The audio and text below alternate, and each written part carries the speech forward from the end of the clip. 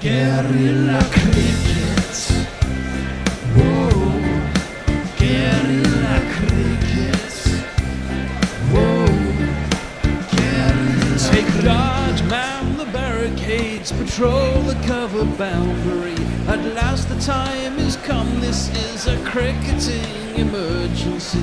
Hear this call to arms for every cricket revolutionary. Take up your bats and stumps for the test match insurgency. At first they tried to silence us, but we would not be silenced. They threatened us with lies, so we threatened them with violence. Che Guevara, Sangakkara, Joseph Stalin, Douglas Jardine, Robespierre, Darrell Hare, Vladimir Lenin, O'Brien Kevin, guerrilla cricket.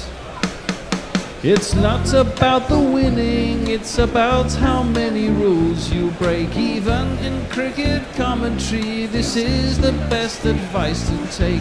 Pick guerrilla cricket, it's the finest choice you'll ever make. There's so much more to cricket than rev counters and a slice of cake. At first they tried to sanitize us and clean up our act, but people like it filthy, and we know that for a fact. Fidel Castro, Lenny Pasco, Carlos the Jackal, Umar Akmal, Mahatma Gandhi, Grant and Andy, Brendan Behan, Austin Ian, guerrilla cricket.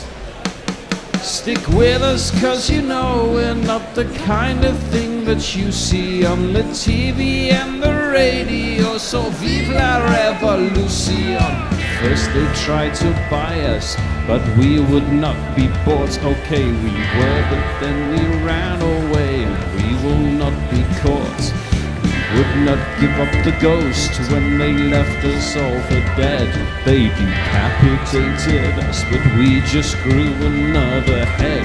Chairman Mao, Jamie Howe, Ho Chi Minh, Asif Din, Václav Havel, Graham Saville, No Surrender, Percy Fender, Che Guevara, Sangakkara, Joseph Stalin, Douglas Jardine, Robespierre, Darrell Hare, Vladimir Lenin, O'Brien Kevin, guerrilla cricket. It was a throwback to Edgbaston 2005 as England threw caution to the wind to try to set up an unlikely winning position at Trent Bridge. There were hasty hundreds for Pope and Root, a fighting first 50 from Lees, and a fire-cracking 40 from the captain as they sizzled along at 4.14 runs per over.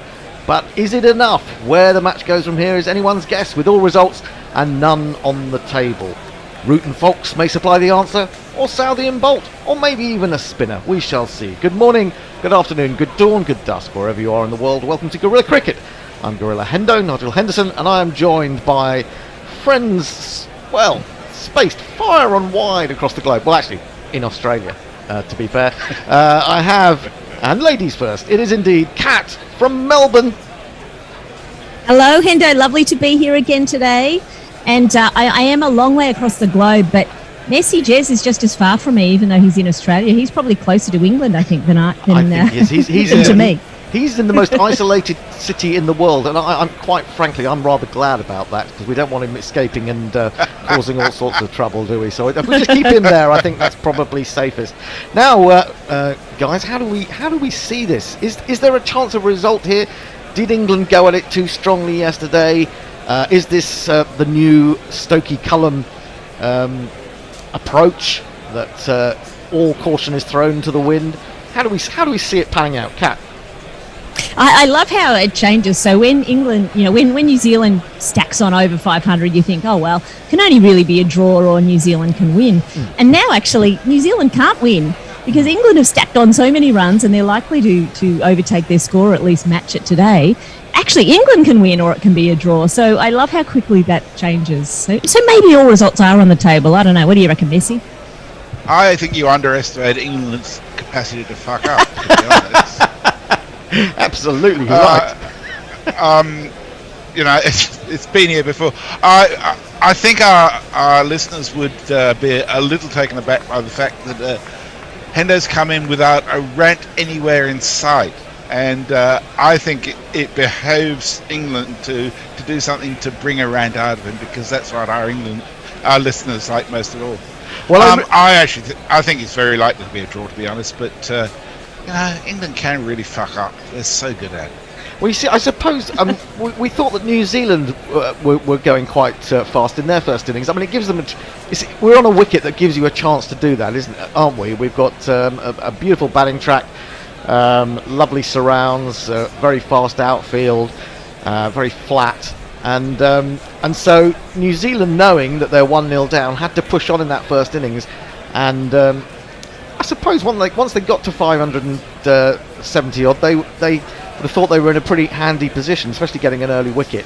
But it does look the kind of wicket that you can bat on, for long periods and get runs on. That's the more important thing, isn't it? I can't really see a result in this match, much as I'd like to.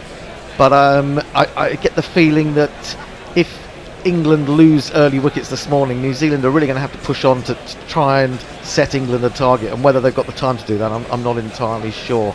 Anyway, you may be of a different opinion to that, and if so, let us know on Twitter or on YouTube or on what other places can we communicate with our people, Messi?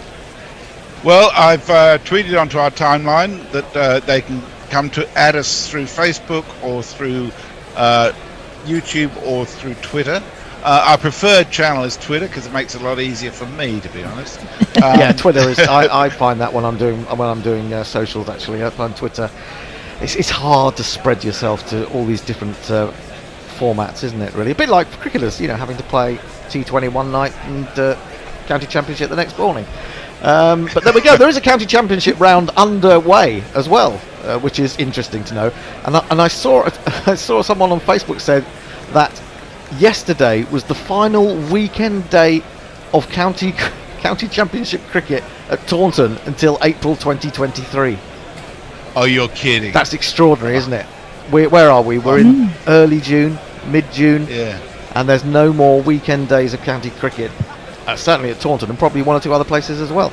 Well, the other thing that happened yesterday, Hendo, was that Brooks made 76, so he has now got 10 50s in 9 matches or something like that. So Crawley and Bairstow have to be looking over their shoulders. Well, you say Crawley, but I mean, there's no obvious opening candidate. Harry Brooks not an opening candidate, is he? So I suspect that he would stay there, certainly for at least one more match.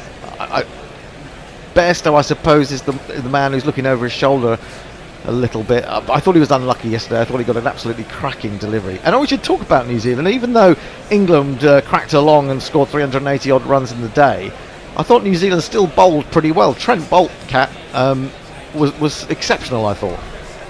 Yeah, he was swinging the ball more than anyone in England was swinging it, I reckon. He was looking pretty dangerous, and I mean, Joe Root is just such a superstar that he could bat no matter what. I think Messi will remember this from yesterday, that I said, he looks terrible. He edged 2, and then after that I locked him in for a century shortly thereafter, because he just looks amazing every time he comes out to bat. I would really love England to stack on the runs. Don't let New Zealand bat again.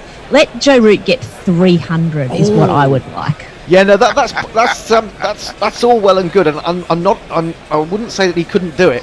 I'm just wondering whether he's got enough people to stay with him, because we have got that run out of partners. We've got that long tail, haven't we? It's really incumbent upon Ben Stokes to do what he did at Lord's last week and stay with him. Although but Folkes can stay with him. I have faith in Folkes. I have faith in Folkes. He can get it. Yeah, 150 for Folkes. Yeah, 150 and 300. Absolutely, that would be one way that England could win it. Would be by getting 150, 200 lead and just putting scoreboard pressure upon these guys. Anyway, we're about to get underway. The teams have got to the middle and opening this morning, or facing the first ball this morning, will be this man. His voice is high-pitched and ginger hair like a pict, but massive runs he has hit, so there's that. Introduce yourself. Joe Root. Introduce yourself. Joe Root. Introduce yourself. Joe Root, actually. It's only a whimsical motion to fly with Tim Salvi tonight. I probably won't fly with Tim Salvi.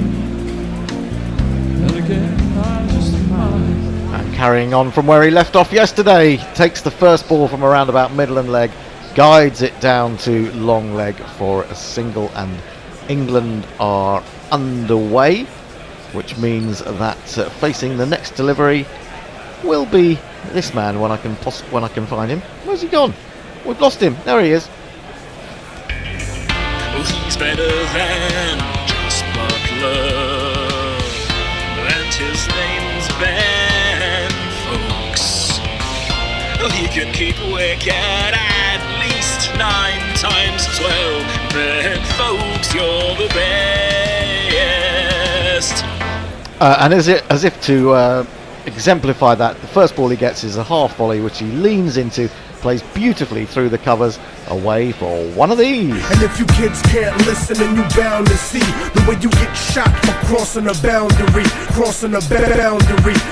I've got the feeling that something was going to happen this morning, either quick runs or early wickets. At the moment it's quick runs, a little bit of a loopy half volley there from Tim Southey, so maybe he's feeling the effects of a hard day yesterday in the field. But It's possible. I mean, I think it'd be great if they just make fast runs. That'd be wonderful. well, they're going to do it again because he's played an almost identical shot, not quite as fine, a little bit straighter, and the man at mid-off made a bit of a hash of it, and it's run away for another of these.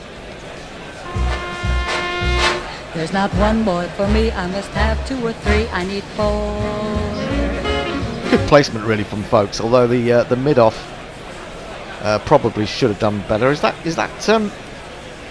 Bracewell there? I think it might be.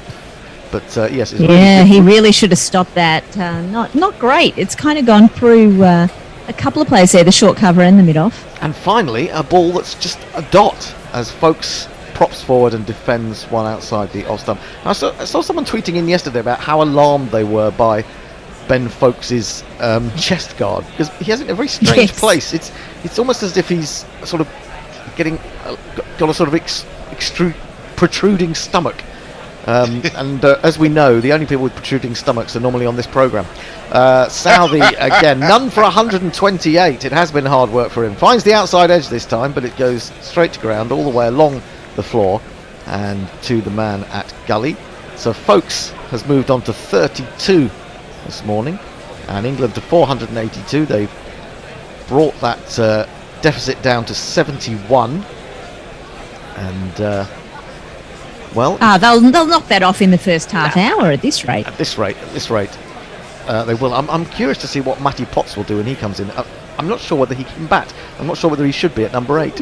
Anyway, didn't look like it in the first test. Southey in again, full, and he's going to bring him another boundary, I think, as this one is clipped off his legs. No, in fact, there is a man running around from deep square, Devon Conway, and they'll get back for a comfortable 3. What a first over from England, 12 runs from it, 485 for 5. Messi. Well, as it happens, our first tweet is from Melbourne. Mog says, sort out that unruly hair, Mr. N. Henderson. Yeah, sorry also, about that. Hello. I did. Hang on. I'm losing my headphones now. It's because I got up and washed it first thing this morning, you see. And it's gone all over the shop.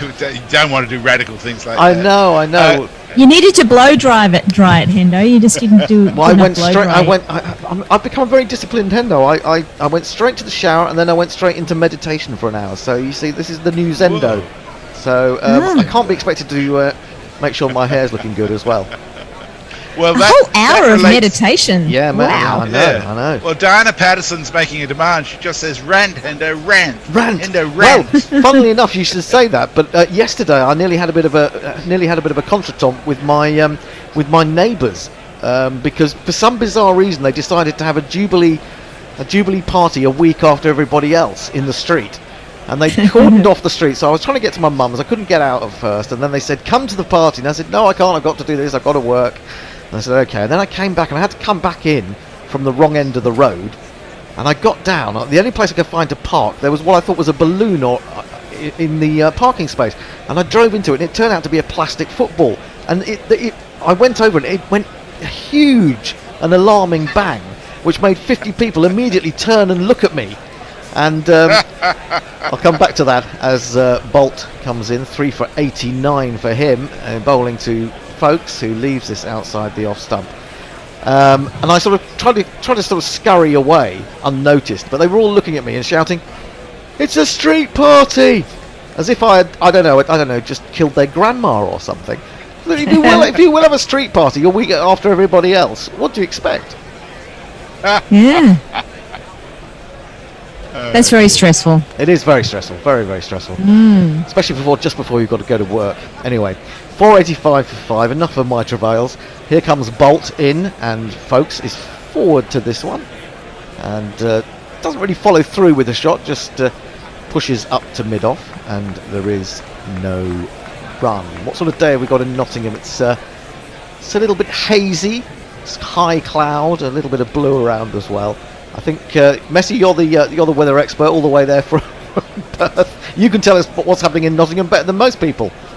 Well, the Met Office says 10% chance of rain all day long, so basically 17 degrees for the whole day. Oh, that's not very warm. Onto the legs of Folks, and he's played that beautifully behind square. There are two men, one at mid-wicket, one at square leg, but neither of them need bother chasing after that, because Folks is looking like the cat that got the cream this morning. And talking of cats that got the cream, here's a Mog jingle. It's Nissan She. It's Nissan She.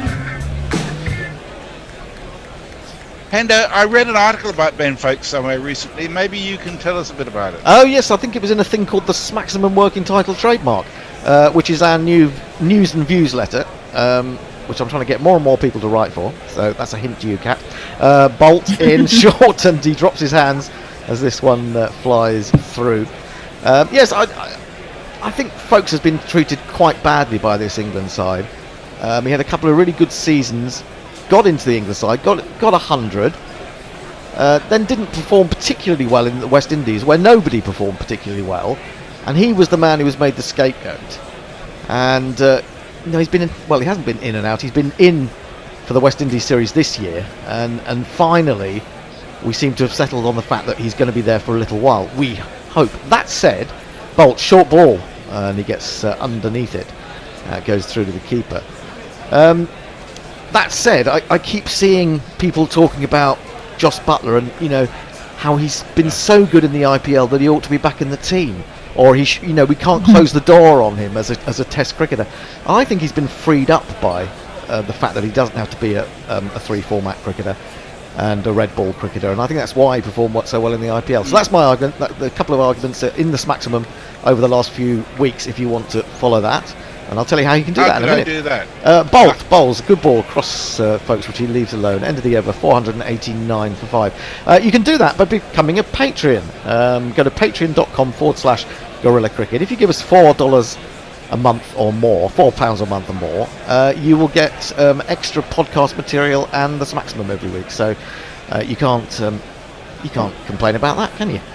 Early thoughts, Kat, from what we've seen this morning. Happy with the approach? I think Folks, was dropped after the West Indies because of that terrible chest pad, to be honest. I mean, how can you have someone so untidy in the squad? But if they think that Buttler is capable of being a keeper in the IPL, he can play the bloody 100, can't he? Why does he come back to Test cricket? Well, exactly. Just go and play for some unknown team that no one cares about. I think that's absolutely right. Yeah. I mean, the thing about the IPL is that I only watched it for Joss Buttler because he was doing so well. I only He really was paid attention. beautiful in the IPL. It was extraordinary, Yeah. but as you say, he doesn't actually keep in the IPL, does he? Saudi, oh my goodness me, Joe Root has played the most phenomenal shot. I think it's gone for 6. He has played a reverse flap over the slips of the type that I'm trying to think who it was who played that shot against Jimmy Anderson. Glenn Maxwell. Glenn Maxwell, was it? Yeah. And that, what's happened to it? Hang on, it doesn't seem to have got any runs. Sky seemed to be miles below. Did he miss it? Did he miss this? What's going on? Where is No, he it? hit it, didn't he? No, he's hit it. He's hit it beautifully. And has it gone He for hit six? it and went over It the has. fence. Has it gone for 6? Oh, it has gone over the cone. I can't think they're quite- checking it. Yeah, just checking They're it now. checking it. Oh, what an extraordinary shot. It wasn't Glenn Maxwell against Jimmy Anderson. Who was it against Jimmy Anderson? That is 6. That is 6. I'm going to have to mark it. That's the first I just 6. assumed it was Glenn Maxwell. It Well, could have no, been but it anyone. was in a test match. This is what I'm thinking. In India, Oh, perhaps. well, it would have been Marnus then. Would have been Marnus. Could have been. Outside the off stump left alone. I'll just mark Joe Root's second scoring shot of the morning. Is there nothing That has he to be can- some kind of bizarre signal to New Zealand that if Joe Root is pulling out those kind of shots, they are in big trouble. That is a glorious ramp, reverse ramp. It's a reverse ramp, isn't it? Amazing. Yeah, thanks for finding me the Whoa. way of describing it. I could left me sort of completely speechless, really. In Yeah. He had comes so much Southey, time bowls. for it, He too. did flicked away to mid-on, who has to run away to his right and dive. And they get through for a single. Root goes on to 171. I think it was Rishabh Pant who was playing Oh, those shots yes. off Jimmy Anderson, India. Yes. That's where I think I've seen that before. So Joe Root has learnt from Rishabh Pant. You can always teach an old dog new tricks, you see. Rishabh Pant has set the way for Joe Root Good to... work, Root, learning from Punt. I also like the fact that Joe Root just deadpanned that. He didn't even smile, but folks was laughing uproariously like we were. This is driven by folks, but into the ground and straight back into the hands of Tim Southey. And Tim Southey now has the most ridiculous figures of none for 138. And he's in his 30th over. He's wondering he's going up 4.5 and over. And he can't quite work out what's going on. He's a man with, well, he's the third highest wicket taker in New Zealand cricket history. So this is a shoddy way to be treating a man of such character. Here he comes again, bowls to Folkes. Folkes leaves for the first time this morning. The ball outside the off stump, good length. And there is no I'd be run. surprised if Folks ever hits another ball again after Root did that. He can't top it. So he may as well just let everyone go now. Well, he's only going to be able to draw attention to himself with his chest pad, isn't he? I mean, obviously his cricket is not going to do it for him. He's got to stand there Exactly. with his protruding stomach. And I mean, forget Joss Butler coming back into the Test side. I reckon this is Joe Root's audition for the IPL. That's right. That's the only yes. thing he's missed, isn't it? Southey into Folkes, and Folkes leaves again outside the off stump. No swing on that occasion. It's the end of the over. 496 for 5. Messi. Okay, a bit of catching up to do. Chris Silvery Beam says, morning, just tuned into messages underestimating England's capacity to fuck up. Happy Monday. Leah says, hello everyone, match drawn is technically a result. Mog says, you saying that WeChat channel I've been following isn't you? That explains why it's been entirely in Mandarin. Oxymoronica, with 2 days to go, is the test going to fizzle out into a draw? Can England post 150 to 200 lead and put the Kiwis under the cosh? Farong says, greetings from their port, today being 3 years since I arrived in Bangladesh. Hope everyone Wow. is well. It says Jamison has sciatica. That can be really so painful, that's- can't it? Ouch. Yeah. Yes, can be quite nasty. Isn't he a bit young to get sciatica, or is it something you can get at all ages? I don't know. Anyone with medical qualifications out there wants to enlighten us on that? Bolt to Root. Oh, and he tempts him with a short one, and for a moment Root looked as if he was going to have a go at that, and then thought better of it as it climbed a bit too high. And he grins as he always does. I mean, to be honest, even though he's talked about taking his problems home when he was captain, he never shows that on the field, does he? He's always grinning. He's always looking like a sort of slightly cheeky chappy who enjoys his work. Pretty Root. cheerful, but I a think cheerful. that's a good plan from Bolt. Playing, giving him a short ball when he's in a funky mood is probably a good idea. Yeah, he's not going to ramp that, is he? He'll struggle with that, but we shall see. In comes Bolt again, and he waits for this one and guides it beautifully wide of gully. Really clever shot. There is a man there who gets round but cannot cut it off, and Root has another 4. This is a wonderful start to the morning's cricket. I say a wonderful start, possibly not so much for New Zealand. England have suddenly moved on to 500 for 5, and that final that fifth 100 was actually the third slowest or the third quickest, whichever one you want to call it, really. Root moves on to Right in the middle. 175. Yeah, right in the middle. If Root gets a double, I don't want to get ahead of myself here. I won't say it because I'll probably commentate to curse him. Bolt You've in done it. again. Oh, he has a little aim to cut at that one. It's too close to him. It comes back in as well. And he's lucky not to feather that through to Blundell, who then dives away to his left as the ball seems to swing further once passing the bat. And, well, I mean, Root That gets- was a beautiful piece of bowling. I mean, he ended up missing it by quite some way, but Blundell getting across there to retrieve that as well. That could have easily gone for 4 byes. Yeah, brilliant. And it would be a fifth, I think it'd be a fifth test double century if you can get there. He settles down, waits for Bolt, who is in, brings it back into him. He's going to take a single. He just eases that into a gap square on the offside. And moves to 176, England 501 for 5. Bear, you need to come and tell me about the GPL. Did anyone win the GPL yesterday? No. No. So how much Ooh, money have we got in jackpot. it? How much money is there in this morning? So it ended up at 91 quid. So it'll get over 100 today. Yeah, so Ooh. get on the GPL. You know how to do it now. If you don't, I'll tell you. Go to gorillacricket.com/competitions and follow the instructions. A bolt in to Folks. Folks leaves a ball that, again, moves into him slightly, but not enough to trouble the off stump. And through it goes to the keeper. Go to gorillacricket.com/competitions. Estimate how many runs you think will be scored in the day. You pay us £1 each time you do. You can have as many goes as you want up until lunch. And then we shut it off. And then in the final session, we look to see who may be close. And if you get it on the nose, you get everything that's in the pot. Let's see if we can get the pot up above 100 quid today. It's always a bit more exciting when there's more money at stake. Bolt round the wicket now to Folks. Folks uses the angle to tuck it away behind square leg, and he will take another single. England move to 502 for 5, and it's a bit confusing. Bolt has bowled now 28.3 overs, but that is actually the end of the over because he had to finish off, if you remember, Carl Jamieson's over yesterday when he limped off in pain. 502 for 5, Messi. Jay Grover is with us. He says, Cat looks like she's recreating Claire's knee with cricketers on the green screen. I don't know I don't know Claire's knee. But What's Claire's knee? What's Claire's knee? Anyone? I don't know. No one knows. But this is playing cricket in muddy conditions behind me here. Oh, right. Oh, okay. Okay. Are you in the garden? uh, Are you in your garden? it's the middle of the No, night. it is in just a photo. Oh, it's just a photo. Okay. All right. Ticklish Anus. I haven't got says- two children standing behind me permanently while I commentate. You might have. But that would be fun. That'd be quite scary. That would be. Short pulled Oh, by would. Folks in front of square. They're going to get at least 2 here, as once more Devon Conway is forced to make ground to his left. Folks has raced on to 42 now this morning. England 504 for 5. They've scored 31. Thank you, Sky. They put it up 31 runs in 25 balls this morning at a run rate of 7.44. England are playing the McCullum way. It's the Stokey Cullum way.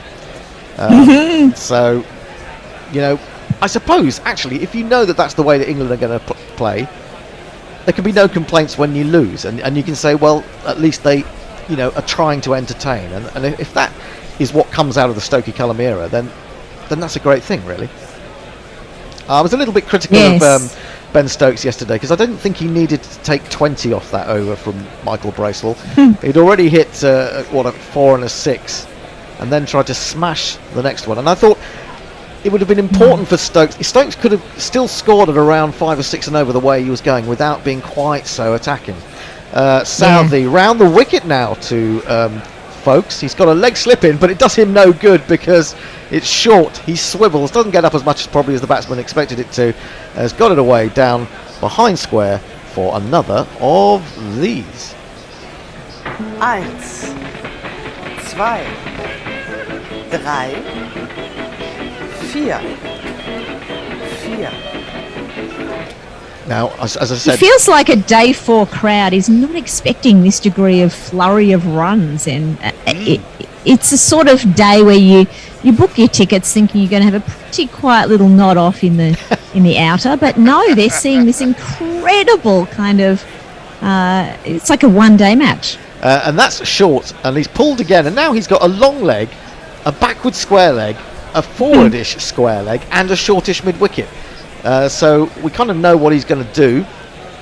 And also, there's a man back at deep square, so they've got to make sure that those two stay in front of square, otherwise they're going to end up conceding a no ball, which would be rather silly. They have absolutely no slips at all now, I think that's right. They've cottoned on to what England are going to do, and they're going to try and stop them doing it, rather than necessarily bowling them out. He's in again, outside the off stump, short, and beautifully played by Folks off the back foot. That's going to run away to the boundary. It's going to bring him a test 50, would you believe it? 50 off 90 balls. And if you kids can't listen, then you bound to see the way you get shot for crossing a boundary, crossing a boundary. Hey, 50 runs, you're 50 runs. Well done, well done, well done, well done. 50 runs, you're 50 runs. The job is only just begun. And the next ball is again short, but he's aware of the man there behind square, so he makes sure that he rolls his wrists. Can't get it past him on this occasion. Now, what was Folks on this morning when we started? 12? I'm not sure. Feels like Not much. It's a second test 50 to go with his 100, and he's had a couple of 40s as well. And it makes it even more important that you go to patreon.com/Guerrilla Cricket, give us money and read my piece about Ben Folks, because I am the soothsayer. I have said it all about Folks, and he's producing on the big stage. started on Bad is it for 24, 13 innings. No, and this is pushed up to mid-off. Well, in fact, pushed through mid-off. It was a big swinging delivery. Trying the bluff was Southey, but it's actually been put away on the full by Ben Folks, and he's got another of these.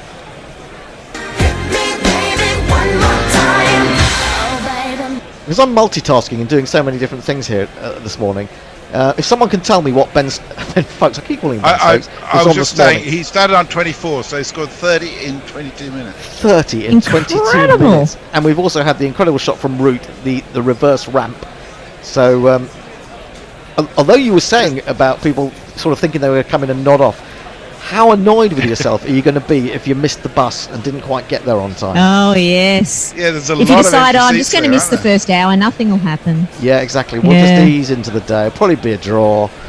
But England now trail by 37, so they scored 43 runs already this morning in 23 minutes.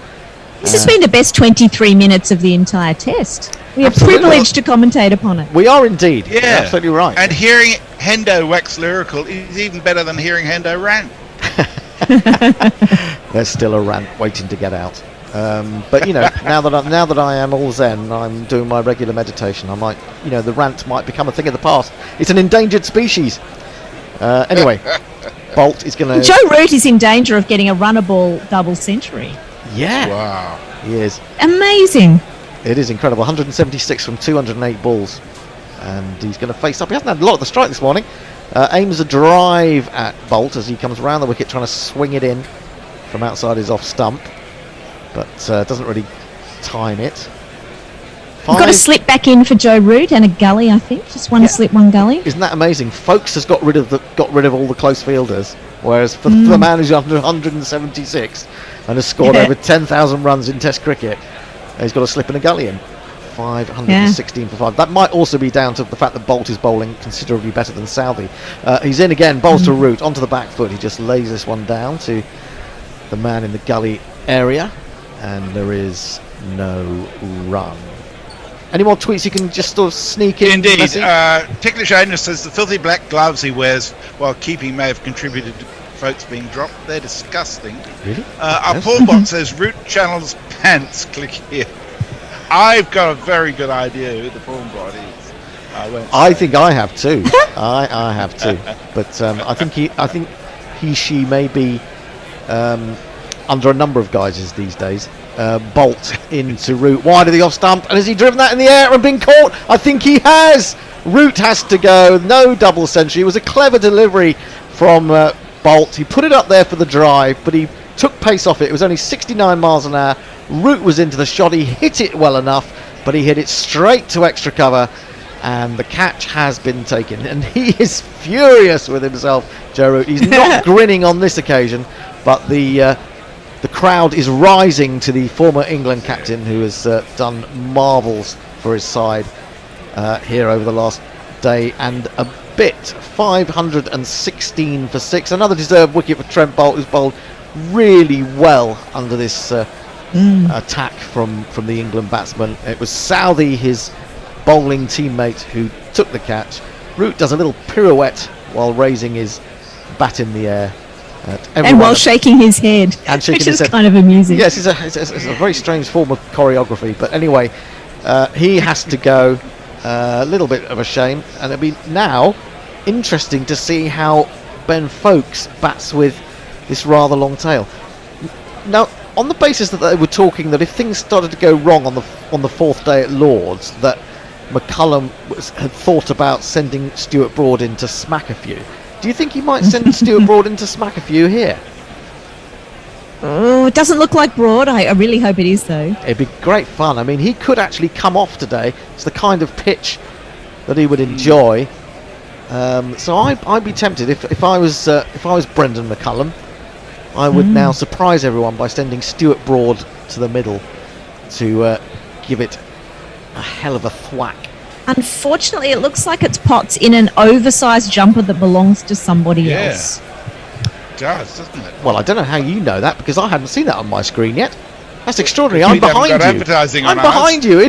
It's Stuart Broad. I read it right. No. I read the runes. It's Stuart Broad in a Really? very yeah. It is Stuart Broad. It's Stuart Broad. It is Stuart Broad. Amazing. Oh, he's wearing Potts' jumper. That's Probably what it Well, is. maybe he is. He's also got that terrible singlet on that Joe Root was wearing. The lucky singlet. Oh right. Oh, yes. that was amazing, Hendo. Well done, predicting Oh, that. there you go. Here he comes. McCullum I haven't got a jingle that talks about Stuart Broad's jumper, but I've got one that talks about his headband.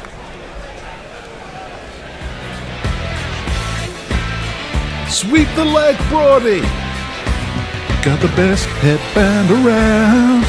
Something has got to keep her down. Got the best headband around.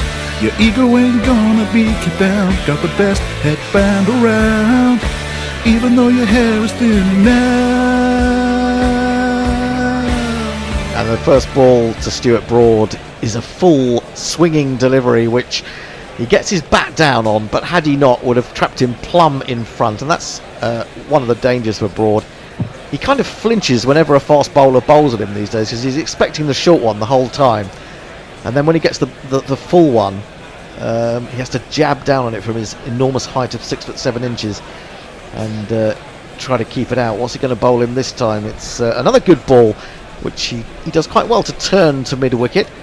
So sensible stuff this from Boult. He now has figures of 4 for 99, which in the context of this match are extremely good. England 516 for 6. I tell you what, guys, it's been such a great little session, but we've got, well, Cat's staying on to ball by ball, but yes, Messi it is almost time to end. Yeah, Messi and me are just going to go and have a lie down. Let's see what Boult can do. He's going to uproot his stump, I'm sure, in a minute. This is defended off the back foot to extra cover, and there is no run. We'll just do one more over, and then we'll have a full change round. Okay. I'm kind of not sure who Couple else of is coming on. tweets. Mog darts the Zendo thing. He says, "Does this mean if England ever lose again, you won't complain, Hendo?" Warren says, "Double century, steady on, Hendo." Farong tells us sciatica is when the disc pushes onto the spinal nerves, thus creating sharp pains in your leg. Tell me about it. Split my L4 and L5, thus ending my pace career. And Farong's just posted a video of that route flick for 6, which is well worth seeing if you haven't seen it before. It's fantastic. Yeah, I mean, it's probably going up on the Gorilla Cricket website as we talk, because they have Arian beavering away on our behalf most days on the website, so go and have a little look at that. Southey then to Foakes, and Foakes is onto the back foot, and he forces into the outfield. For some reason, Bracewell slides in front of the man at backward point and doesn't allow him to do the fielding. They get through for 1. Folkes moves to 55. Stuart Broad comes down to take his guard at 517 for 6. England now 36 behind New Zealand. Tom Latham has come to have a chat with Tim Southey about exactly what he wants for Broad, and I'm pretty sure that will include a deep backward square, possibly a deep mid-wicket.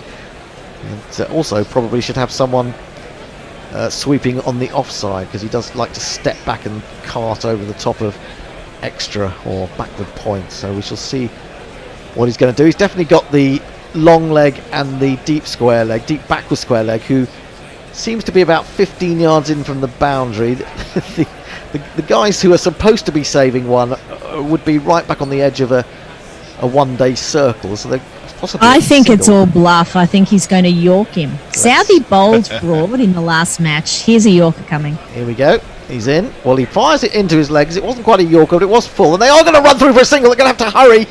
Broad was in some danger there as the throw came in from mid-on. But he gets through and he gets off the mark. England 518 for 6. Well, Southey is desperate for a wicket, isn't he? His 150 is up. None for 150. Oh no, poor Southey. I only just noticed that. It wasn't that far away. It would have been very tight had it hit. Might have been in, but it was close for sure. Folkes then, a lot of responsibility on his shoulders now. He goes wide on the crease to Southey, tries to angle it in, doesn't really get the angle that he was looking for, starts it too wide and it goes through to Blundell. So England trail by 35. Matt Searle has a point of order. He says one does not estimate the number of runs for the GPL. You use your expert analysis, years of experience, current rankings, factor in the weather, and accurately predict the number of runs. Or you just bang in every number ending in a 3. Ending in a 3, which is Bessie Jez's chosen route. Southey into Folkes. Folkes leaves this one, gently arcing away from him outside off stump. And through to Blundell once more. With all the runs that have come this morning, it would be quite difficult to predict, I think. But, we don't know if it's going to be England batting or New Zealand, do we? Well, absolutely. That's what makes it even more fun, isn't it? To have had a start like this, you really wouldn't have factored that into the equation if you were making an early bet. But now you've seen what's going on, it'll be interesting to look at the numbers and see the range of figures that people come up with. Tom Latham is just looking around, doesn't seem to be quite sure of his field. Southey is into Folkes and Folkes leaves outside the off stump. 3rd leave in a row.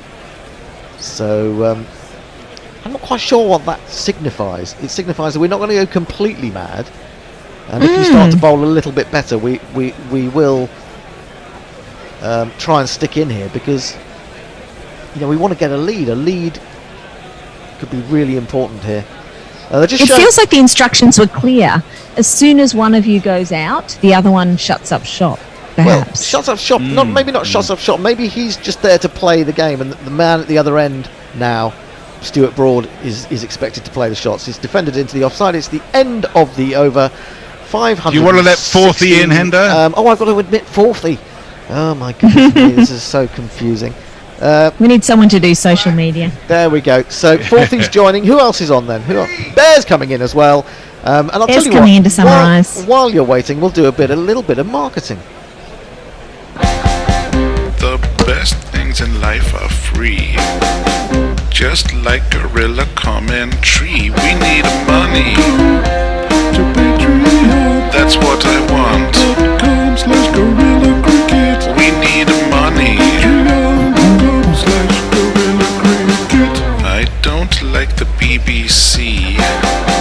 I prefer Gorilla Commentary. I want money. $20 for the archive. That's what I want. Or just buy a t-shirt. So Bolt is coming into bowl to the left-hander, Stuart Broad, who's come in one spot up the batting order, and he awkwardly defends this into the onside. Hello to Bear and Forthy we have here on Gorilla Cricket. Good morning to you. I've just seen your picture. Why have you got a close-up of men's trousers behind you. Yes, this is my children after they played cricket in the mud. Ah.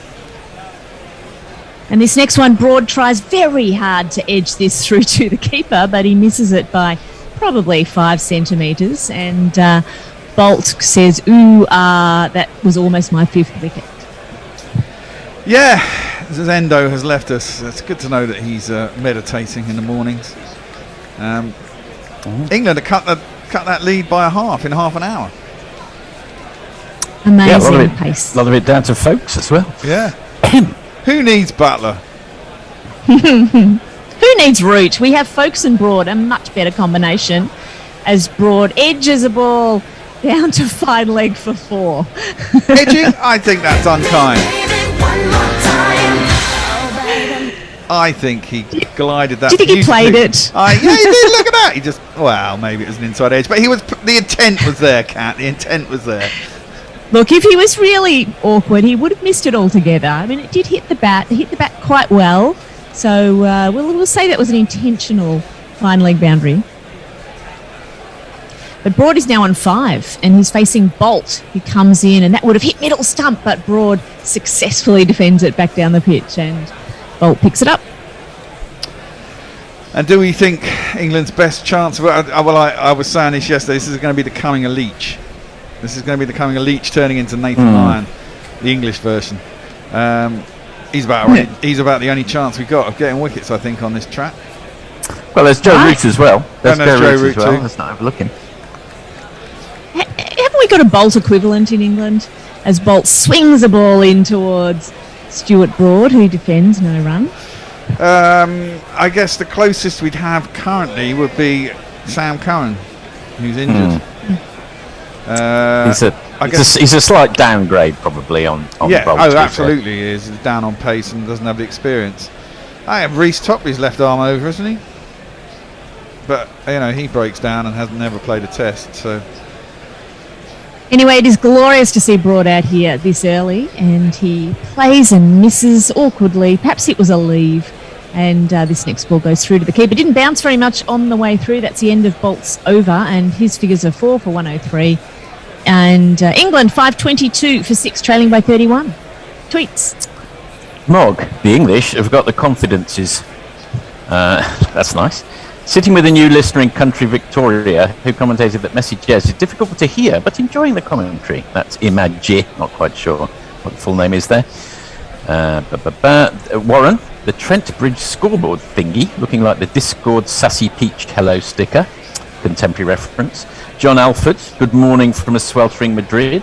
40 degrees centigrade is common in late July, early August, but not so good in June. Not so good in June. Many schools will close this week at 2 p.m. to avoid the afternoon heat. Looking forward to seeing how today pans out. Peter Lloyd, prediction, end of day, England. Oh, no, he's just summing up what happened last night. Martin Lawrence, I'm happy to be provided wrong, but I don't think either team will win. So prediction of a draw there. Rajesh Mohan, what do you think is the ideal time to declare? The lead of 100 is dangerous, but will make the match interesting, or they don't want to bat again and bat it out. I'm not sure about the last sentence, but what do you think? I'd like a lead of 200, but I don't think we'll get there. We might not get a lead at all. What a pessimist, as we expect. But you can't see anything but a draw. I put money on England yesterday at 9-1. But I can't. That's good odds. Oh, that's a good bet. We have a change of bowler. We have Bracewell coming in. We will jingle him up in a second, and this ball is turned around the corner for a single. Let's jingle him up. Even if Michael Bracewell certainly keeps wicket, knowing how the Kiwis pick teams, he'll be just 1 of 5. Yeah, no, I thought when England didn't lose a wicket early yesterday morning and Lee's finally got a 50 and Pope looked like he got himself back in overnight, I thought I'd see what the odds were, and they were 9-1. I thought if we carry on like this we might get a lead, and you never know what happens in the third innings. They might panic and maybe I think that's win. good. That's a good bet. Yeah, that's definitely what I thought. Yeah, so I took it. I still don't think it'll happen, but at least there's a bit of interest in it till the end of day 5, eh? So Stuart Broad is facing up to Bracewell. He's taken his guard again like he's just walked out to bat. He looks startled to be there. There is a slip, and he tries to turn this one around the corner successfully, getting it all the way down to the boundary. He's managed to give this one a kind of sweep around the corner, and that's 4 to Stuart Broad.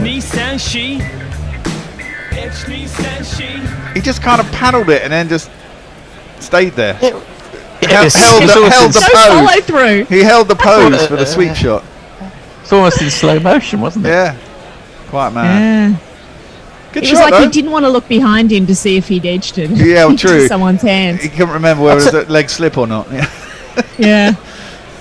Anyway, Bracewell's coming in again. He's around the wicket to Stuart Broad, and this time he's just defending to short mid wicket, no run. But Broad's on nine. It's like when the teacher in the net says, "Look, I'll show you how to play the shot." Okay, it's like this. Now you have a go. That was. Oh, that's a good catch. The slip is in place, and Stuart Broad has edged it. That is a remarkable catch, an absolutely incredible catch, high to his right. That is the end of Stuart Broad for 9, the same score he made in the first test, and that's 7 down for England. So get on your bike and take a hike right out of here. Your history, no good for me. Your history, nah, nah, nah, nah. That was also a really good ball, wasn't he? He hung it up there, really tempting. Oh, yeah. And then it turned sharply out of that little bit of rough that the bowlers have made outside his off stump. Really good catch by Daryl Mitchell. He dropped 2 that cost a lot of runs, but that was a cracking catch. Much like England, you know. Yeah. The drop Quite remarkable. It wasn't a clean edge. It was an edge right up into the sky, spinning. Yeah. And it was a very sharply spun ball or turning into the rough. So really great catch from Mitchell. He seemed to anticipate that incredibly. It would have gone for 4 again if he'd even got a finger to it, but he actually caught it cleanly in his right hand on a massive leap. Indeed. And that brings the score to... So we're still slightly behind. 27, in fact. No, 26, 25. 26. And only 3 wickets left now. I presume Potts finally gets to come out. Looks like he's wandering out. Yeah. Glorious cameo from Broad, though. Have we got any tweets in the meantime, Forth, you have to catch up? Yes, Farong suggests that Hendo should be a new selector and advisor for England cricket. Hombre Nuevo made a prediction. Morning, fantastic grillers. Broad bingo 27 and out top edge while sweeping. Well, not quite, but get the idea. Close. Josh Hoover. Folks was 24 from 70 balls overnight. So far today, 30 from 22. I want what he had for breakfast. Mog, to you, Bear. Quality Breaking Bad T-shirt there. Never really cared for the show myself, he says, somewhat sniffily. Well spotted, Mog. Yes, La Polis Hermanas is the chicken shop that is the centre of all drug trade in Breaking Bad. Great time show. for another, or are we off again? I think we're off again. I think we're off again. I think Bracewell's ready. He's very happy to have got that last wicket. We now have a short leg in place as this next ball has just turned around the corner to short mid-wicket. So we've got a slip and we've got a short leg ready for Potts, who was on it. He scored a duck, didn't he, Bear, in his last...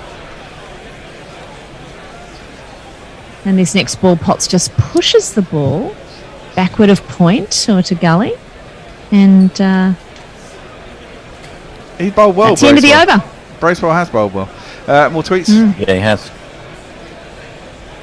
Is that the end of the over? Yeah, it is the end of the over. End of the over. 527 for 7.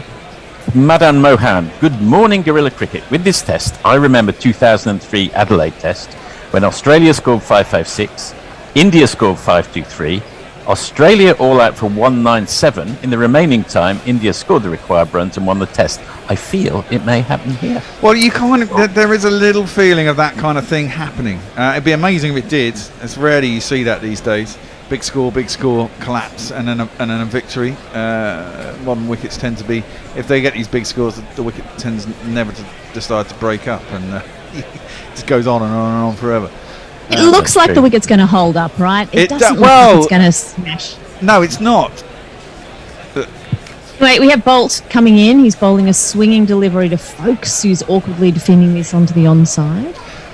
Well, this is it. This is why I mean becoming a leech cat. I think the only way that England are going to win this is the spinners, because it is turning and there's good bounce, and the spinners like a bit of bounce with a turn.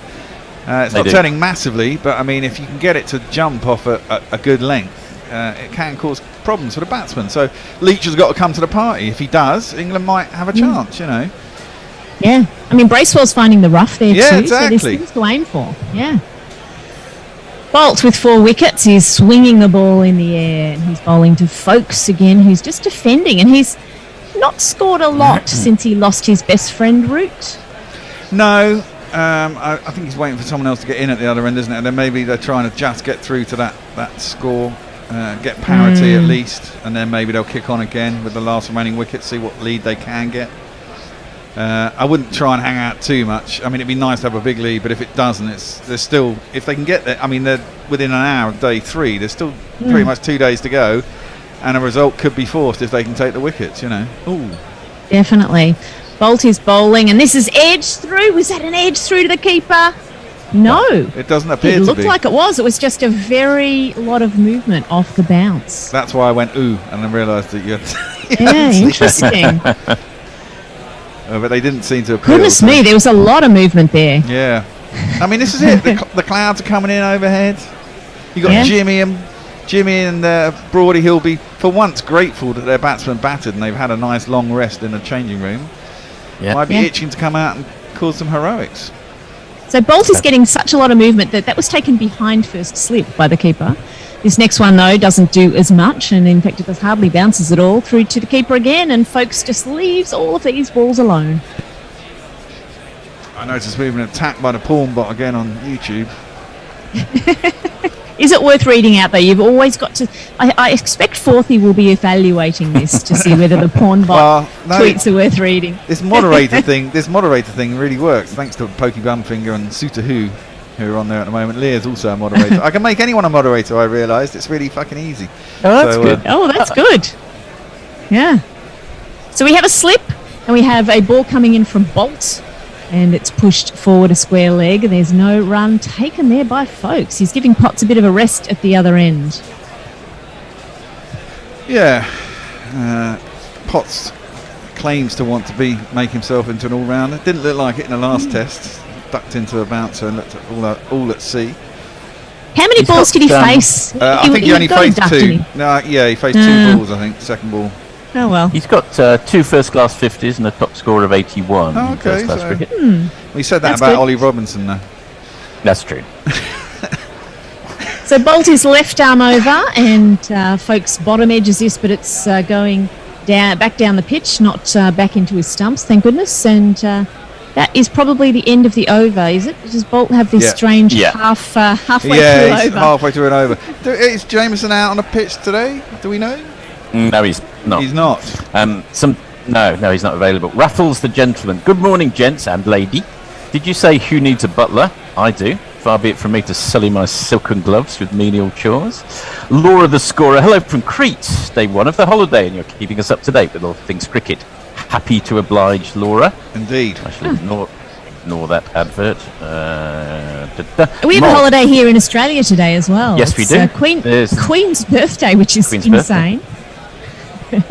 Bracewell's coming back in, bowling to Potts, who defends, and now he has managed to negotiate 3 balls faced for his 0, so better than last time. How come you get the Queen's birthday today? Oh, it's insane. We always do. We get a crazy Queen's birthday in the middle of June, and competent defence offered from Potts to this next delivery. I don't know if will we get a King's birthday, do you think, Kat? I hope not. Change of monarch. Maybe. And a ball from Bracewell turning into the batter. Think about us. Run. In fact, they've taken off, and that is Potts' run out. Or is it Folkes' run out? Oh my God, Potts has run out, folks! That is a disaster for England. That is. And that's the 8th wicket falling. Oh my goodness. That's terrible. It's one of these.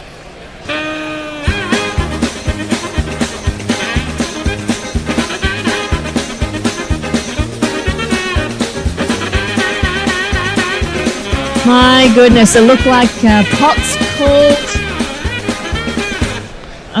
Potts called Folkes through. Folkes was at the non-striker's end, and then Potts sent him back, and Folkes had come too far down the pitch to get back, and Bolt has managed to run him out with a very easy ball sent back to the bowler's end. Terrible bit of work from Potts. My goodness. I think he thought, I'm going to get off the mark in Test cricket, even though I hit it straight to the fielder. He's a bit deep.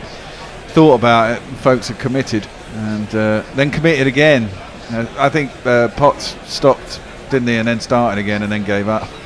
Yeah. I mean, really, folks should have kept running. He was too nice. Yeah. He should have just kept running, and that just typical of the captaincy from Brendan McCullum, making them too nice. Just keep running, folks.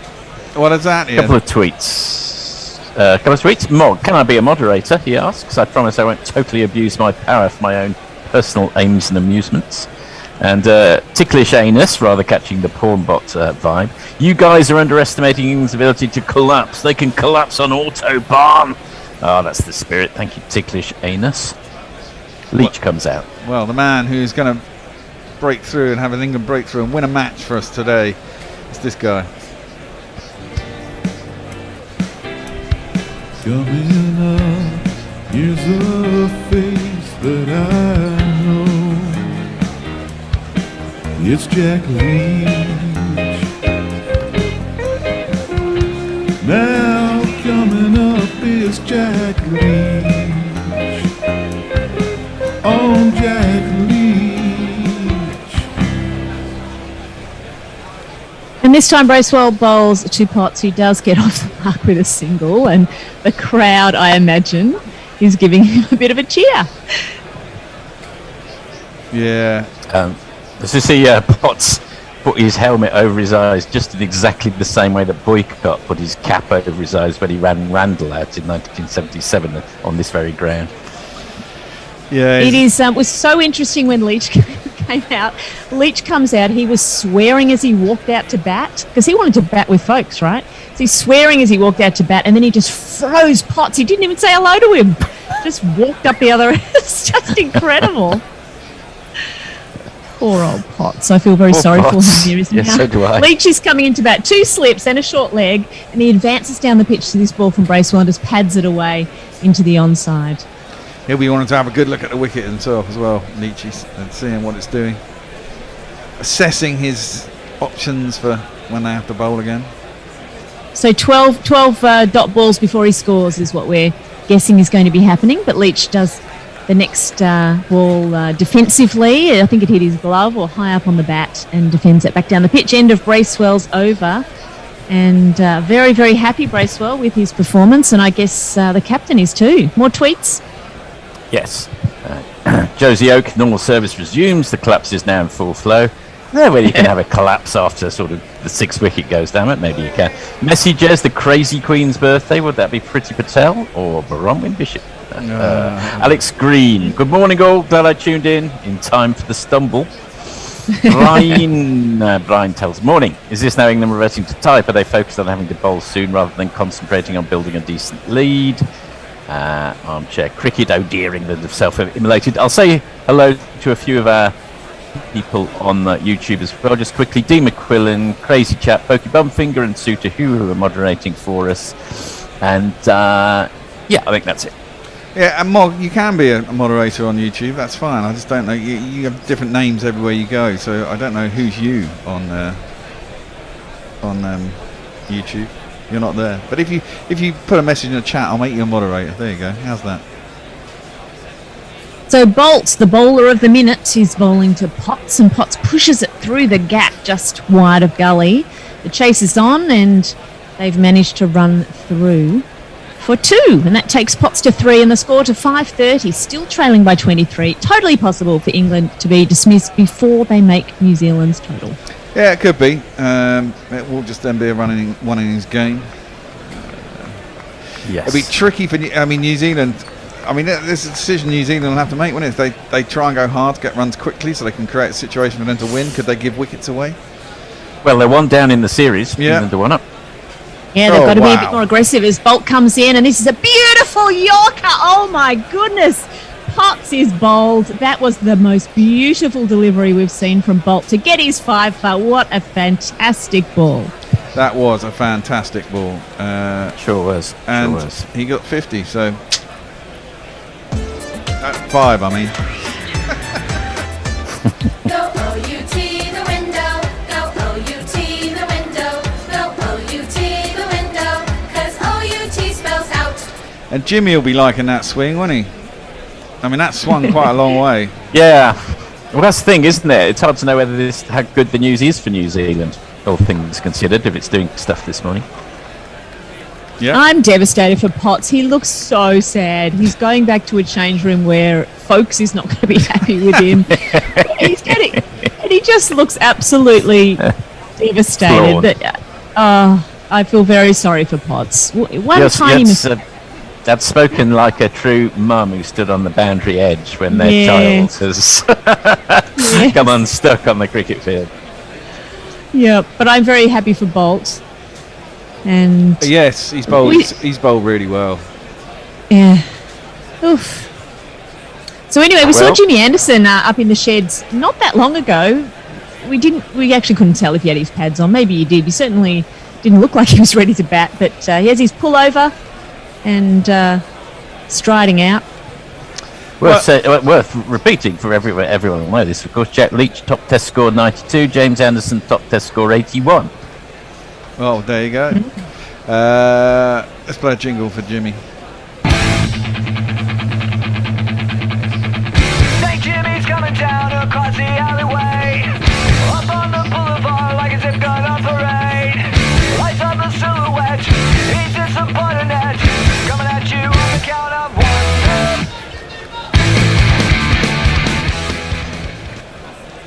1. That'd be similar to what Dono went to see last night.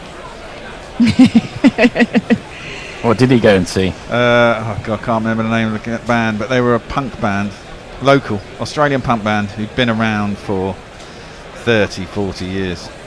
Oh, okay. He'd first seen them in the end of the 80s or something, and they were still knocking about. Might be old Radio Birdman or the Saints, maybe. Could be Aints now. Anderson is on strike and Bolt is bowling to him, and he looked like he'd never held a bat before, but he managed to miss that ball through to the keeper. I've got a memory of a goldfish. I'm sure someone will tweet in and tell us what the name of the band was. Mogul will remember. This is the kind of thing he'll remember.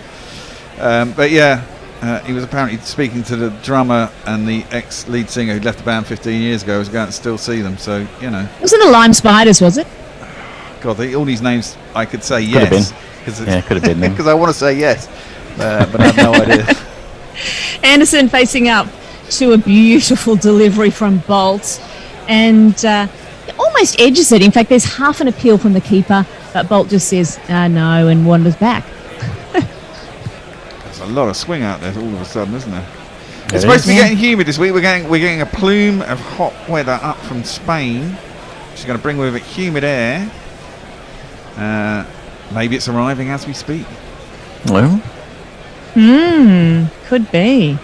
Bolt is wasting no time at all. He comes to the top of his mark and then continues on. He bowls full to Anderson, who's clipping this ball nicely off his pads. It goes down to a wide, fine leg backward square, and he gets off the mark and has a little bit of banter with Bolt. Well, of course, these two are in a battle for top scoring number 11, aren't they, in world history, cricket history?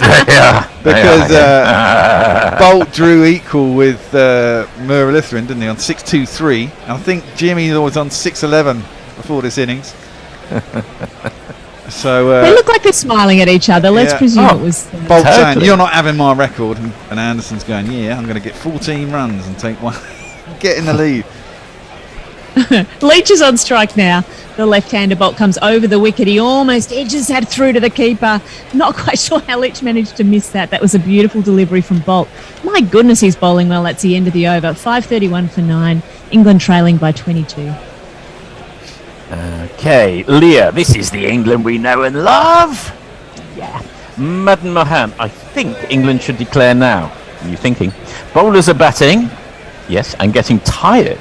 They're only 23 runs behind. If they could take 2-3 wickets before lunch, New Zealand will find themselves in all sorts of trouble, and they will start thinking of survival. And Mog has asked, was it the living end, Bear?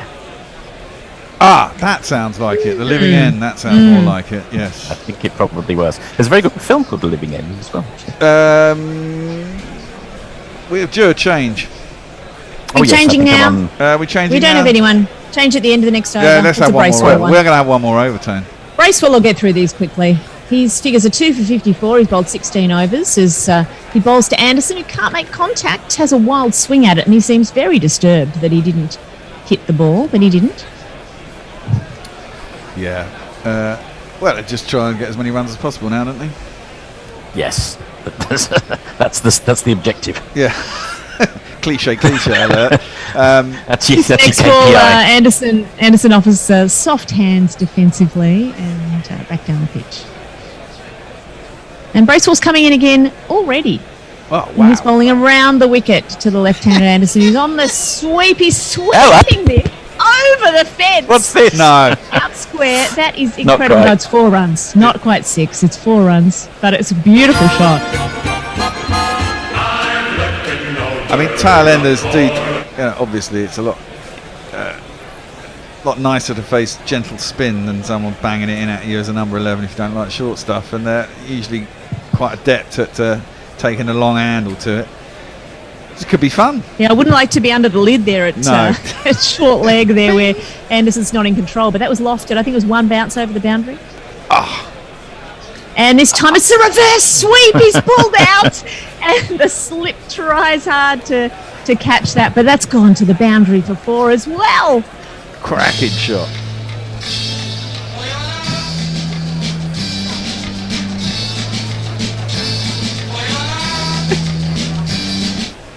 That's a great shot. Over the top of the slit. Top edge.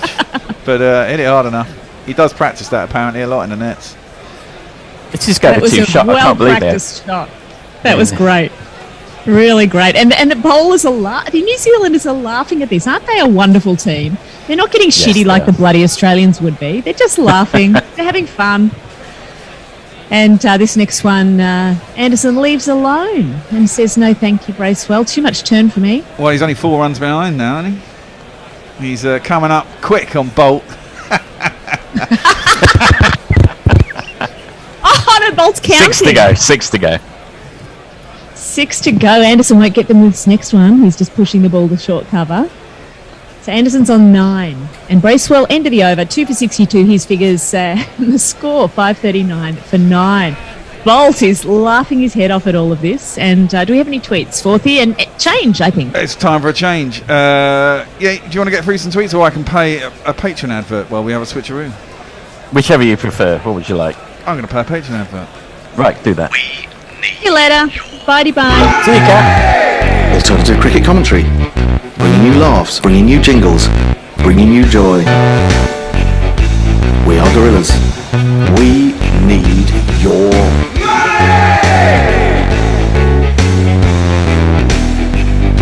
Patreon.com/Gorilla Cricket.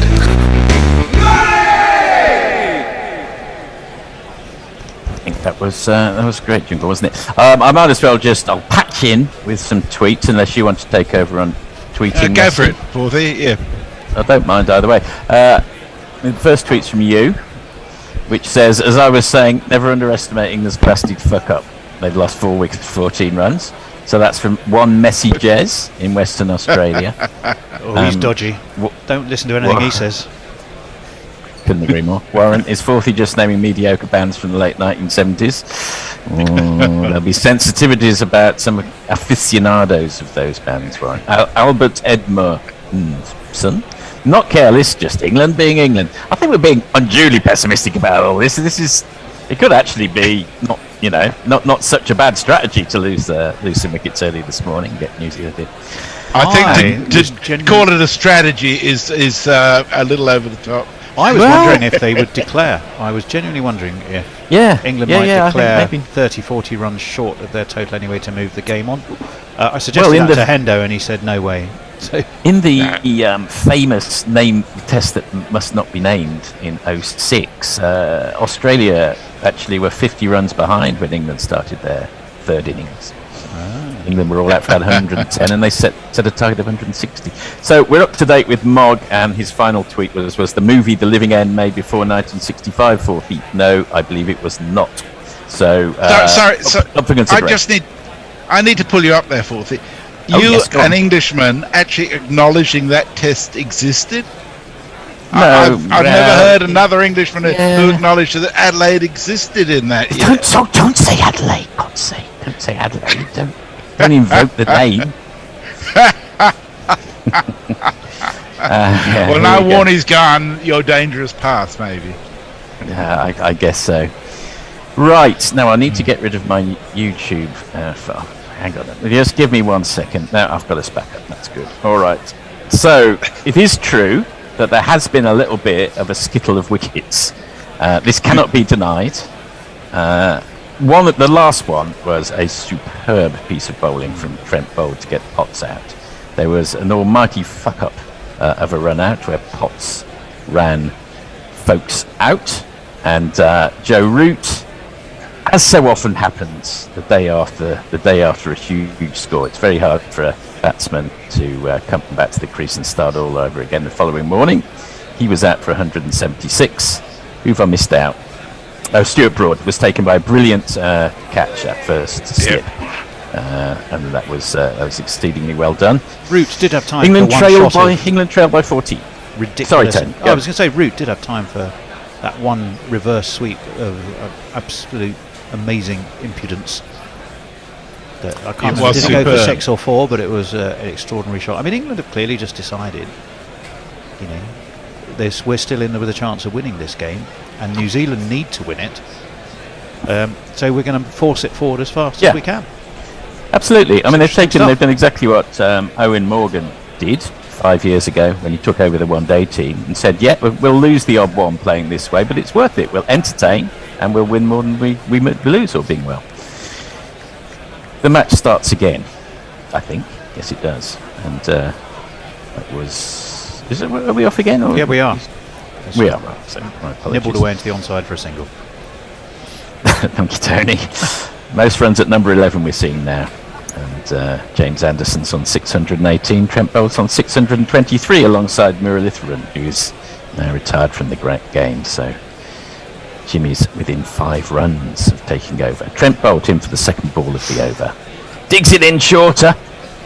Leach rocks back but manages to play it down into the gully region. Plays it quite effectively in the end. He's still to get off the mark. Jimmy's on 9, England 539 for 9.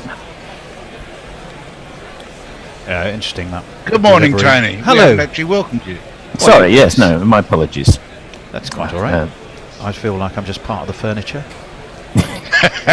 Has anybody sat on you yet? To be either sat on or ignored, Occasionally, people have put their feet on me. It's Boult again.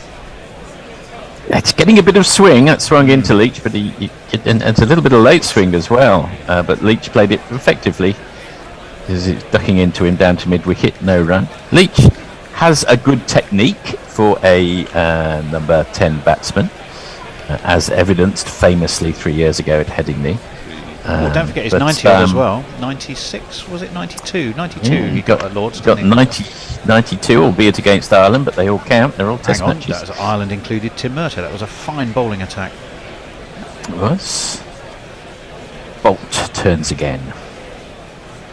Into the wicket now. It's still getting a little bit of shape, but that was no problem for Leach, who just defends it out into the gully region. But what we don't want is for Leach to dig in till lunchtime and then end up on 13 not out or something. That will get us absolutely nowhere. But I think Broad and Anderson will not mind seeing the ball swinging a bit and a little bit of extra absolutely cover this morning. They'll be plus the almost untold riches of a day and a half with their feet up. Yeah, 2 sleeps. Haven't had that for a while. Yes. Trent Boult in again. Oh, it's a little peach of a delivery. Pitches on off stump, leaves him. Leach not good enough to get a touch on that one. A top order batsman might have been. Goes through to Lundell. No run. This is terrific bowling from Boult, but of course he's got more than 300 wickets to his name, as you'd expect. Just having a look at that route. How would you describe it? A reverse ramp? I think a reverse ramp would be a Yes, perfect description. yeah, it was a superb shot. It's the sort of shot you would never have seen in a test match 30 years ago by anybody. No. I did see Jeff Boycott attempt one. I'm kidding. No, There's you Bolt's one in, and that's really an excellent delivery. Leach clamps down on it with his belt. There's just a question mark about whether it might have hit the foot first. Latham and Bolt are saying, well, we've still got a review up our sleeves, shall we? Yes, they're going for the review. You never know. Well, it's interesting. Enough, Root and Folks put on 43 and 33 deliveries this morning before Root was out, which was at that stage. I've got to say, I saw something I very rarely see, which was Hendo purring. It's a lovely sight to see. Hendo purr. To me, that we're having a look at the replay, and that's an enormous inside edge. Absolutely smacked into the bat. I mean, he middled it. So there we are. Pistol's going, what the fuck? I imagine New Zealand might be out of reviews, as Australia were. Again, we referred to that match 3 years ago. Is that the end of the over? Yes, it is. England 539 for 9. Messi, what's happening on the socials? Smarty says, loving this tail end battle. Big grin on my face just watching Bolt and Jimmy having fun. Our porn butt says, I'm checking my HDMI port for a pokey bum finger. Oh dear. And I know where that porn bot is, and he's not in the UK, I'm pretty certain. Warren says, has Tony Bishop put a hassock on his head instead of a cassock? What? Bracewell in again. Jimmy has one almighty heave. And the saving grace is that Bracewell gets so much overspin that it sails over the top of off stump as he misses it by a mile. No run. Whoa. How did that miss the stumps? How old is Bracewell? Wow. He's 31 and he's making his test match debut. Yeah, I was going to say he's got. I was about to say he's got an old face under a young shock of hair, but he's quite grey and he's quite wrinkled. Yeah, there's not many grey hairs. Oh, David Steele was grey when he debuted, as we often refer to David Steele. Oh, that David Steele, yes, right, yes, indeed. Bracewell in again. And Jimmy is presumably stumped, and I think that is the end of the innings. He plonked his foot back down, but far too late. Jimmy is out. He will not overtake Trent Bolt's existing record in this Test match. England are all out for 539. They trail by 14, but what's 14 runs? It's effectively now going to turn into a one-innings match. And after the first 2 days, when we thought it could only be one result, or possibly two, if it's a draw, now things look quite entertaining. How do you read it, Tony? Yeah, well, like I said, I had it wouldn't have surprised me had England decided to declare slightly short, just to move the game forward and force a situation where New Zealand would want to be setting them a target. So 14 is as good as even. Yeah. I think New Zealand. I think it suits both sides, long. Doesn't it? I don't think New Zealand are going to go out and thrash. There's enough going on in the air, and Broad and Anderson, as beautiful as the wicket is, and as razor fast, or as fast as the outfield is, I can't see New Zealand, crashing 70 in 7 overs. So England will just be, well, it's obvious to say, England will be looking for early wickets, and I think New Zealand will be aware of that, and they will be very wary of Anderson and Broad in conditions where the ball is moving about a bit. It's beautifully set up. Beautifully set up. Well, didn't think it I would be can tell originally. you that the bookies have got England as twice as likely to win as New Zealand, basically. England are at $3.35 and New Zealand are at $7.25, and of course the draw is at $1.58. Okay, but well, the Bear's in a good position. Right. He backed England at $9, so he could always sell that if he wanted to, I suppose, but I doubt if he will. We didn't actually play a jingle for the wicket. Do you want me to do that? Nice, easy. Oh, please do. Jimmy, please do. Any excuse?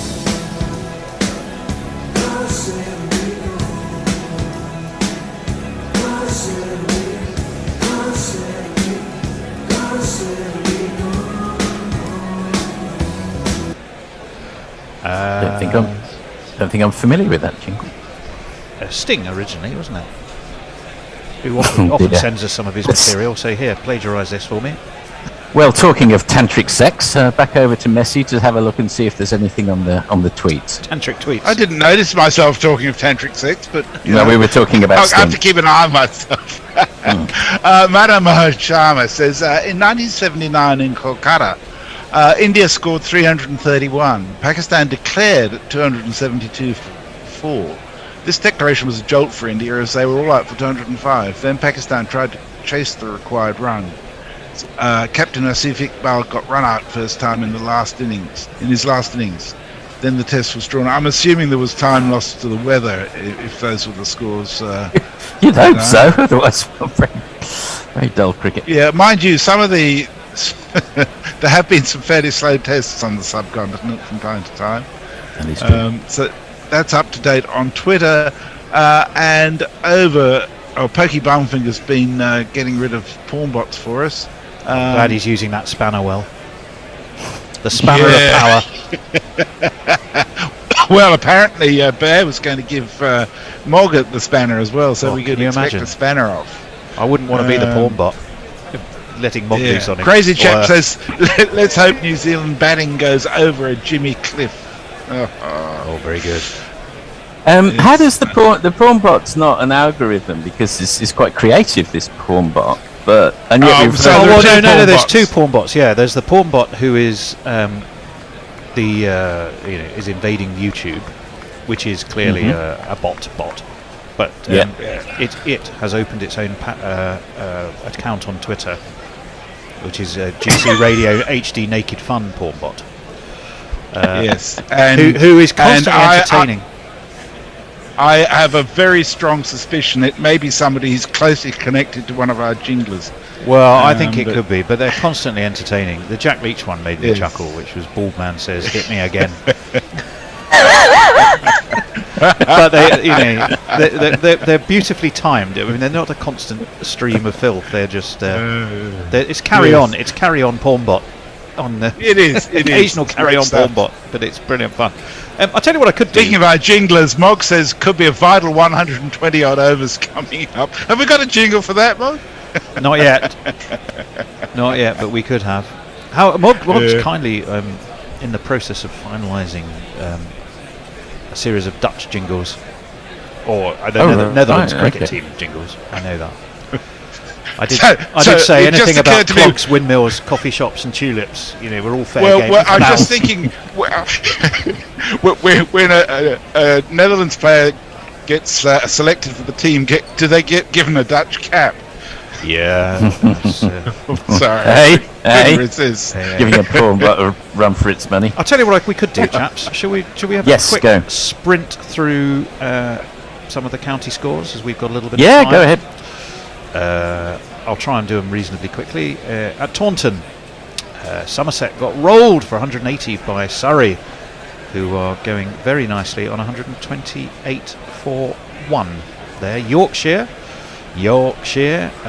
down in the New Forest, or in Southampton at least, at the Rose Bowl, 392 for 7. How did Harry Brook get on, I hear you ask? 76. He made 76 off 95. 131 for George Hill. Let me see. Who else where can we go next? I want to go back. Warwickshire, 292 all out. Lancashire 38 for 1. That's at Edgbaston. Gloucestershire rattled up a very decent 438 against Kent at Canterbury. Kent a 4 without loss. Durham 429 for 7.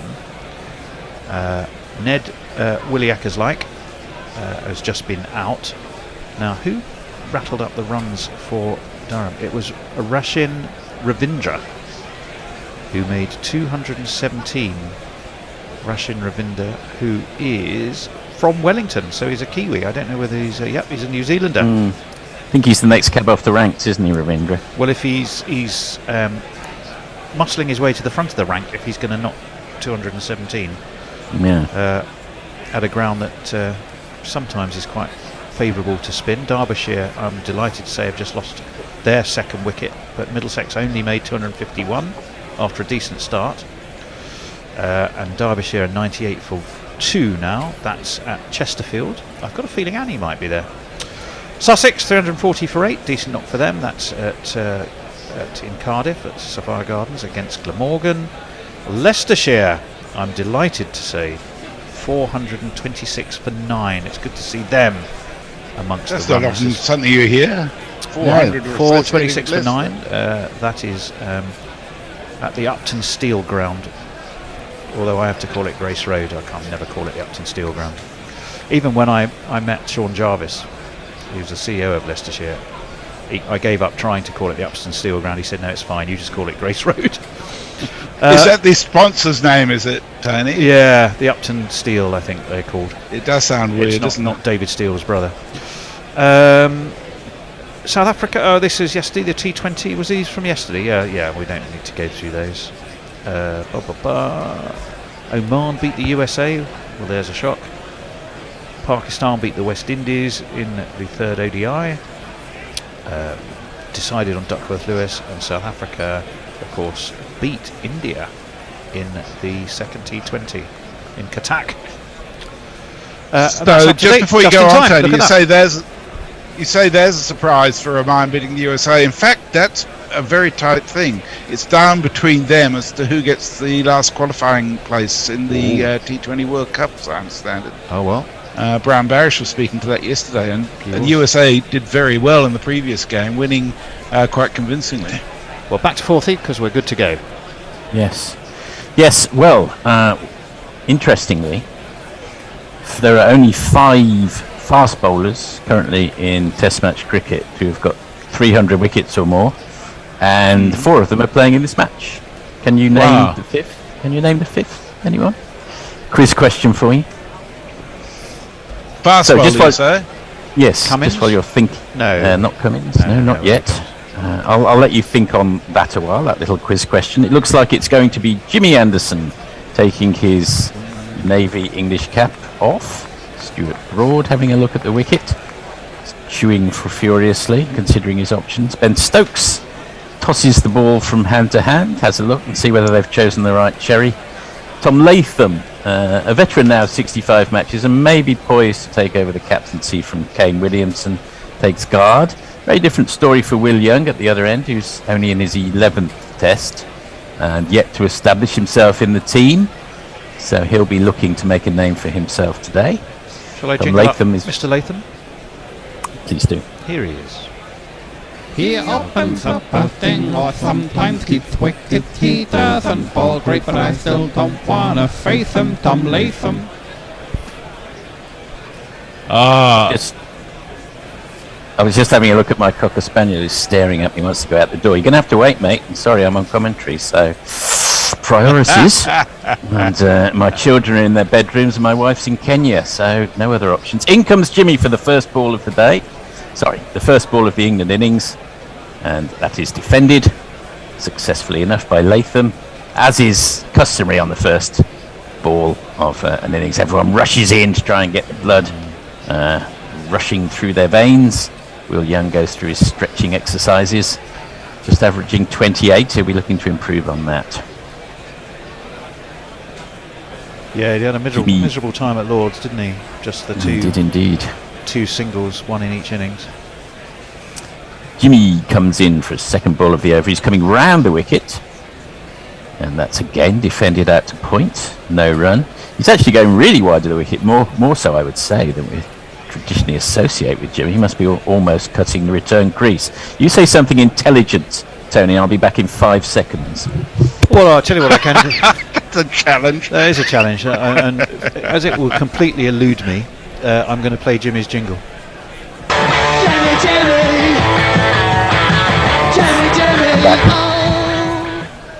And he's in.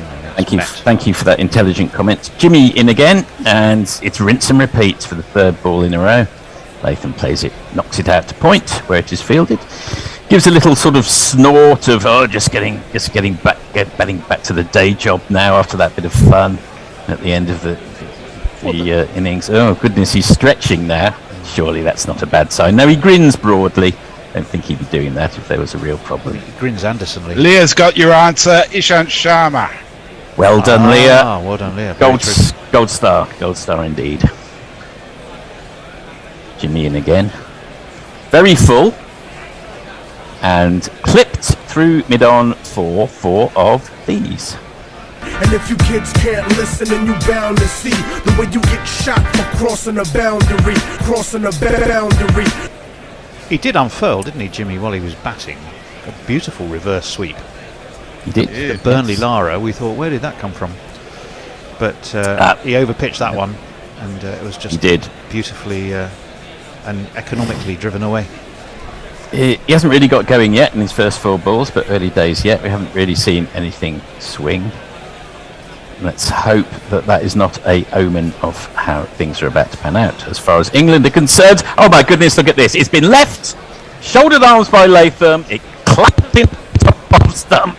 New Zealand have lost their first wicket. Latham goes for 4. New Zealand are 4 for 1. He's done a Lees. What is it with these batsmen that don't know where they're off stump is? But anyway, he's gone. Got him! Why did he do that? It wasn't even his off stump. Unbelievable! It was his middle stump. Jesus. That was remarkable. That was There's quite good remarkable. leaves and bad leaves, but I think, how do you describe something that's worse than a bad leaf? That's a shocker. That's a real shocker. It is a shocker. It wasn't near to too high. It wasn't near to too wide. It's just shit. It is that new ball, the wobble seam, and it just nicks the edge of the seam as that one did, and it's the unpredictability of which way it'll go. That's 650 Test career wickets for Jimmy Anderson. He's within 57 now of overhauling Shane Warne. Probably won't get to Matthias Muralitharan, who's 100 ahead again, but I think that's probably what he's got in mind. Madam Mohan Sharma says, I guess England will win. How many members of the Guerrilla Cricket agree with me? Well, I had it down for a draw till then, but maybe not. I think there's a twist and turn yet. I think it's pretty even. I mean, your money wouldn't be on New Zealand at the moment, but all 4 results are still possible at the moment, that's for sure. Indeed. And Mog says, I just assumed the pawn bot was Hendo's kidney stone. And he says, I've done all those Dutch jingles, Tony, and I've not mentioned Dutch ovens even once. Okay. Having a look at Jimmy's average. I did say I gave him a broad scope. Canals, tulips, clogs, windmills. They were all fair game.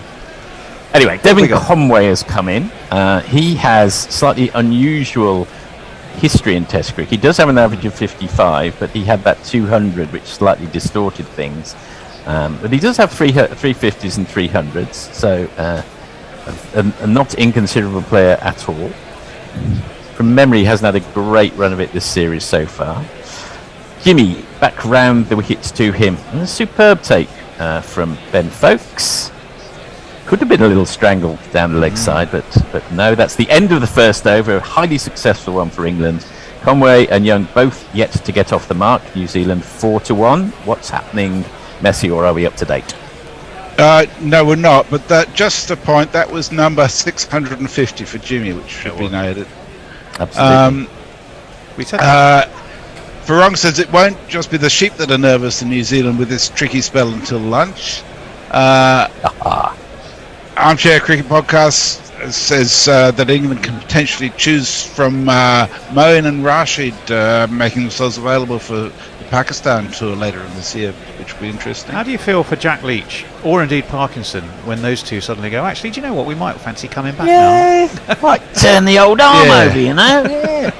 Yeah. Fuck off, I'd say. Well, I wouldn't. I'm not sure I'd say that, because I think they both would strengthen the England side. But I just, seeing it through Leach's or Matt Parkinson's eyes, I was thinking, God, you know, poor old Jack Leach has just been given a massive vote of confidence.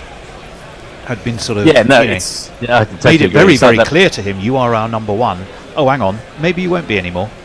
It's just tough. It's just tough for him when he's had such a tough time anyway. It's like that situation at work when someone says, oh God, well, Jim's coming back next week, then we can all breathe a sigh of relief when you've been sort of working around the clock for the last month.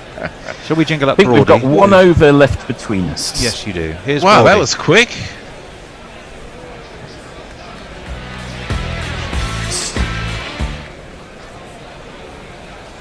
Is that the jingle over? It was. I faded it for the ball. Very clever, and I missed it. So Yes. so Stuart Broad in for the first ball of the over, left by Will Young, and no run accrues. Ravinair's with us. He says, for the Dutch team, surely we need jingles based on both of Golden Earring's hits, Radar Love, and the other one, Twilight Zone. Oh, and Aqua's Barbie Girl. There you go.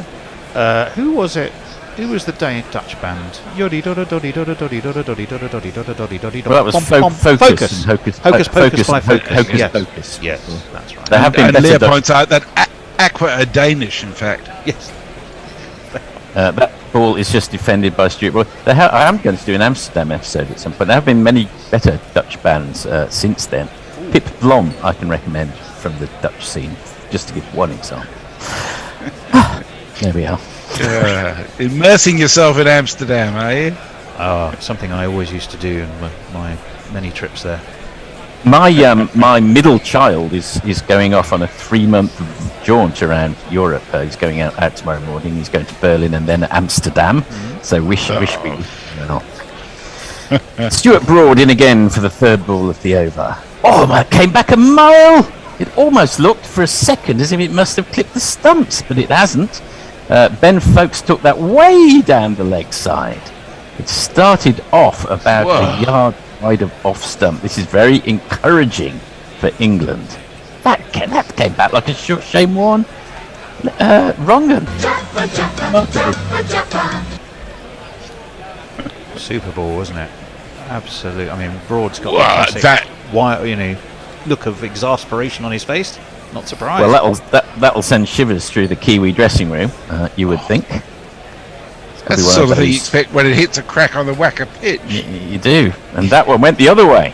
That went off the seam, pitched just outside off and jagged away. Will Young tries to maintain his sang-froid. There's a little bit of gardening, but these very encouraging signs for England as the crowd get into it and start whooping and applauding. The poor bot says Ian Forth waits eagerly for Cocker Spaniel Golden Shower. oh, please! We're better than that. We're better than that. Come on. Oh dear.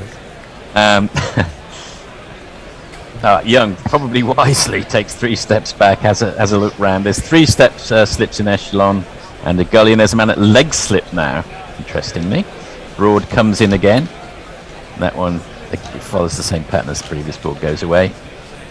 Nothing doing, no run. I'll quickly jingle up our Will. Here he is. Tonight, I'm Will Young. I'm not that guy on Papahito. I won't sing out, score some runs.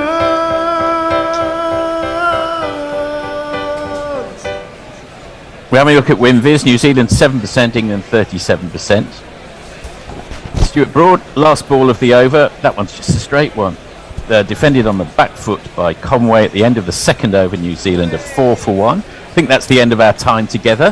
Thank you, gentlemen. Indeed. Most enjoyable. We'll Thank you. Leah is the next tweet about death metal scene. Okie dokie. See you later. See you later. And it's 3 men in the studio. 3 old fuckers. They're all a bit overweight. Well, speak for yourself, and speak for yourself I'm the youngest here, aren't I? Maybe the slimmest too. Hey! Most deluded. In what parallel universe are you living? I don't know. I've lost loads of weight. There's a fair bit of gorilla tonnage. I'll give you that. Yeah, there is. And age. Jimmy is going to come in. He's younger than us. By quite a way. And he's still playing professional cricket. He has got 1 for 4 and he's coming around the wicket to Devon Conway, who gets an inside half of the bat. There's a leg slip and there's 3 slips. And having got 1 wicket, England will be itching. Suddenly the lights are on, the clouds are out, the ball is moving around from nowhere. I mean, that ball that Stuart Broad bowled last over, jagged back. That's got to have hit a crack of something, hasn't it? Yeah, it was only edge of a divot. It's gone miles. Yeah, actually, I'd love to see what the angle is on that. It's about 30 degrees, isn't it? No, they'll probably say it's about 2.5. It looks 30. Looks like 30 to me. Jimmy in. Oh, and that one comes back as well. Conway leaves it. Can't have been too far away from his stumps. It's through the keeper and there's no run. My bet of 9 to 1 is in play. yesterday on England. Oh, really? How much? 9-1. How much did you put on it? $5. Just a $5, yeah. But I put it on yesterday morning when we were about 300 runs behind. But Lees and Pope had got themselves back in, and it was about an hour into play, and they were going along, rocketing along a decent clip. Even when seeing Devon Conway for the first time last year, I thought that he is liable occasionally to get done between bat and pad. Yeah, that one climbs a little bit on him. Jabs down. Bottom hand comes off the bat, goes square on the leg side, and there ain't no run. Well, it doesn't seem to have done, but I just keep thinking that may be a way through him, especially when he's obviously not at the height of his confidence. This time last year it was really going well for him. Now it's a little bit more of a struggle. He's had a couple of, average scores. Yeah. And he's not an unknown quantity to England now either. Nope. The sky's bruised. Around the wicket comes... Oh, now there's an appeal for OBW. He beat the inside edge of the bat. Conway hadn't really moved. Probably going over. May have hit him outside the line. Not a bad shout. England won't bother to review it. That didn't look that high to me. It didn't look that high to me, and I think that was an example of it actually going between bat and pad. Almost between bat and pad. Or not being able to lay the bat upon it. I think he got outside the line. He is batting on off stump. Oh, no, it's hit high on the back thigh, actually.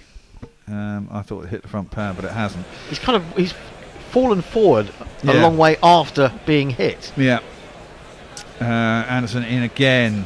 Fuller driven nicely. He certainly got full penneth out here. I've also gone under 29.5 for the fall of the first wicket. That's driven up towards long off. Oh, now I think it's been stopped and crashed into the boundary. It's Alex Lees chasing that down, isn't it? And I think he's saved 4, but they'll get 3 anyway. Well, they may have run 4. I think they've run 4, haven't they? I think so, because Conway seems to be back up the striker's end. What's the etiquette for playing a jingle on a run 4? You just play Go for it. You play it anyway, do you? Right, yeah, well, it's 4. 1, 2, 3, 4. We don't have much fucking etiquette that's here. That's go to the Guerrilla Board of Governors, that one. Yeah. Well, hang on. That's us. Yeah, well, exactly. We can make whatever fucking decisions we like. All the decision makers are in this room, and we can make them on the hoof. On the hoof, indeed. Anderson in again. Oh, and that again has beaten the inside edge, and again there's an appeal, and that's again probably too high up. I think again that's hit the back thigh, probably out, marginally outside the line, or umpire's call and not been given out. I think that was higher than the first one. Yeah, exactly. Anyway, they end that over 8 for 1. I went under 29.5 for the fall of the second wicket because I just want it to happen. Okay. Can I read? I'm going to read a direct message rather than a tweet. It's from Howard Stracy, who says, "Listening to you at 39,000 feet on BA 139 to Mumbai. Oh wow! Great commentary as always. Happy to support you via Patreon. Keep it or up." Yeah, I saw that as well. Thanks very much. H. I like the way he just said H at the top of his email. Well, yeah, and I have replied to say thank you, but I'm now saying it. I think also surely that if he is on BA 139, he should have a little word with one of the flight attendants to get other people to join in. Then we could have a whole party. Oh, Howard, give that a go. Yes. Great idea. Oh, it's me, isn't it? Broad in, and that's defended by Young. Just drops it down to short leg, and there's no run. I like the idea of a whole locked on a plane for the next 13 hours. They have to listen to us. Only in first class. Oh, well, they get if they economy, they'll get TalkSport. And they're not doing this, are they? Very good. But they did. I was speaking to Dan the other week. They nicked the ODIs with the Netherlands right at the last minute. Oh, did they? The BBC thought they had them, and then suddenly they just disappeared. It's like, no, TalkSport have got them. Well, really, I don't suppose that many people will be tuning in to TalkSport for that. Yeah, Broad is in and outside the off stump, left alone by Young through the keeper, and there's no one. Well, that's the thing, isn't it, about radio? How do you make your money on something like that back? I don't think they do. I don't think that's they do. What I mean. I mean, that's why the BBC gets them all, doesn't it? It's state funded. Yep. And I think also it's again it's lost leaders, isn't it? Yeah. It's Stokes has got his hands in his pocket. Can't be that cold, can it? It's not warm, but it's certainly not cold. I do like the idea of people at TalkSport suddenly have to run around and look up who all the people from the Netherlands are. Who's this dude? Who's that weirdo? Fished at by Young, has floated up outside the off stump, thought about a shot and pulled his bat away. Root's hands went up, but he was nowhere near the ball, and there is no run. Now New Zealand here just got to think back in time, haven't they? See what happens. I don't think New Zealand can win this game. Not unless we do get one of those ridiculous England collapses. But they're gonna think to themselves they want to be 250 ahead before a declaration, and that's not going to come that easily. I think on this pitch they want 300, and it's a very quick scoring ground. We scored 387 runs in a day yesterday. That one's straighter, and it's defended loosely by Young. Wasn't quite sure which way it was going. Played with soft hands though, went into the ground short leg, and there's no run. And that's the thing, isn't it? I mean, it's a very quick scoring ground. How much do you need to feel safe? I mean, 350, you might, if there's a day left or 2 sessions, when England might not, probably wouldn't chase 350. There's no point at that point. Oh, I suppose you'd see where it starts, but 350 in 2 sessions would be a stretch. Well, I see New Zealand really needed to have a 100-run lead at least from here, and that was something to build on. But they've only got, 14 is nothing. No, exactly. Now England, if they can force quick wickets, can put themselves in a position to chase down whatever total they've got. Quick wickets may not come, as that one is defended by Young. Outside half of the bat, goes down for full slip, and there's no run. I should tell you very quickly that GC Radio Naked Fun has very quickly said 3 big hairy gorillas in live action. Oh yeah! I thought he was going to say something about the Mile High Club after we've been talking about BA 139. I still think the Jack Leach one is the one that made me spit my coffee. What was the Jack Leach one? It was a balding man says, "Hit me again." Broad in. Last ball of the over. It's full, and Will Young hits that nicely. Time's gone past mid-on, so it should get down to the boundary. It's chased down by Jack Leach. By Bald Man. By Bald Man, who's not going to try and haul that in and get concussed again. So it goes down all the way to long on for a 4. Tony. There's not one boy for me, I must have 2 or 3, I need 4. Right, I'll catch us up on a few things. That's why I was slow on the jingle. Martin Lawrence. Might have said draw earlier, but I might have spoken too soon. Hopefully, I'm Australian, so obviously don't necessarily want England to win. But I really don't like draws. Armchair Cricket Podcast says the Dutch would like to claim Aqua as their own, given that René Diff, one of the founders of the band, worked in the Netherlands as a DJ for a long time. There you go. Brian Barish, good day and good morrow. Cricket friends. Both of these teams have done more in 90 minutes than I've done since waking up 3 hours ago. I thought England were going to get to like 800 runs too. I'm disappointed. Well, if really hadn't got it out, they might well have done. Folks getting run out was a big blow as well. Anderson in. Conway jabs it. He's not looking particularly confident. Jabs it down to mid-on, and there's no run. Yeah, we were talking in the green room about the way that Stokes batted yesterday, and although you admire the attacking intent, I do think he gave it away. I really didn't need to be going for a sort of 3rd big hit in the over, and had he stayed out there, I think he could still have scored at 5 or 6 and over, quite easily without having to go so crazy.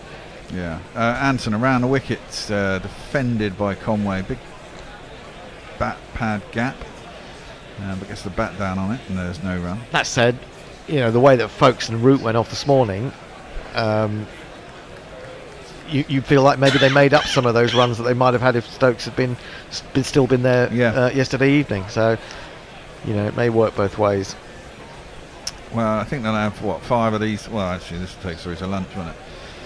Well, these still takes through to lunch. Probably come out after lunch. Potts will get a go, and then it'll be a long stretch of Leach. If they can get a couple of wickets before Leach comes in, that'll be good news.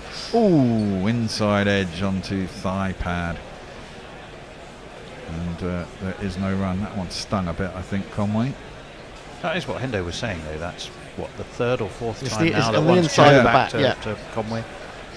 So they're attacking that line definitely with him. And he was getting away with that. I mean, not that it was being seen so obviously last year, but even early in his innings of that double 100, you were thinking, how do we get this guy out? And that seemed to be the only weakness that I could see.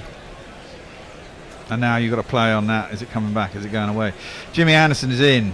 That one is a bit too full. Nicely flicked by Conway, but there's a man out in the deep. Jack Leach down at deep square, long leg.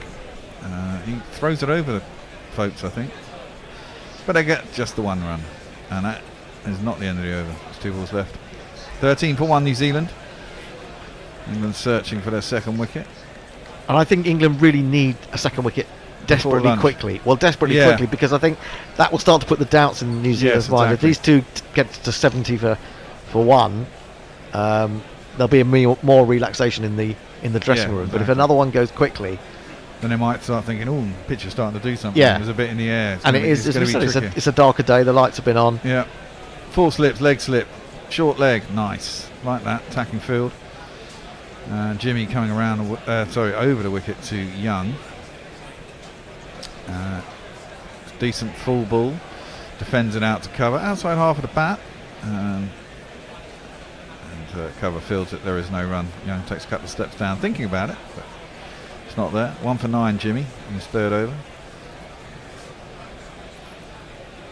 Everyone wearing jumpers. Yeah, Hendo. pretty cold. Messi just said it was going to be maximum 17 degrees there today. For an Englishman, that's quite warm. Not when there's a wind that's sort of 20 miles an hour blowing across possibly. the ground. That one cuts back into Young. He defends it well enough out to, I presume, Ollie Pope under the helmet, a short leg. That'll be the end of the 5th over. No run accruing off that one. 13 for 1 after that. Over to you, Tony. Roger Melly. New Zealand is not without its charms. Flight of the Conchords is one of the funniest things I've seen in recent years. You're absolutely right, Roger. Yeah. I've just sent you a link, which I'm sure you'd be aware of anyway, to robots. And if our friend HD Naked Fun, the porn bot, is listening, he might want to watch that as well, or she. Warren says, which particular lost leader are you talking about? I don't know, what was that? Lost leaders cricket. Brian says, also it is confirmed that there will be a Wales GC chapter, Philly GC chapter cultural exchange at Philadelphia Phillies game tonight. I will make sure there is photographic evidence. Fantastic. Well, of course, they're going to do it off tube. That's the other thing. So they'll save on going to the ground and stuff. They'll just pay for the rights. They'll get the feed. And it'll only cost them 2 people in the studio. So I guess they'll keep costs down by that. But I mean, they should, for something like that, they should go to it, shouldn't they? I mean, it's you just should, it's yeah. a- If it's you're going an to buy the hour's rights, flight, you might isn't as it? well go. Yeah, exactly. Radio isn't that hard to set up. That's down the leg side by Stuart Broad, bowling around a wicket to Conway. He tries to flick it, misses it, and goes through the folks, and there's no run. Doesn't seem to be a lot of swing. I mean, there's more. It seems to me to be more off the pitch at the moment than in the wobble air. seam seems to be doing the trick, doesn't it? So a few bare patches outside both off stumps though for a left and right hander. Some are reasonably straight as well. On a decent length.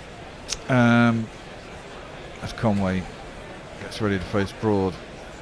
Oh! That's beaten the inside edge of the bat, just as Hendo said. He prodded his batter. There's a massive gap between bat and pad. It's gone between them. It could have easily caught the inside edge of his bat, gone back onto his stumps or been caught behind. Unfortunately, it's missed all of them. And there ain't no run. Oh, wow, there's a massive gap there, Hendo. Yeah. You might have to name those gates the Bairstow Conway gates now. Yeah. But it was a good ball. I mean, it's a leg cutter to the left-hander coming into him. Lovely use of the fingers.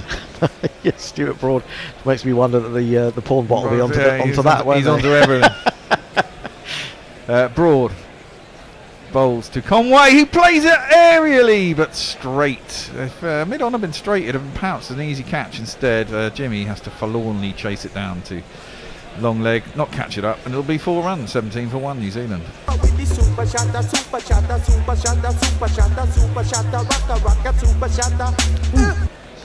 was very aerial, wasn't it? It just blocked it. Christ, if mid-on had been straight, that would have been an easy catch. But not to be. Yeah, he did look a little. He did look a tiny bit worried, didn't he? As he looked up as the ball was leaving the bat. Not surprised. But he gets 4 for it instead, moves on to 9, and Broad comes in around the wicket. This one is defended nicely by Conway. And just up to mid-off. It's filled by the skipper, I think. He's not put himself in the slips. It's interesting. Well, he hasn't done all this test really. No. I think he likes to be up there with his bowler at mid-off, and so that he can talk to them more easily. I think he had himself out on a boundary at one point. He was, when New Zealand were sort of going for it. Yeah. I guess that's sort of coming from the IPL. Kohli used to do that quite a bit in the IPL. Maybe you can just shout shit from the boundary. Yeah. Oi, you, go there! Broad around the wicket, 5th ball of the over, prodded at by Conway. not particularly convincingly. Came off the roundabout the sticker, out to cover. And there's Again, no run. I think he got movement off the pitch there. So you Yeah. actually say, well played by Conway, because it's one that's gone the other way. Let's have a look. I don't know if they're going to show the same ball. No, Yeah. See how it's gone off the pitch. A little bit. Tough times for the batsman. Yeah. Having to think a bit anyway. Still nice to bat on. The outfield is very quick. If you can beat the infield, it's almost certainly 4. And also because you've got such an attacking field as well. Yeah, exactly. England won't pull out of that at all, will they? That one's left alone outside the off-stump, last ball of the over. Through the keeper, there's no one. 3 slips in the gully to end that. Over to you, Tone. Thank you. Less red says England, masterstroke from England to elect a bowl with a smiley face. Yep. Brian, I have to correct you here. You've written, so if BBC is first class, I think we were saying GC rather than BBC would be in first class. But he says, so if GC is in first class and TalkSport is coach, what do they offer on Ryanair? 13 hamsters in pantomime? Messi like Jess says, on Ryanair you have to bring your own bat and ball and there are no drinks breaks. I like the idea. You might have to go in the hold. Yeah. Well, where you could listen to Jonathan Agnew and Michael Vaughan. Indeed. Jimmy is going to bowl his 4th over. Coming in now to Will Young. That one goes straight on. Nothing on it. He defends it nicely out to wide mid wicket, and there's no run. Yeah, the worst thing that happened to this game is that any movement that you might be getting under the lights goes as the ball gets older. It's Leach, man, I'm telling you. Well, I know it is, and there's going to be a lot of pressure on him again, isn't there? I don't think there's much spin out there yet. I don't think there's enough. I think there's a bit of bounce, and I think there doesn't need to be a huge amount of spin if there's a bit of bounce too. Should bring into play close fielders on the offside. That one is defended out to cover. Broad's a bit straight, and therefore they get through for an easy single. Move on to 18. I mean, I think you've got to give Leach an over. I'd like to see it over before lunch. What time is it now? 10 to. Yeah, I think we'll get this one. If it goes quickly, we'll get Broad, and then we'll probably have Leach as the. Well, you know what? Actually, you might have Leach as the next over, so you get Jimmy Anderson gets one more. Yes, that might make more sense. Yeah. This is Jimmy's 4th, so Broadie's bowled 3. Broadie did bowl. I thought what I thought was a pretty good over last over. Yeah, exactly. You might just. Oh, edged up and over the top of slips. I thought that had gone finer. That's unfortunate for Broadie. Has that been chased down? It might. They'll probably check that, and they'll take ages, in which case there probably won't be an extra over. Rooty chased it down from slip. Was jabbed at by Conway. Got big on him, and he managed to jab it. Got enough air just to get over the top of slips, and he's run away down at third man for 4 runs. Well, he really had. Well, maybe not 4 I'm runs. not sure. I think it's gone. I don't think he did quite enough. I think he. Well, he's not. It all depends how quickly he released the ball. He might have. He might have shaved This that. is the angle that more likely tell us. The Yeah, but you aerial need one. to zoom in. So he's touched it there. I think he's got done rid of all the ball. right. I think Yeah, he's done yeah. all right. Superb effort. And also look at who's accompanied him to the boundary. Who was it? Ben Folkes. Ben Folkes. Who then had taken off the glove, run with him, got the relay, picked up the relay, and hurled it in. And they saved 2 runs between them. I think he has saved that. We're looking at it from all angles now. He's got rid of the ball there just before he touches the sponge. What are they going to say? Yeah, They've left it. Just the 2. Was it 2? Yeah, it was just 2. Yeah. God, that could have gone anywhere. 20 for 1. Kiwis. Conway facing up 11 off 18. It's been quite a torrid time for him.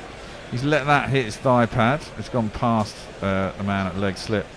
But of course, not offering a shot, so they can't run. Yeah, Conway had absolutely no idea where that had gone. No. He was Not a bad decision then to let it hit him. Oh, not on that one. I meant the previous delivery, yeah, where it went over the slips. He had absolutely no idea where it had gone. You could see the total sort of confusion and fear in his face. But he got lucky. He did get lucky. England need a bit of a change in luck. And they need to take the chances if they come along. Yeah, they do indeed. Jimmy in, and that one again is in at Conway. He's expecting it to go away all the time, isn't he? And he just gets a bit confused when it comes back in at him or carries on straight. It came off the shoulder of the bat. Shoulder stroke glove, I think. Yeah. It's ballooned up, that one. Lucky to get away with that. Went a long way down over the slips, though. I cleared the slips by a long way, but it was just that sort of total confusion as to where the heck has that gone. No run. Last ball of the over.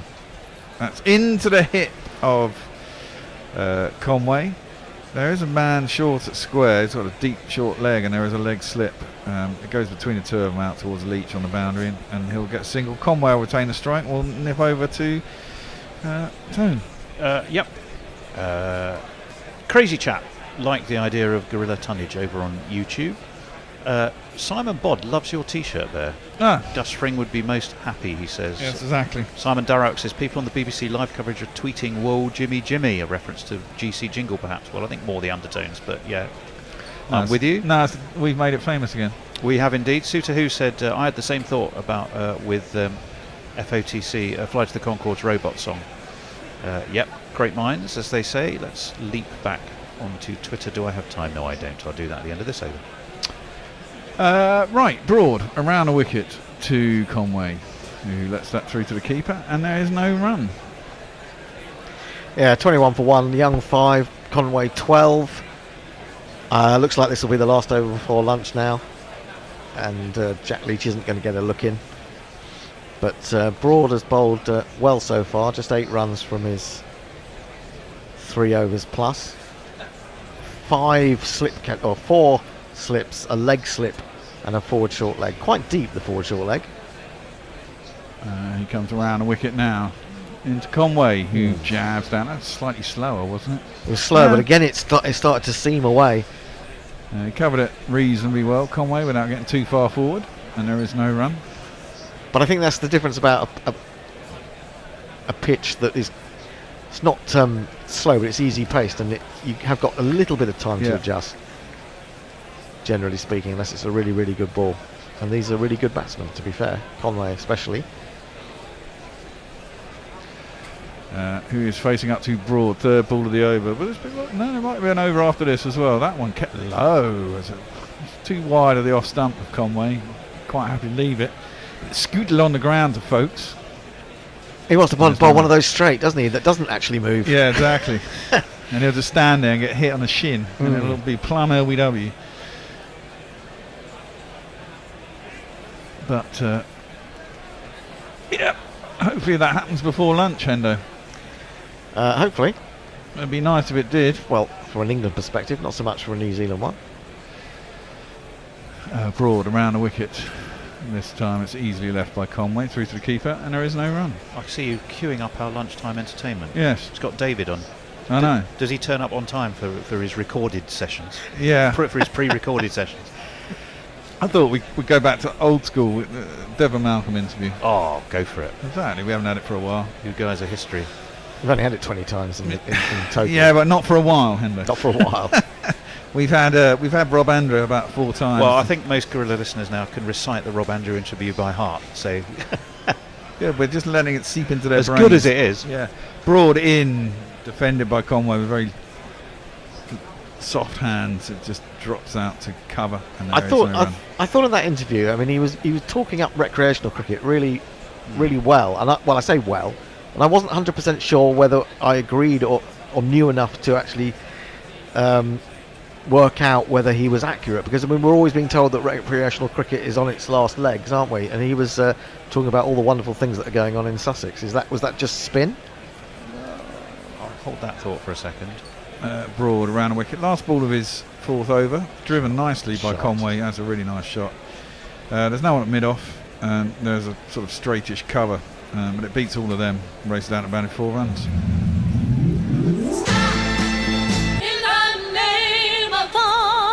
So we're going to get one more in? I think we will. So okay. I will very quickly sprint through some messages. Brian Barish is saying, I've seen Fly to the Concords in person. They put on a positively delightful show. Their Live in London album is an amazing listen. I highly recommend it. Colin Suter just simply says, come on, sucker, lick my battery, which is a line from Robots. Brian says, stop that excitement, please. Twice now, your whooping has caused me to nearly spill my pint. As an Aussie, I'm torn between who I want to win here. Fair enough, Brian. Jay Grover, I think it's due to his finger injuries, but I'm not sure who we're talking about and whether it's his pokey bum finger or otherwise. Colin, one of the best gigs I've been to the New Zealand Symphony Orchestra being only one person. Oh yes, I've heard that one. Yeah. Roger Melly, hadn't seen that one because I'd sent him that. We have a change in the bowler. He's 23. It's not going to be Jack Leach, though, is it? No, it's not going to be Jack Leach. Well, I think when the ball's new and hard, you might as well go with them. I've heard from pots that the kettle's a filthy black. You know he might do. Let's bring him into the attack.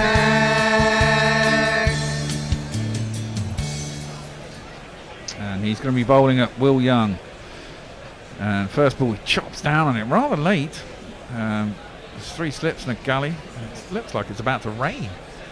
Feels like it. Just looking at the telly. And there's no run. We were told there's a 10% chance of rain all day. Okay. That's only what Messi said from his very hyper-local Perth weather station. Knows everything that's happening in Nottingham. Indeed. Well, all the way from Perth. And we have no idea. We have no idea. Potts, second ball. Will Young plays that late and under his eyes, just turns it to short leg on the bounce, and there is no run. I think the thing about Matt Potts is he looks like a fast bowler. Yeah, doesn't he does. The shoulders are good. He's, there's no excess weight, is there? Anyway, No, but he's strong, broad and he's strong. broad. Yeah. Shame you can't bowl at 5 miles an hour faster. Yeah, just a little bit quicker would be nice. I don't know. Maybe that could come.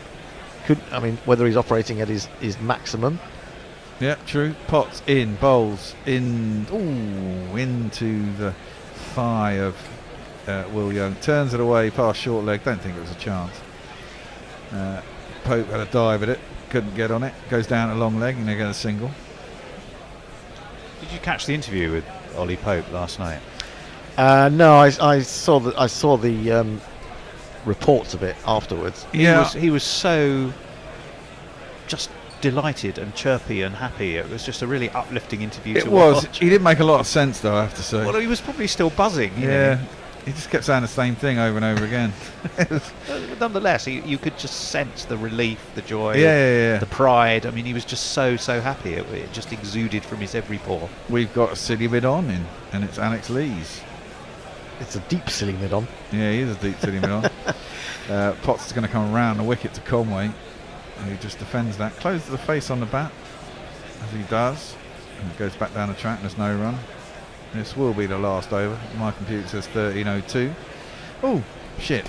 How many inches did we have on a GPL? There were eight earlier. We forgot to mention it in the last jumping yesterday. We had loads of inches, didn't we? 16 today. Oh, that's not bad. That's not so bad considering half for yesterday though. Come on, team. Yeah, well, I forgot to mention it, didn't I? That jabbed at by Conway out through a vacant cover. There is only one guy in front of the bat on the offside, and that is Broad, and he's covering mid-off and cover, and therefore there's an easy gap that he found there, and it's a single. This will be the last ball before lunch. It'd be nice if we got a wicket off it, wouldn't it? Send us into lunch, cock a hoop. Yeah, I think New Zealand have come back quite well here, and they could have got a little bit worried by losing Latham, especially in the way they lost him. Yep. Suggested sort of middle. I think chance will come. We just got to take them, haven't we? Potts in, and that's in at the pads. There's a half a peel by Potts, but it came off the face of the bat, mate. Defended out to cover, and there ain't no run, and that will be lunch on day 4 of the second test. Couple of massive scores in the first innings, 5-7-2 for the Kiwis, and we got 550 something. Well, we were 14 runs behind. We were 14 runs behind, exactly. So the Kiwis have come out to bat second hand, and Latham just basically left a straight one that knocked out his middle stump, which is very weird. It wasn't one of those just clipping the off stump. He just got his line slightly wrong. He got it completely wrong there, didn't he? His middle stump was knocked back after leaving it. So Jimmy claimed a wicket early on, but they soldiered on and got through to lunch at 27 for 1. Yeah, did all right, which of course is 40 something with the extra runs, isn't it? So yes, yeah, it's looking okay. Roger Melly said I hadn't seen that one. This is when I'd sent him the robots. Bloody hilarious. This is one of my favourite scenes, and he sent us Brit and Jermaine arguing about a cup of coffee, which I've forwarded. Brian Barris, that's my fault, he says. I completely misheard. Of course GC is first class. Though now I have visions of the bear in a Panamera stewardess's uniform. Please, please. Now I have the fear. Yeah, well, so would I. That would scare the life out of me if Bear crept up to me and asked me about warm salty nuts. Mog says, I was offered warm salty nuts once by just such an air steward on American Airlines, and I did reply, I'm sorry, yes, can you turn the air conditioning up? Mog, I think Messi stole one of my GPL numbers. Oh no, we can't be doing with that.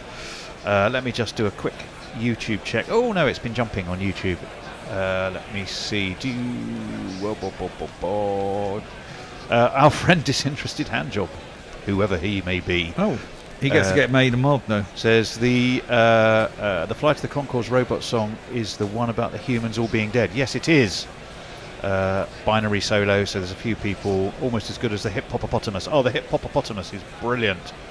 Versus the Rhinoceros. Yeah, that's brilliant. Says Mog.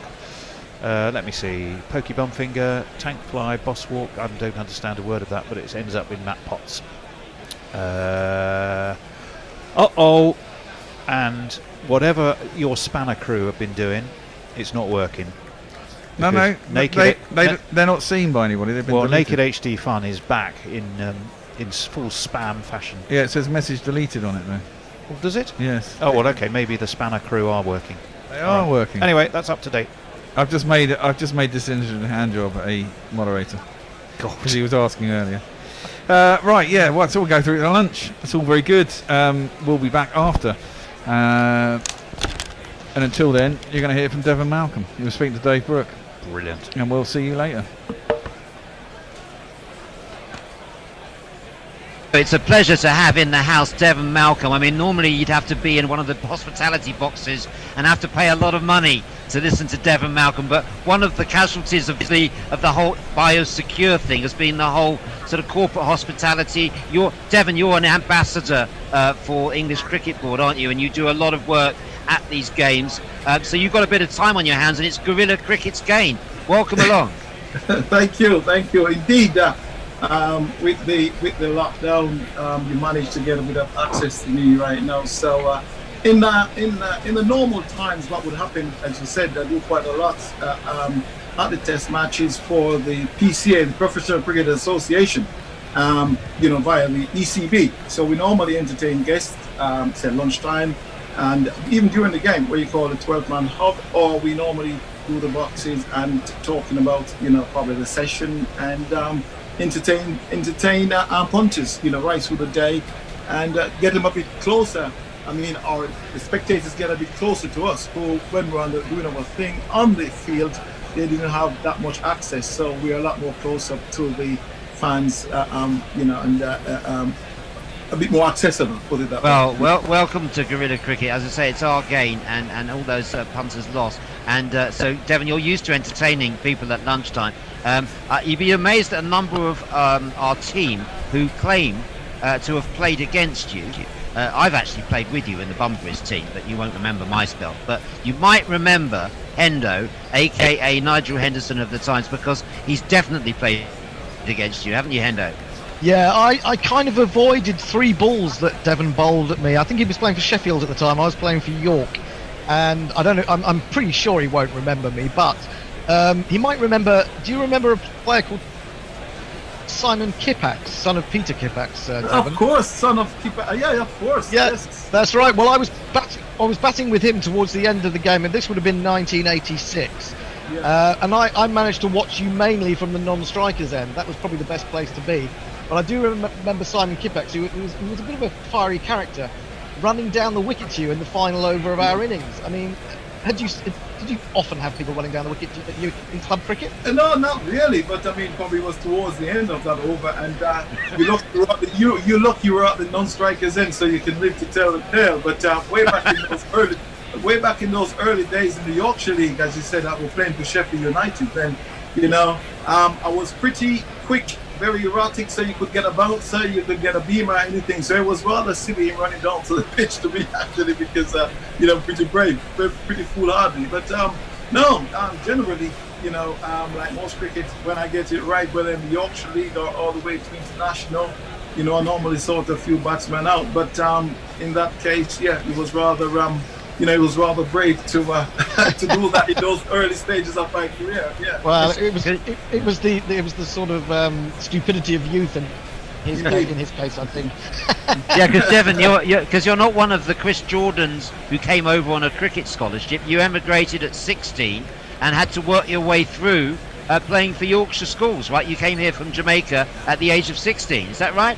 Yes, as I said, as you said, actually, yeah. My dad was, just after me was early 60s. So I joined him later on, as a going on 16-year-old here. As a student, and we lived in Sheffield, so I didn't even play any cricket for a couple of years. While I was in Sheffield, I normally run around with my mates on the street playing football. And one weekend, one of my mates dragged me and said, "Look, the West Indies were touring actually in the early 80s," and he said, "I bet you can play cricket." I said, "Matter of fact, I used to play when I was in Jamaica."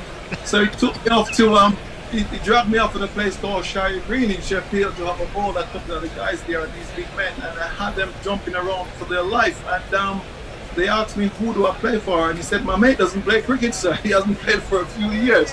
And he said, "You must be joking." And it just happened very, very quickly from then. As I said, I was at Richmond College. I was doing okay. I got a cricket club in the league, doing all right. And I got hooked up from there to playing senior school cricket. And I played in York in the early 80s. I reckon it was 81. You had to Metcalf and all those guys. But you had to leave Yorkshire to get a game in professional cricket because Yorkshire had a policy of only playing people born in Yorkshire. Indeed, that's exactly how it was then. Way back then, you couldn't play for Yorkshire. And I said I play Yorkshire Senior School, and they actually advised me, said, "Look, in the early days, you've got some pace, you've got some potential, but the rule is that you haven't been born in Yorkshire." Even Michael Vaughan later on, he wouldn't be able to play for Yorkshire because born in Lancashire. So I was told that probably have to look somewhere else to play. Probably that's the highest level I could represent Yorkshire. That was senior school. So an incident happened where I managed to played in the Yorkshire League. I was selected in 1984 in a Yorkshire League Select 11 versus Yorkshire County Cricket Club. At a place called Castleford, and so as you said, I was at college, so I nicked the Friday off college, went to Castleford to play.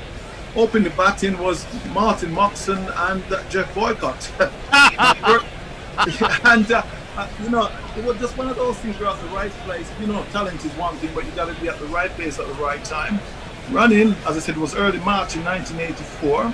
Running to bowl my first over at Martin Moxon. A clean bowling with the Yorker, his middle peg out of the ground. My second over, same fate happened to a guy called Mr. Jeff Boycott. A clean bowling as well with the Yorker, knocked his stump out of the ground. And for the first time in the league history, actually, Yorkshire League actually beat Yorkshire County Cricket Club in 1984. Thanks to me, I took 3 wickets and we beat Yorkshire. And it happened very quickly. Had a big write-up in the Yorkshire Post then, and the headline was "York's been Devon cream." So the coach, so the coach at Derbyshire saw it, invited me to Derby on the Monday for a trial. He came down to Bartree Road, we were practicing on Saturday. Invited me on the Monday to Derby for a trial. I told him no, I could not because I'm at college. I said my dad would kill me if he found out that I need 2 days of college to play cricket. So he insisted I should pop down. Went down, and they offered me a contract there and then. And so you talk about talent, but you got to be at the right place at the right time. But getting the right person out as well. And the moral of the story is, even now, if you see Jeff Boycott and you possibly want a response from Boycott, just mention the word Devon Malcolm, and I promise you, probably give you the response to say, look, if it wasn't for his wicket way back in 1984, nobody would have heard of Devon Malcolm. How great a batsman Jeff Boycott was. So, at the right place at the right time, got a great batsman out in Jeff Boycott, and I was a professional 2 days later, and history really. So, it was one of those lucky breaks in a way. Apart from the talent, I've never been in any academies or anything like that. So I reckon starting my international career, my first class career, have a massive bearing on Mr. Jeff Boycott. Well, the credit shouldn't go. The credit Boycott will take the credit, but the credit should go to that Derbyshire coach that signed you up straight away and got you in. Who was that? Was that Phil Russell? Who was that? Phil Russell, yeah, it was Phil Russell. Phil Russell was the one that said, boy, you've got some pace. You haven't got a clue where it's going at the moment, but as I said, I was pretty young. But he said, you know what? If you can get 3 or 4 balls where you want it, you're going to play international cricket. I said, really, sir? And he said, oh, yeah. He said, you've got something special. You've got pace of fire. So I worked on it. He saw the seed way back in 1984. And, I went on and ended up taking over 1,000 first-class wickets. So when I first started, not a lot of people would even expect me to do that. But, it was a learning process, and I loved the game, Did you complete your studies at Richmond College? Went to Richmond College, yes. I did well at Richmond College. Next I went to Derby, obviously, when I signed up at Derby. Next I went to Kedleston Road. I didn't know Derby University, but it was a further education college then. I went on there, did business administration there, and they've got university status. But I must admit, I ended up there as well. Later on, when my England career started flourishing, I was awarded a honorary degree, from the college as well, from Derby University as well. But yeah, it's been fantastic. Yeah, Dr. Malcolm. So that Derbyshire team, Dr. Malcolm, Dr. Devon. So that Derbyshire team you played in, if I remember right, had a lot of good quick bowlers in it, didn't it? Just talk us through some of your contemporaries in that Derbyshire side. Oh dear, and you know what? You mentioned, I mentioned how I started in first class cricket. One of my schoolboy heroes, when I got in the side in 1984, was Michael Holding, was the overseas player there, and he had a bit of a knee problem. So Derbyshire saw it and then said, okay, at that stage I wasn't going to be signing an overseas player because, as you know, I was born in Jamaica, so I was classed as an overseas player then, although we're living in Sheffield. Came over as a student. It took you longer to qualify than Jofra Archer, I believe. Oh yeah, long time. About 10 years. long time. It wasn't like no. So Michael Holden was there, so I joined up with Michael in 1980. The following year, 85, Michael, and he was such a great teacher. He wasn't one of those guys who probably drag you to the nets and tell you to change this, do that. But his experience, he just watched you bowl, and obviously with the Jamaican background as well. Even with Michael Holding see me bowling and he spotted something, he don't have to say a word. He just hits his teeth, and I know exactly what he's on about. You understand? So we understand the language, and he helped me tremendously in fast tracking me up to first class cricket and very quickly into international cricket. Yeah, and I got guys like I said, Derbyshire had a battery of fast bowlers actually. Later on had Ian Bishop, the young fast Ian Bishop from the West Indies. He joined there. You had guys like Will Mortensen. He was, Big Dane. You didn't realize Big Dane. He was a fantastic line and length bowler. You just couldn't get him away. But the way cricket moves on these days, I'm thinking, would all be able to bowl those immaculate line and lengths that he used to bowl then in these one-day games nowadays, because these guys will be charging him and slog sweeping and all that business. But yeah, we had some seriously quick bowlers at Derbyshire then to choose from. Yeah, that was quite a team. And now Hendo will know a lot more about your international career. But obviously you had five wicket hauls, 128 wickets in 40 Test matches. And I have a feeling from your email address that I know what the highlight is going to be. Yes, you know what? We're talking 9-4-57. Yeah. Yes. Okay, you're right. You got that. Yeah. Yes. Right. Yeah. But I mean, that's what it is. When you talk about Test cricket, I made my debut against Australia, the mighty Australians, in 1989 at Trent Bridge. I don't want to tell you what my test bowling, my maiden test average was, what it was, but it was quite an introduction to international cricket. You understand? But it took me my third new ball before I got my first wicket in Test cricket. But I had a good scalp in Stephen Wall, and that was the start. I thought, okay, way back then in the 90s, how fickle the selectors were. Yeah. But I was lucky. There was a tour leading up in 1989-90 to the Caribbean, and obviously I was selected for that. So I had a good tour in the Caribbean.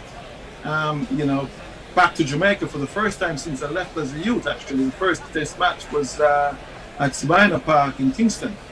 And you remember I mentioned a while ago who actually launched my first class career. But if anything, as I said, I went to the Caribbean with not a lot of wickets, being smacked around the park by the Australian, my first test match there back in Jamaica, back to the land of my birth, as I said, I managed to get the great Viv Richards out in the first innings. I had him out LBW. And not only that, the start of the test match, I remember the West Indies batted first and they had a brilliant start actually. And I managed to run Gordon Greenidge out. And that started the kind of collapse for West Indies. And following from that, I clean ball. I had Viv Richards out LBW in the first innings. As a matter of fact, the umpire who gave him out LB, I don't believe he ever umpired since. Nobody saw it. They were so upset. And the second innings, I had Viv Richards out as well. I yorked him in the second innings, which set up a great platform, and we actually won that test match in Jamaica. I reckon that was the first test match in Jamaica in about 35 years could be actually, if I'm not wrong. Yeah. I was going to say, your contests with Viv are quite famous, aren't they? This must be one of your lunchtime anecdotes, it's got to be. Yes, so I mean, that was quite a battle. And as I said, getting Viv Richards out, both innings in Jamaica, that actually really put me a big launching pad to my international career. So, obviously Viv Richards was getting towards three-quarter end of his career. He was still a fierce batsman, very proud guy, still didn't wear a helmet, and he will take you on, you see. But we had a great battle. And, that series went very well for me in the Caribbean. And obviously, coming back and, obviously I was very fit and all that business. But as I said, in the 90s, the selectors were very fitter in a way. Yeah. So 1 minute you're in, 1 minute you're out. It's not like now where you see these guys getting out there, being rotated, and they've got central contracts. They're just concentrated on playing for England. It wasn't like that, in my days, in our days. You understand? You don't know, because I mean, when I played, your county used to own you, not the England side.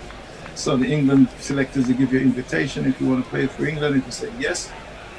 And that's it. So the selectors weren't very, consistent. So regarding confidence-wise playing for England, you were all over the place. Well, 1 minute you're in, 1 minute you're out. So it was very difficult. But, not helped by some of the team management. Ray Illingworth in particular is famous for getting your name wrong and not encouraging you or supporting you. No. Regarding the name wrong, actually, was when I was first selected for my debut. It was Ted Dexter, but he's a wonderful man. Ted, sorry. It was one of those things. He called me Malcolm Devon instead of Devon Malcolm. But as I said, he's absolutely Lord Ted, fantastic guy. I love Lord Ted. But it's one of those things. Again, say way back in the 80s, 90s.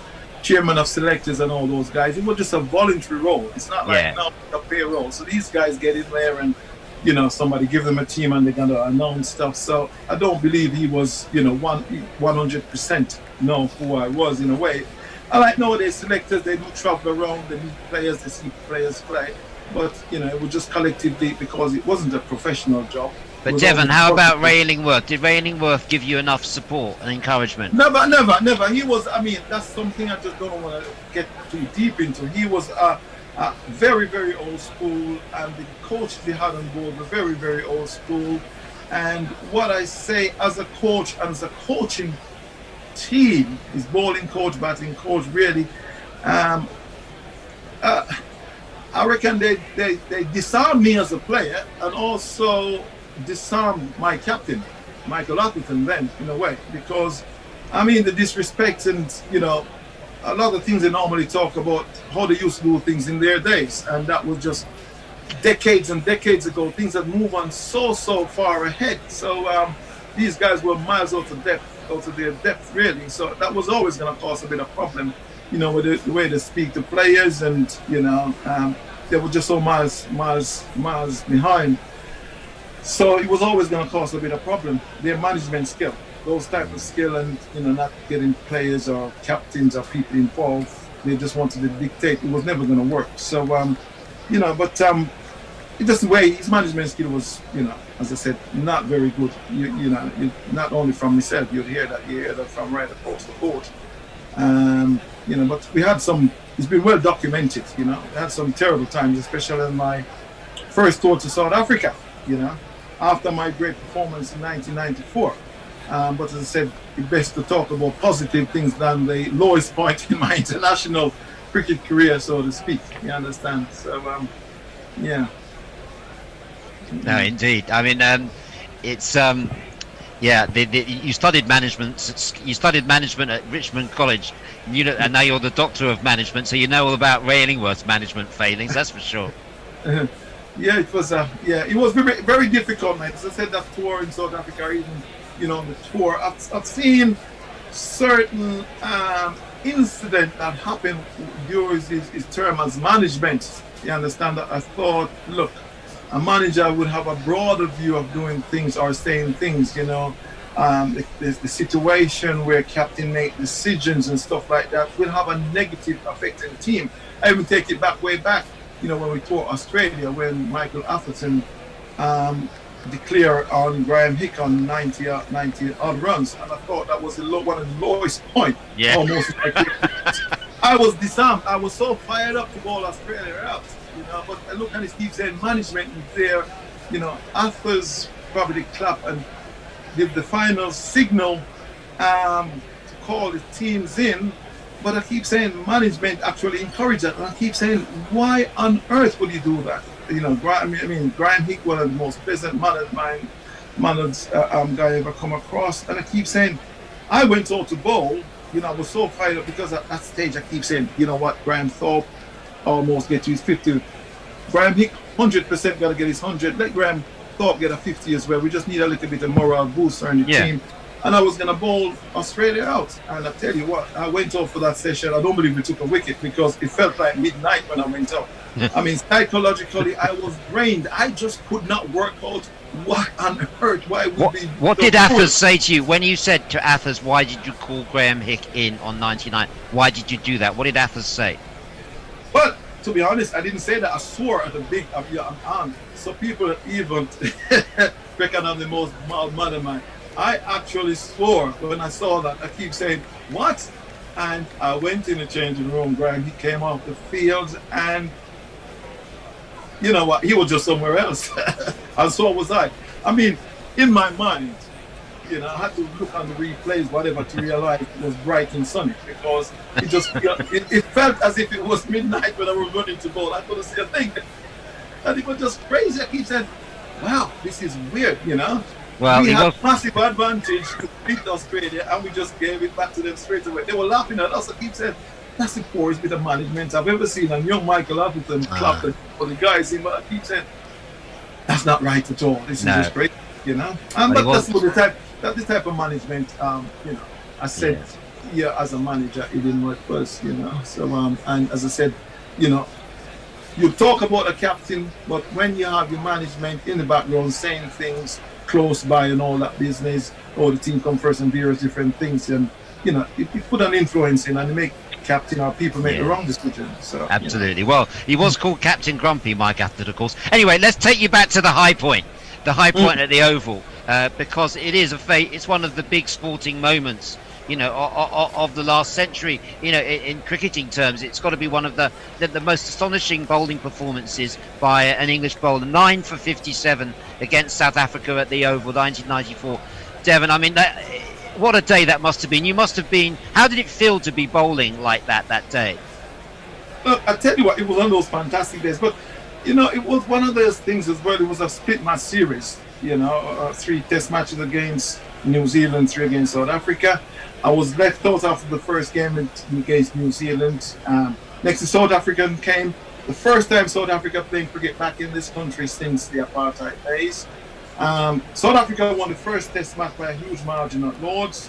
The second test match at Leeds was drawn. So psychologically, I was preparing in my mind, said, look, chances are they're going to be calling up called me up for the final test match. So all of a sudden I heard the call, okay, we need a match winner, bring Devon Malcolm back. So I was well prepared in my mind leading up to that. But, you know, I just pushed it on a little bit. You know, I bowled pretty quickly in the first innings, took 1 wicket. But an incident that happened, I was bowling pretty quickly. John T. Rhodes misread a ball, you know, didn't watch the ball, it cracked him at the side of his head, ended up in hospital overnight. But when I came out to bat, my first innings, an incident happened. I could hear all the South African players, you know, in the slips cordon saying to Farney de Villiers, the bowler, look, give him a bouncer, he hit one of our boys.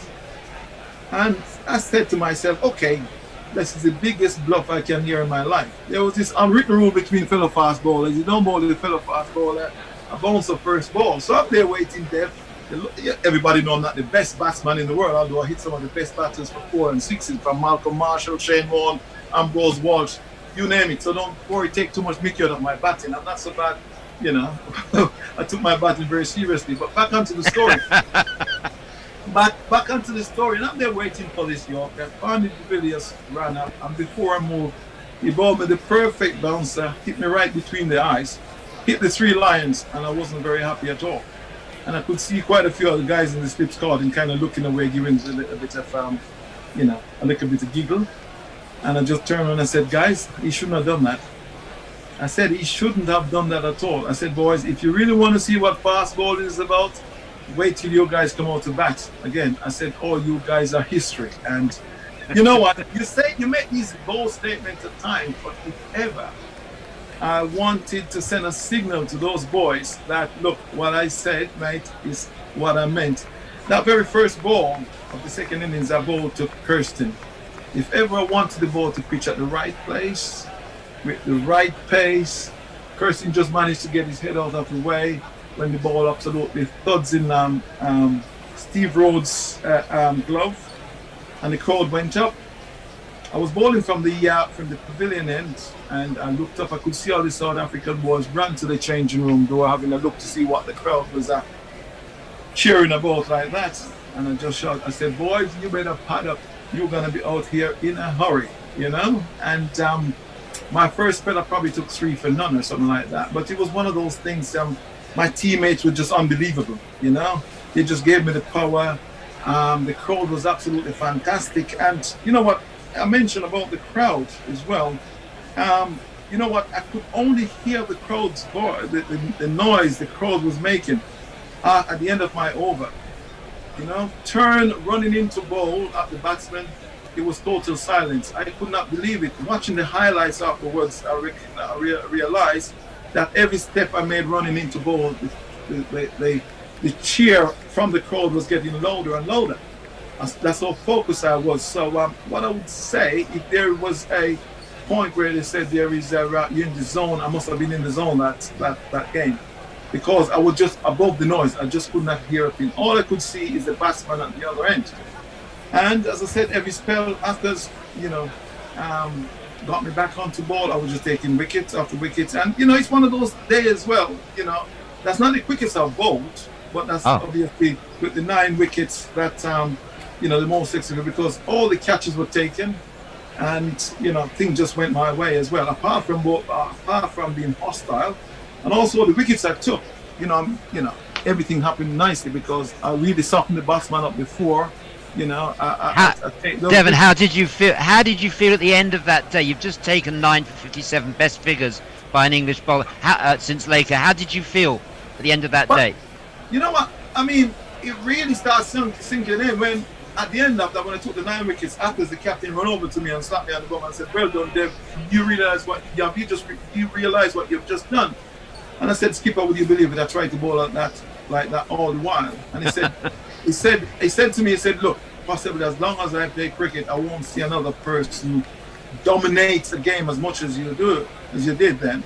And I said to him, "Skipper, you know, I've had a very good game in 1990 against the West Indies in 1990 at Trinidad, where I took 11 wickets. Probably that was my best maths analysis in a test match. Yeah, I took 11 wickets in the game. But we didn't win that game. That's when the rain came and and Desmond Haynes scored the time wasting, the famous time wasting test, yeah. And I said to artists, I said, look, the only way it's going to mean a lot to me, you guys get out there, knock these runs off, and let's win this game, win and draw the series 1-0. And, you know, once it started sinking in, when they got out there, knocked the runs off, we won the game, drew the series. I was man of the match, man of the series, just played one game. And next it started sinking in. And I keep saying, wow, you know, that's it. If I'd gone and take 957 and did not win the game, or South Africa bowled us out, it wouldn't worth a thing, man, you know. But, you know, winning the game, draw the series, and the adulation that follows was amazing, because all of a sudden you're getting called from the president, and you're getting called, all the newspapers headlines was my performance, and it was a memory maker. And will you believe, I've had so many contacts from all over the world, where a lot of sons from New Zealand right across been called Devon. They been named after me, mainly because at that particular stage, you know what happened? Either the wife were in labor and all that business, and they keep running off, coming back. Oh, he took another. When his wife's in labor, rather than helping, they're running off, trying to scream to watch the cricket. So I know, 1994, September 1994, on that day, there's a lot of boys all around the world being called Devon. I must have had at least 10 letters. I mean, a few years ago, one came in from New Zealand. From New Zealand to meet me. I keep saying, wow, I've been sending out birthday cards and all sorts. Dad's been saying, look, my son's staying Devon after your performance against South Africa in 1994. Wow. So it's been a massive memory maker, mate. And it'll stay. It'll always will be. It's going to stay the test of time. It's one of those records that will stand for the test of time. Devon, bringing the story up to date, do you think there's going to be a lot of kids called Cornwall now after this test match? Do you think there'll be a lot of newborns called Cornwall? I tell you what, he's a big boy. He's a big guy, but you know what? He can bowl, you know. And I don't believe, the way cricket or sport is run these days, you know, not a lot of people would put him in his team, but he's got the talent. That's the way Cornwall is built. You know, you can tell the boy can bowl, and I reckon he can bat as well. And, you know, he's a good fielder. So we must not discriminate, you know. Generally, when you're talking about a professional sports person, they have to look a certain way and all that business. Yeah. But, you know, we got to give people a chance. And, you know, all he can do is, you know, he's on the platform, show that he can bowl, he can play cricket.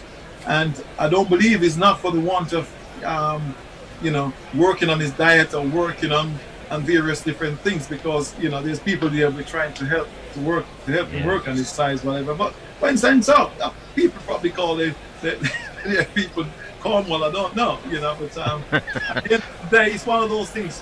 It's probably nice to see. There's a lot of people there who said, okay, all right, you know, you probably don't look like you're a professional sports person, but you can do the business. So we must not discriminate, you know. Well, it's good to see Devon and Cornwall given the credit they deserve in the cricketing stage. Now, I've got to ask you, Devon, with the Jofra Archer situation, I'd love to get your perspective on Jofra Archer, because the England management have really tried to look after him, and you famously were you were often criticised, I think, by one or two people for not being, you know, sufficiently committed. You know, you came from coming from Jamaica. You were accused by one article in Wisden magazine of not being sufficiently committed to the England team. You know, in the light of the changes in society since then, you know, do you reflect on the Jofra Archer situation and see any parallels there?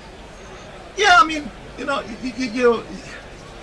as you said, that's why, you know, when you mentioned about the article in Wisden years back, and I had to take them to court, High Court, to put that right, because I keep saying, wow, you check my record, and the thing about it was particularly pointing on the Afro-Caribbean black guys, because at the time as well, there was guys that was from South Africa who actually came over to play cricket. I didn't come here. I got the chance, you know, I took it with both hands. I set it up. I've been given my chance by England. I wanted to play for England, and that's where I give my thing. But if you even look at my figures, I look at the figures right through, all my best performance with the leading up games against England. So there's no, you know, there's absolutely no question in how much I'll give.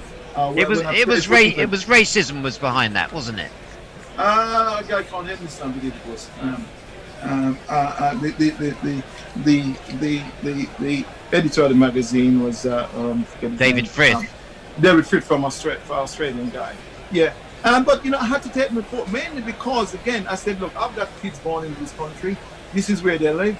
And if I do not take this report and let it go, who to tell in the future I won't have a son who want to play cricket and or play sports. I want to do things for England. And, at the time I had 3 daughters. They go on and do very well academically. One's a pharmacist, one's a pediatrician, one's a journalist and all that business. But as it happened, I have a young son at the moment who shows some potential of playing cricket. And I wouldn't want later on he look in an article and said, look, the dad will accuse him of not trying. But, it was great to see. I took them to the court, and the court, the paper admits, and we got things resolved and moved on. But back to the Jafra case at the moment. You see, Jafra got out there, he bowled very well. It's tough, bowling quick, day after day. And, Jafra again, obviously, he spent a lot more time in Barbados, where a bit warm. You see how lethally well he bowled against the Australian. And, he had them in all sort of trouble. He got a bit colder. And again, as a fast bowler, I must admit, earlier on, Jafra is used to bowling, mainly playing white ball cricket. And when you're going out there and play a game, where you're going to bowl maximum 4 overs, you can give it all. You probably have 2 spells or whatever, not a problem. But when you're going out there bowling 30 or 40 overs in a test match, as a fast bowler, I don't care how smooth you are, it takes a lot out of you. So when they see Jafra getting out there, bowling and not bowling at 96 miles an hour every ball, it can't be done. The next they said, okay, he's not trying hard enough and all that business. So do you see any parallels there in the way that he's being criticised with the way that you were criticised in terms of motivation? Indeed. We're all human, you understand? It's nothing to do with, okay, I'm not charging in mainly because I don't want to for England. He doesn't care. You've got to work with your body. And I said the guy could be tired, and I said he bowled some very long spells. There's never in my life, I've played for how many years, I will never ever bowl spells where in one innings I bowl 30 or 40 overs. I'll probably get up to pretty near 30, but next you really start feeling it. And that guy bowled some heavy heat. And another thing again, he just been co-opted into the team just for the World Cup and pushed on.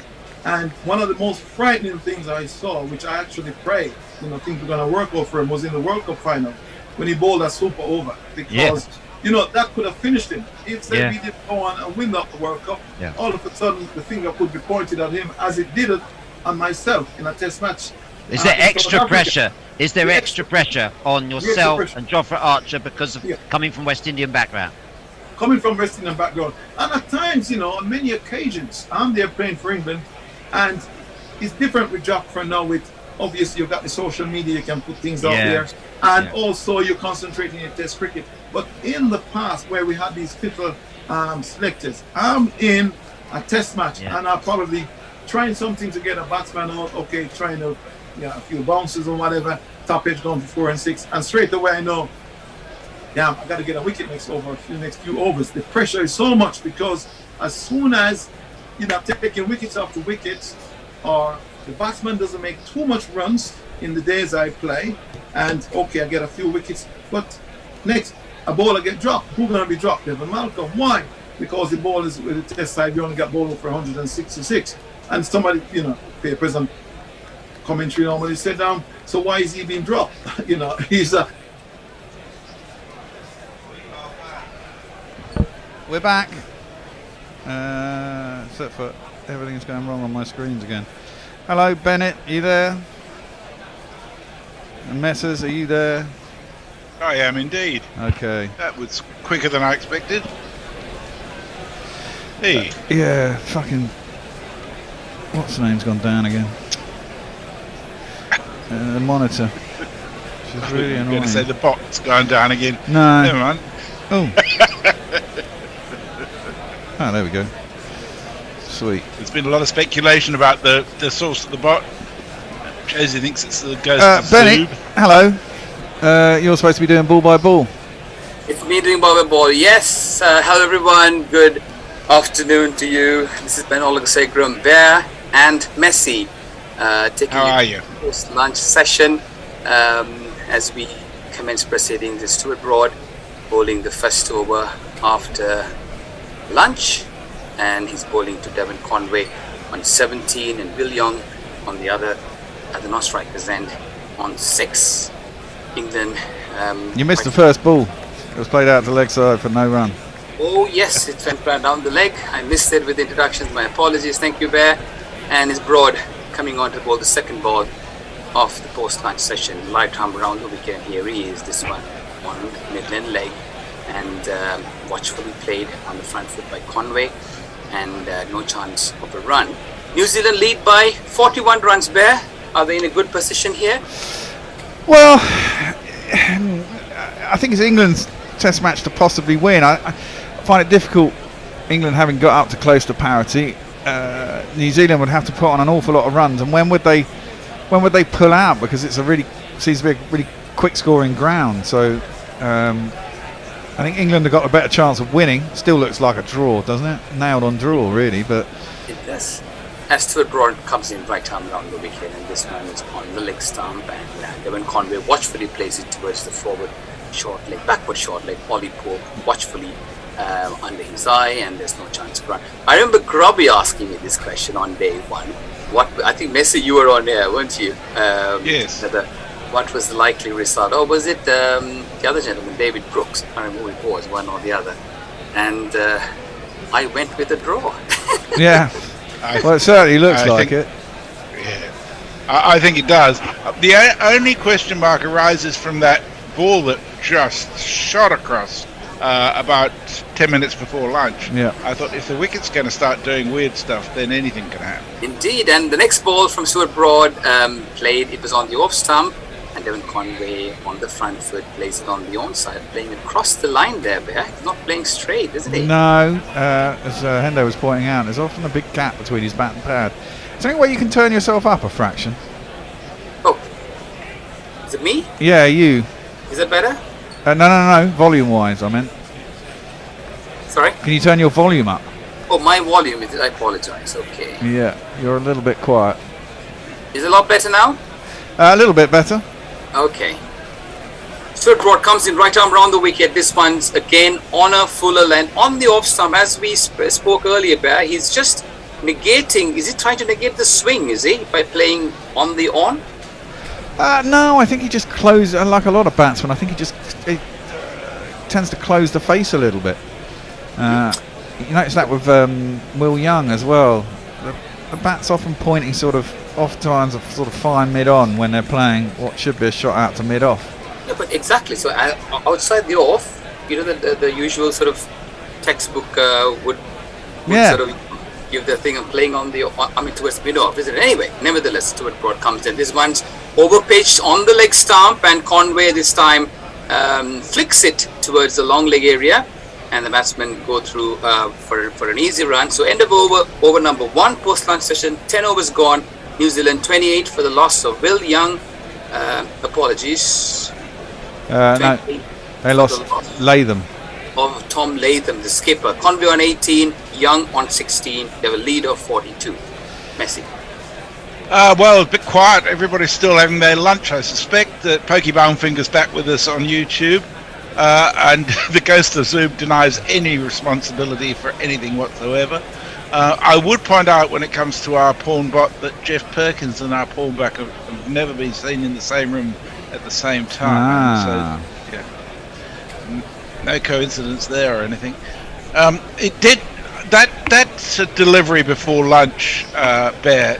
It was like it had gone off a crack at the whacker. Yes, they had Butch was looking at the wicket during lunch, and there are a few cracks opening up. And there's a few indentations. That could change everything, couldn't it? Well, it could do. I mean, this is it. If the wicket deteriorates.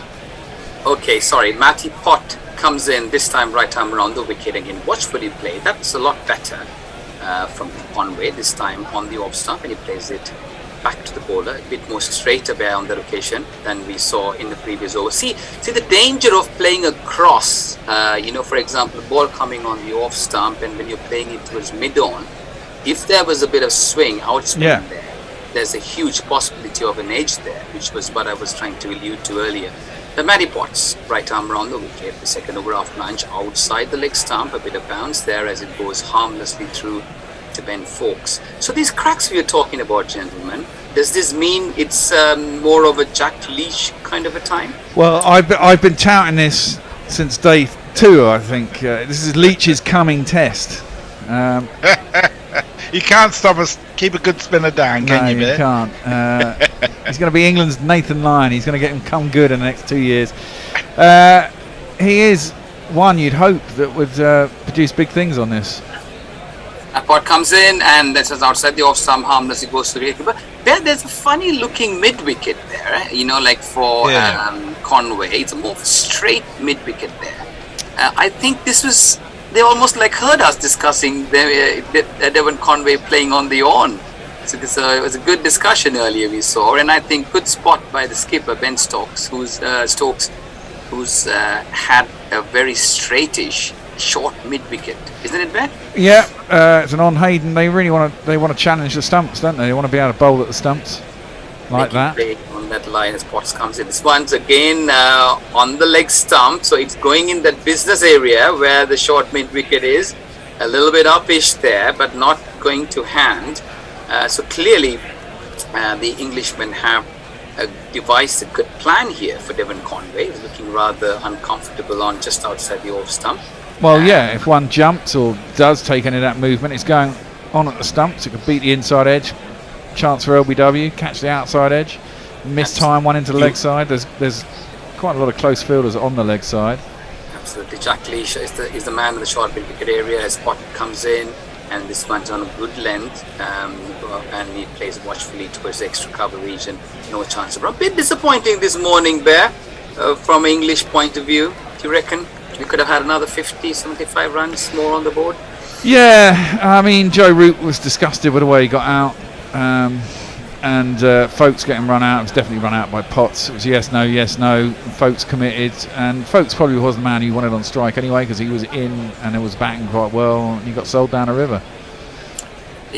As Matt Potts comes in, this one's again climbing up a little, an awkward bounce, and Devon Conway on the back foot, watchful, and takes one hand off, and that's the end of the second over after lunch, as New Zealand are 28 for 1. Messi. Mog says, well, if Ghost of Zoob isn't the pawn bot, was it Sebastian then? Again, I think people are still having a lunch. Pokey Bonefinger saying a draw from the hole we were in is a decent result, but I reckon we should risk it for a biscuit if we can get in the wickets. A full day to chase what would be the limit of just go for it. And disinterested hand job says, well, they made 380 yesterday, so you've got to have more than that to be able to have a chance of beating them. And that's the thing, isn't it? They've got to set a target, and with the pace of this outfield, they're not going to. I wouldn't have thought. They've got to. I mean, something's got to happen in this session. Yeah. Or the session post-tea. I mean, England don't want to chase more than 250 probably, but they could probably chase 300. But then it becomes it's a long way out, isn't it? Absolutely. Stuart Broad, right arm over the wicket. So the bowlers being changed around, and Stuart Broad this time outside the off stump, no chance of a run. So England actually now trailing, New Zealand leading as a matter of fact by 42 runs. We are on the 4th day here. As we discussed earlier, looks like there's some cracks appearing on the pitch, so it's going to be a very interesting session here, gentlemen. This session. Well, yeah, I mean, the other thing is if they do open up and it becomes hard to bat, then England won't want to chase too many either. And then New Zealand may go, right, well, we'll just head out, see what we can get, and see if we can make something happen for us. Broad comes in right arm over. This one's outside the off stump, and he gets an edge as he plays forward. Will Young. There's an outside edge, a good breakthrough. However, it's a boundary as the ball goes to the third man area. But Broad doing well in finding Will Young's edge, where it went through between the third man and gully, and that's a boundary for Will Young. 1, 2, 3, 4. Yes, Ben Stokes diving away to his left, but unfortunately not able to get his hand on the ball. And Will Young living quite dangerously on the location. Stuart Broad getting the edge of him as he was lunging on the front foot. Next report comes in. This one, it's going to be Will Young. Faces in this once again. Quite sort of living dangerously, Bear, you would reckon, on this occasion? Yeah, fencing at that a little bit. Definitely more outside the edge. Went square.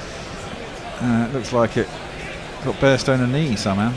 Yeah, indeed. I mean, given the kind of brand of cricket that England are playing now, if England were in this position, gentlemen, I'm sure they would have gone for some runs, isn't it? With Brendan Macklem and Ben Stokes being part of the leadership group, they would have probably given them a bit of a run for their money. But let's see how New Zealand approach these innings on that occasion as Stuart Broad comes in. Did I miss a ball? No.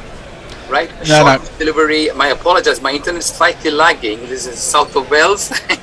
This one's a short delivery, and Will Young on the back foot and nicely carves it away towards the deep cover area. It's another boundary for Young. Young on 14. It's Nissan She. It's Nissan She. That was a nice shot. It's too short, too wide. Good looking shot there, isn't it, Bear? He got well on top of that. He's trying to get the scrambled seam and hoping it would come back in, hanging it out there. But instead, it just went straight on and said, "Hit me!" And he did. With the ball being as new as how it is, just 11 overs old, is it sort of scramble seam time yet, you reckon? Well, I think that's the only way you get something to happen on this pitch. They did seem to be trying it quite a lot. So Broad comes in again. Will Young living dangerously. He's flirting with danger outside the off stump, trying to squeeze that more of a one-day mode kind of a shot, but straight into the gully and no damage done as the ball goes on a bounce position, but still a bit dangerous stroke there, Bear. Yeah, he just hung his bat out of that. I'm not sure he knew what was happening really. He just sort of fenced at the ball. Could have gone anywhere. Luckily, it went down into the ground. This is the third ball in this over that he's been sort of uncomfortable. In between, he's played a really lovely looking, exquisite short cover drive. And this one's on middle and off, and Will Young plays it towards a short square leg area, and there's no chance to run. 36 for 1. New Zealand lead by 50 at the end of 12 overs. Conway 18, Will Young 14. The batsman on Tom Latham. Messi. So Leah says, well, it looks like Rory Burns has been served another county road in Taunton. He's just made another ton. A porn bot says, trying to distance itself from Jeff Perkins, saying, I'm many things, but I've never prostituted myself to the BBC. Yeah. Because Jeff had a number of jingles played by the BBC recently. I'm not sure I believe that now. He protested too much.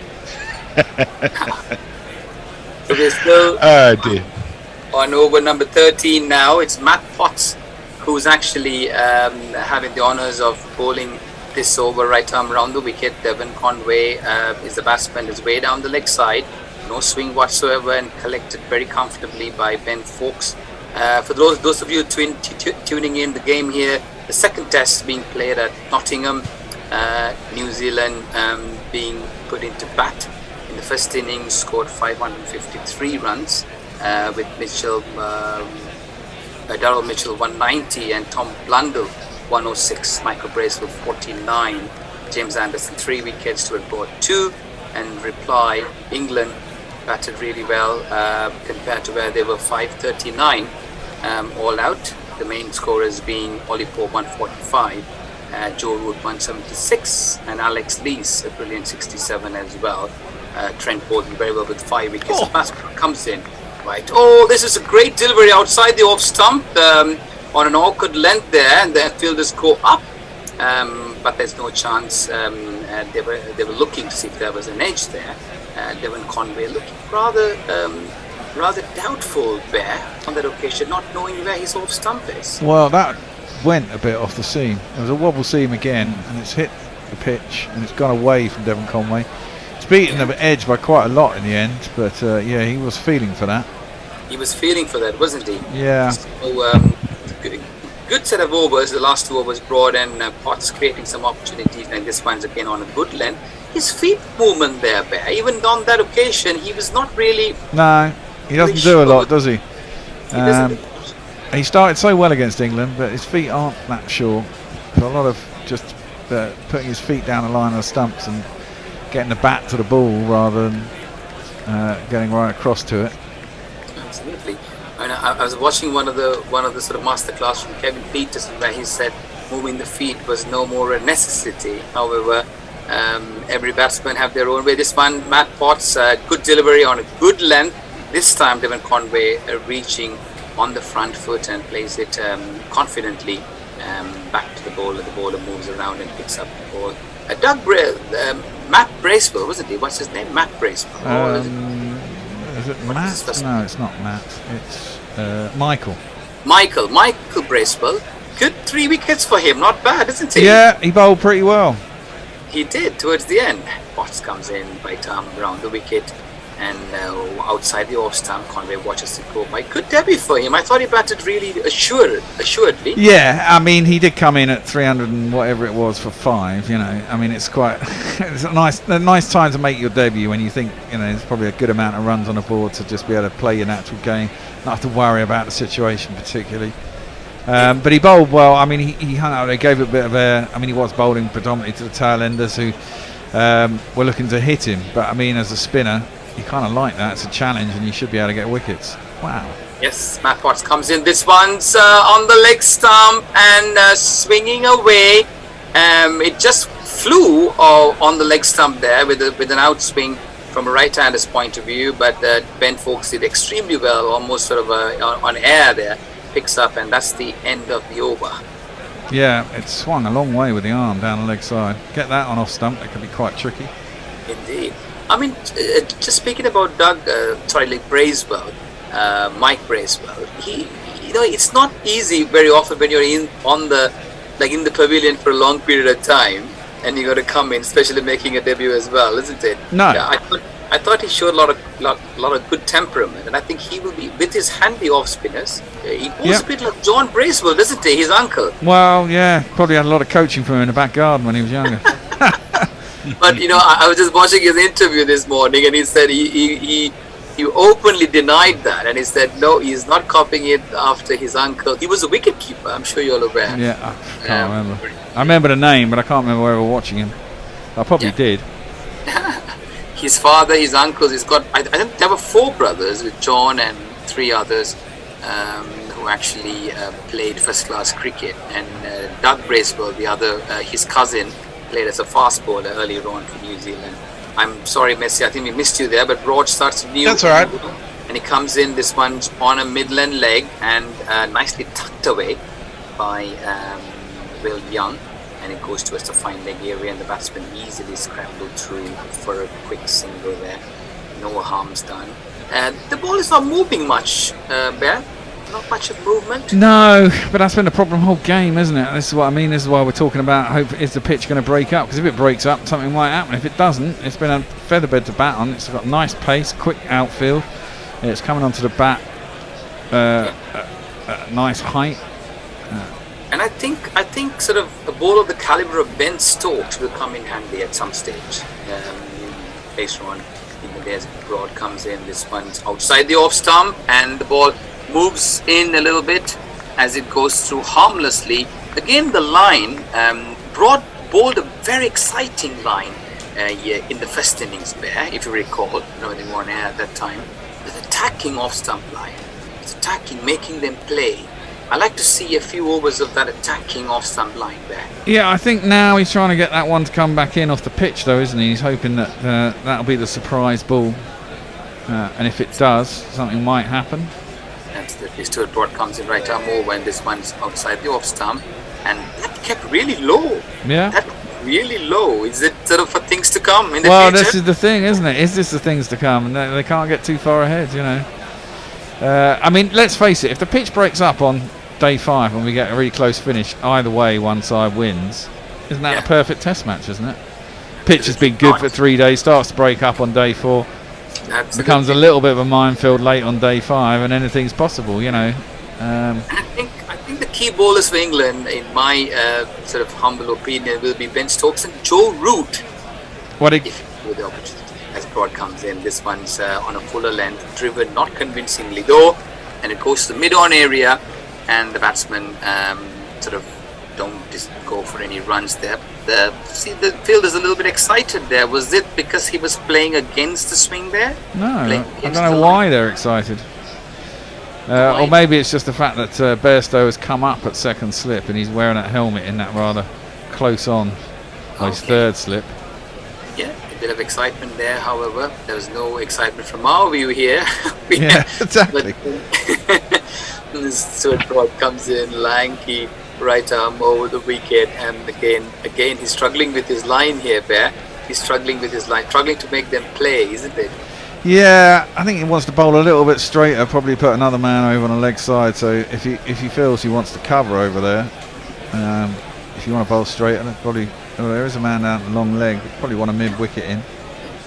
You got like 3 slips and a gully. You've got a very awkward kind of a second slip where Johnny Bairstow is wearing a helmet and he's come right up in a very awkward position.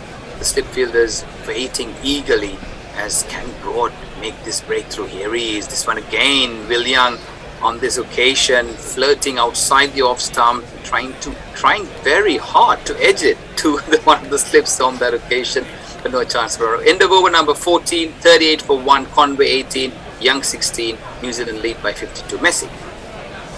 Brian 001 sends us a beautiful picture of basically him set up for the perfect afternoon. It's a picture of a pint of Doom Bar in front of a TV screen at a table in the pub. So I reckon you've got a good couple of hours ahead of it. Exactly, that looks good. Yeah, he says, not sure if my pint of choice, Doombar, is telling me something about the game. Kiwis cruising at 3 runs and over. When will they decide to accelerate? I don't think they will. I think they'll just see how the runs come. It's not sort of pitch where runs don't come because the outfield's so fast. Exactly. You kind of just play what it is. The ball will get older. It will get easier to score if these 2 guys are still there. Ooh. New over begins as Matt Pott, this time on the leg stump, and he plays it. It is a bye, isn't it? Looks like it was swinging so much, and Ben Foakes, rated as the best wicketkeeper in the world, not able to fly through. He had to have wings there. If he were able to get a hand on that one just took off like a flight. I know. Seems to be coming in a lot. There was no chance anyone with legs would have caught that. No, exactly. It's swung a lot. It's swinging in from wide of the crease quite a lot. He needs to get the right line though. Matt spots again. Wow, this one he got the right line outside the off. He had the same swing outside the off stump, dangerously close to the stump as Devon Conway shoulders arm and almost gets his stumps cartwheeling. England excited, and Ben Stokes giving some good cheer to the young fast bowler who's coming in with a lot. That's a beautiful delivery, Bear. Yeah, got the seam in a really nice position. And it's just come in with the arm, hasn't it? Wants to be doing a little bit more of that. We can get one to nip away as well. To get Conway in all sorts of trouble. It did. Conway looking very unconvincing at the last few overs. This one's again outside the off stump. Not much of swing on that occasion, bowling at 82 miles per hour. This young man certainly has made a mark for himself, hasn't he, in the last 2 tests? Yeah. He got the last wicket in the first innings as well, so he did get a wicket. He's got something about him that he's got the ability to take wickets. Let's see if we can do that for England on this in this innings. He was not very penetrative earlier on in the first innings, but as we have another slip fielder. This wicket really hasn't lent itself to bowlers pretty much so far this test, has it? Let's be honest. It has. Matt Watts right down over again outside the off stump, harmlessly going away as Conway watchfully watches that go through. Conway is quite a destructive batsman, isn't he? He can be. And he can change gears at will. We've seen that in the IPL and earlier on. Chuck Leach is warming up. Looks like he's just letting the captain know, hey, skipper, can I have a ball? Yeah. Well, I imagine he'll come on possibly with Anderson as next change. Yeah, I hope he does too with the pitch behaving in this manner. Potts right arm go around the wicket. This one's played back towards the bowler, no chance of a run. Conway on 18, he's faced 52 balls for that, and Will Young on 16, he's faced 32 balls. Not a flyer like they did in the first innings. Bear struggling to keep the scoreboard moving. Well, yeah, I presume they don't want to lose too many quick wickets and hand the advantage to England, and so they are being a little bit more circumspect. As you said though, runs will come as the ball gets older. And if England don't take wickets, then you can see that, England's shoulders probably droop a little bit and New Zealand get on quicker. Absolutely. Matt Potty, here he is. And this one's over-pitched on the leg side. And what has happened here? He's hit it straight to the forward short leg fielder. Ollie Pope's getting a bit of a beating there. Yeah, I think he's been hit hard. He's been hit really hard. That it was hit with a lot of force. Let's hope he's okay for England's sake. Ooh. Yes, he was. It was in the air to him as well. Imagine if it had caught that. Held on to it. He nearly did as well. It went into his sort of what it looks like. He's checking his legs, but it was around about knee height, and he did stay low. Mind you, he didn't have a lot of time to flinch even. He was hit quite sweetly by Conway. It almost seems like as if they're wearing the wicketkeeper pads, aren't they? Yeah, well, that's what they do now, don't they? They have those pads on the inside. They've got loads of padding at short leg. I mean, just imagine how it would have been if the ball had just ballooned up. So it could be a change in the bowling. Messi, you got anything for us? Jack Leach? Yeah, Mog says, I'm not entirely convinced that any match that ends in an England win could be described as perfect. To which Jeff Perkins says, hence your reservations about the results of World War II. Yeah. Let's play the bowler's jingle. Coming up, here's a face that I know. It's Jack Leach. Now coming up is Jack Leach. Oh, Jack Leach. So Jack Leach coming on for the first time in this innings. Do you reckon this will be with Moeen Ali now announcing himself back in the Test fold? What do you think potentially will happen there? Well, they'll be tempted to go back to Moeen, won't they? Question. I don't think they will. Do you not think? I mean, he does have. Well, as Tony Bishop says, how do you feel if you're Leach or Parkinson, and all of a sudden they say, "Oh no, you're not good enough. We're going to go to the old fuckers who have nearly finished." Well, you think you say, well, Leachy, whilst I love your batting and you got 92 as a night watchman, for me, Moeen Ali adds a lot more to the batting. Jack Leach comes on with a new over, and this one's on middle off. Comes into Devon Conway, plays it harmlessly back to the ball, no chance of a run. And New Zealand 43 for 1, Conway 19, Young 16, the lead by 57. And again, Adil Rashid has said he's ready to come out of retirement as well. Yeah, that's weird.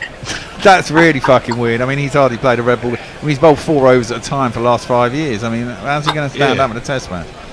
So this one again, middle and leg coming in and plays it towards a short fine area. It seems rather, I mean, there must be a sort of battery of bowlers, right, who will be ready to come out of the international scene. It seems quite bizarre that we're going back to the old days who've retired. Jack Leach comes in, this one a little bit on a fuller length, but Conway going on the back foot there. Bear? Well, it's a little bit short. Obviously better batsman. If it's even a fraction short, they'll try and get on the back foot. Makes it a lot easier to play. You can play it off the pitch. I was not very sure of how the pitch is going to sort of behave, and this one's on midland leg and plays it towards Pope. No chance of a run. I think in the main it's going to play okay. It's how often it misbehaves going forward will be probably dictate how many wickets fall. But with a few balls that we've seen that kept low, might be interesting to see if one of those balls kept low and took the batsman by surprise. Yeah, or certainly Bracewell was getting the odd one to hop as well. He did. Jack Leach overpitched this one again. The footwork not very assured from Devon Conway, and he plays it towards just plays it watchfully.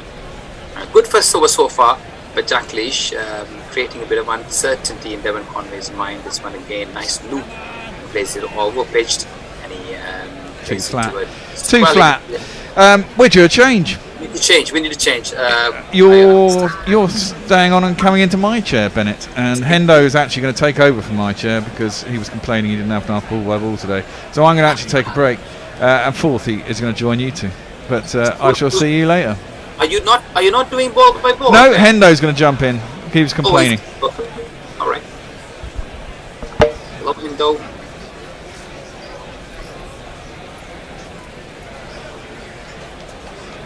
We need your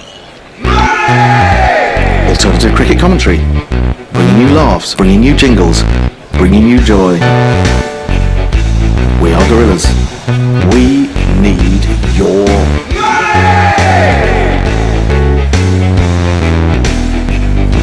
patreon.com/Gorilla Cricket.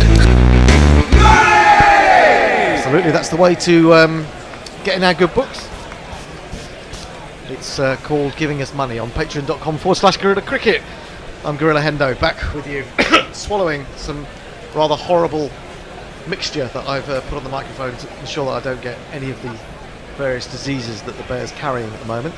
Hello, Bennett. I think it's the first time I've been on with you. Yes, indeed, Hendo. We haven't met. Nice to meet you. I'm Hello Ben there. here. Yes, Hello. indeed. What do we think? How are you then? today? I'm good. Potts has bowled quite a useful little spell here without much luck, but I think also New Zealand are batting quite competently as well. Potts is in again, back of a length, and Young goes up on his toes to defend, and there is no run. Fourthie, welcome back. Have you got any tweets for me? Yes, one or two. Mog says I've already said too much, and did Adil Rashid retire, or was he retired? And Brian says, remind me why Moeen Ali isn't playing. If he does return, why wouldn't Cook return? That's a good one. Well, it was interesting. We were just talking about it in the green room, Tony and me. You do wonder, as Potts comes in again, or slips onto the back foot goes Young, defends it to backward point. You do wonder if suddenly the likes of Adil Rashid in particular and Moeen Ali are sort of fluttering their eyelashes at McCullum, having heard that he's interested in them. It does make you wonder how they felt about the previous regime and the excitement that Brendan McCullum is creating may well be enough to lure them back. That said, Rashid's got to get himself a red ball contract with Yorkshire, hasn't he? If he wants to play Test cricket again. Once more, angled in, defended down in front of short leg by Young. But on that note, Hendo, it's fine that there's a bit of interest, but is it creating the right environment for the existing players? For example, Jack Leach, who's been the man in possession, Parkinson, who had to live, somebody had to die or go through concussion for him to play, and then they do all the donkey work, and suddenly these guys announce themselves like, hey, I'm ready to play. I'm going to my family, my country, whatever, but I want to make a difference. Potts into the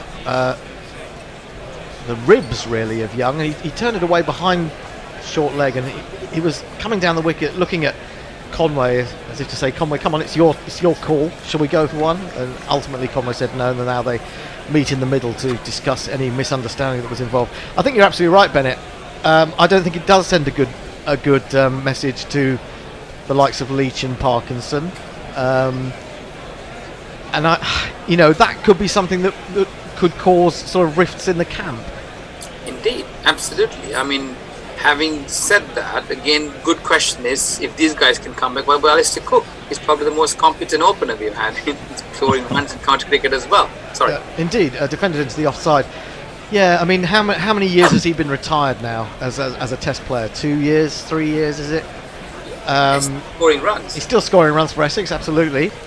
But I do feel sorry for these guys. It strikes me that Brendan McCullum just wants the guys that he rates, and that's why he's already been in touch with the likes of Adil Rashid and Moeen Ali. Yeah. I don't think they rate Matt Parkinson that highly. I don't think so. I don't think anyone rates him highly in the Test arena, unfortunately, isn't it? And having watched him bowl, I've got to sort of agree to with that kind of rating. It's such a shame, though. However, that's the way it goes, isn't it? Unfortunately. That's a better ball from Leach. He gives that one, really does give that one a bit of air. Flicked away to mid-wicket by Conway, and there is no run. Yes, there's always a line to be, a difficult line that you might cross by when this kind of news escapes into the media. This is played straight to short leg. You do then wonder about what effect that might have on a guy going into the next Test as he's playing, and I can't think it does them a lot of good. I mean, if you're talking about Pope, for example, always had a little jab at that one, which didn't really turn back. The one that went straight on could easily have got a thin edge through to Folkes, but Conway gets away with it. And I think, given the circumstances, Jack Leach would have even played with on his wheelchair, knowing that Matt Parkinson was breathing down his neck. On top of that, with all these stories about Moeen Ali and Adil Rashid coming through as well. Nicely stroked up to mid long on the next delivery, and they take a single, moves the score on to 44 for 1. Yeah, and Leach has been so unlucky in his career anyway, just with illness and injury. You also add into the equation that he gets talked down a lot in the media. I mean, there's always seems to be concentration these days on what he can't do rather than what he can do. I mean, he is indeed a good bowler, but he's a containing bowler, isn't it? More in the mood of Ashley Giles. But then we're comparing someone like Graham Swan to Moeen Ali, you know, the one who can make those breakthroughs, take the wickets. In Pakistan, we need to have 2 decent spinners. Onto the back foot goes Young. I'm not sure he was totally in control of that cut shot. It seemed to come a little bit off the shoulder of the bat to me. It's been chased by Potts down to third man. They should get back for a third. They do. And the New Zealand 50 will come up, I think, unless they've already put the runs up. It's 47 for 1 according to what I can see on my screen. That one really actually bounced and turned. And it was only because it was a tiny bit short that Young really wasn't caused too much of a problem by that. That said, he did get, as I say, he did get a little bit of a top edge. This one is played to mid-wicket. Sprawling fielding by the man running in there. I'm not sure who it was, actually. So 47 for 1, 18 overs bowled. The lead is 61. I thought that was a decent over from Leach, who's gone for 4 from his first 2 overs. And there was a little bit... I mean, even at lunchtime, Mark Butcher was talking about the cracks that might be opening on the pitch, and then saying, you know, the problem is with the way the wind's coming, Jack Leach doesn't get that drift away before he brings the ball back into the left-hander. So he's already talking him down. I think Joe Root will be the key. I mean, if you remember in India, he bowled in a similar situation and picked up 5 wickets. Ben Stokes and Joe Root will be a key lethal combination if England are to do any good in this series. Well, it's Potts continuing for the time being. The first ball is allowed to pass through by Young. It's decent swing there, Hendo. Even it was coming in, he's able to bring the ball. Lots of swing for him. We saw a few hours ago when the couple of balls just took off, like almost on a flight, and down the leg side for Devon Conway. Beautiful bowling there. I've got a feeling it did quite a lot. Actually, this is, to me, more than anything, it seemed to me it seemed to do more as it passed the batsman, really. But he's bowling well. He's very economical in this spell. Into Young, who defends straight good length delivery up to mid-on. I don't know what you think about this, Forthy, the argument between these spinners, and do you think that some of these approaches which get revealed to the media, you know, have a sort of an effect on the players who are actually in position? Well, there's 2 points of view. I do think that Moeen and Rashid were probably ill-used by previous regimes, but I don't think in your memorable phrase they can just flutter their eyelashes now and be ushered back in either. Outside the stump, a little hint of away swing, but starting off too wide, Young leaves it alone. To be fair, I think the approaches have come from McCullum as opposed to them sort of getting in touch with him. But you know, it's been made public by the likes of, well, more so Ben Stokes, that Ollie Pope is going to be given that run at 3. So it would seem kind of slightly hypocritical if you don't say to Jack Leach, well, you know, you've got maybe both series of this summer to prove what you can do. Potts in short onto the hip and clipped away aerially, but with good timing. A couple of bounces to Leach at long leg, and they take 1. 48 for 1. Almost gives the message that Jack Leach is not sufficient enough, isn't it? Making him feel like why was Moeen Ali and Adil Rashid in particular approached? What about Alistair Cook, as we spoke before? And I have a feeling that people like Liam Livingston and Butler will definitely be high on on Brendan McCullum's shot. Well, you see, then again, as I've written in the Smacksmon this week about Ben Folkes, and I think that would be really unfortunate for Ben Folkes. That said, there was a time when Folkes first came into the team, a break off as Potts comes around the wicket now. Well, that really takes off down the leg side. Brilliant piece of keeping by Ben Folkes, who's clutching at the ball in mid-air, diving away to his right. And now that's just an example of perhaps why Joss Buttler shouldn't be in the team, because that was a fabulous piece of keeping that might, on another day, it's swung quite early, hasn't it? It's swung quite early, and then it's kept going. Indeed, and quite similar to this, a few overs ago, he bowled one similar, and folks couldn't really get his hands on. But this, he almost had wings there. He took a flight. He did. He was taking flight. It's really good, and it's really good to see from an England wicketkeeper doing that sort of clean take into Conway. Wants a single this time. Potts goes after it himself, and then flicks it. What on earth has he done there? Somehow he's flicked it over the mid-off, and they've come through for an overthrow. I'm not quite sure he can explain that. I'm not sure I can explain that. It means the New Zealand 50 is up 50 for 1 at the end of the 19th over. The lead is 64. England need a wicket, or I fear this match is going to not so much get away from them, but it's going to get away from being the possibility of there being a result. Conway 22, Young 20. Any tweets? But yes, Warren, isn't a lychee a fruit with a spiky exterior, a testicle-like interior, and a middle similar to Hendo's kidney stone? Leah, Cook has been retired from tests for nearly 4 years, adds. So when Crawley inevitably goes cheaply in the second innings and with Rory Burns making a turn, how long until England repeats the Rory Burns experiment?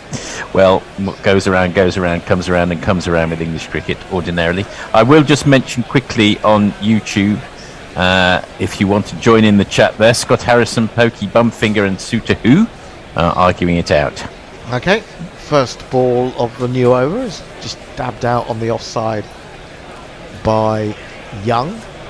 There is no run. Hendo, someone has made the point, I've just lost it for a moment, but they feel that we ought to draw attention, it's disinterested hand job, it should draw attention to the YouTube chat donation thing, so if you'd like to remind us about that. Yeah, I saw that. I don't know what there I am, I don't know what it is. Sorry, Mr. Bull more or less there. It's played defensively, as was the third one, which ended up going to backward point. Well, I think I know what it is. I think you can sponsor a post which has to be read out, and therefore you pay for the privilege of paying for it. Well, we can go for that. Yeah. Onto the back foot goes Young. He's forced this through the infield on the offside. There is a man, Johnny Bairstow, back on the fence. They take one. Move on to 51 for 1. The lead is now 65. Yeah, I for all the good things that Brendan McCullum is talking about, he's flicked off his legs. Nice shot from Conway. Only bring him a single to deep square, where Bairstow is for the left-hander. And they move to 52 for 1. But just going back to what you were saying, Ian, about these two bowlers being not used properly, I don't fully agree with that. I think they were given. I mean, Adil Rashid was actually called back from retirement on Red Jones, wasn't he? And he played. Yes, it was more. To be fair, Ben, it was more how they were handled by their captains, who seemed to misunderstand how to use them. Oh, sorry, my apologies. Yes, because not Moeen at all. Ali, if you remember in the test where he was kept back, and then when he came back to England after the first few tests, there was a big uproar saying that he had left when it was already planned that he was going. If you remember that one in India, wasn't it? So I think that was the last straw. My apologies, Hendo. I think we. Yeah, final ball of the over just flicked away for a couple. Conway moves on to 23. Young is on 23 as well. 54 for 1, and yeah, England desperately need to find a way through. Yeah, I think also a lot of it is media hype and media talk. The constant need to have a new story. There's probably more outlets around the world talking about cricket on a daily basis than there have ever been before, and a lot of those stories are repetitions of stories from elsewhere that people have picked up. We do it ourselves to a certain extent here on Guerrilla Cricket. Knocked down to short leg as Potts starts a new over from round the wicket to the left-handed Conway. And so there's always got to be a talking point, hasn't there? So you get this situation where someone like KP or Michael Vaughan. In India, it seems to be Gautam Gambhir. When any one of these people proclaims on anything, it automatically becomes a news story. And only needs So someone. when you guys saw that KP's now put his head in the hat to coach England. Has he? Batting coach. Potts in, bowls to Conway, jabs this down on the onside. And again, there is no run. I hadn't seen that. But that's the kind of thing I mean. They can put out feelers, can't they, through friendly journalists these days? And it's, you just get so many different opinions. It's sometimes hard to clear your head and work out which ones have any sort of semblance of reality to them. Potts into his 7th over, just gone for 6 runs, getting the ball to swing. This one doesn't, though, as it's well judged by Conway outside the off stump. He leaves it, lets it go through to the keeper. They have been quite watchful, haven't they, Hendo? And however, a good partnership that's been put together now. They're looking a little bit more assured in the last few overs.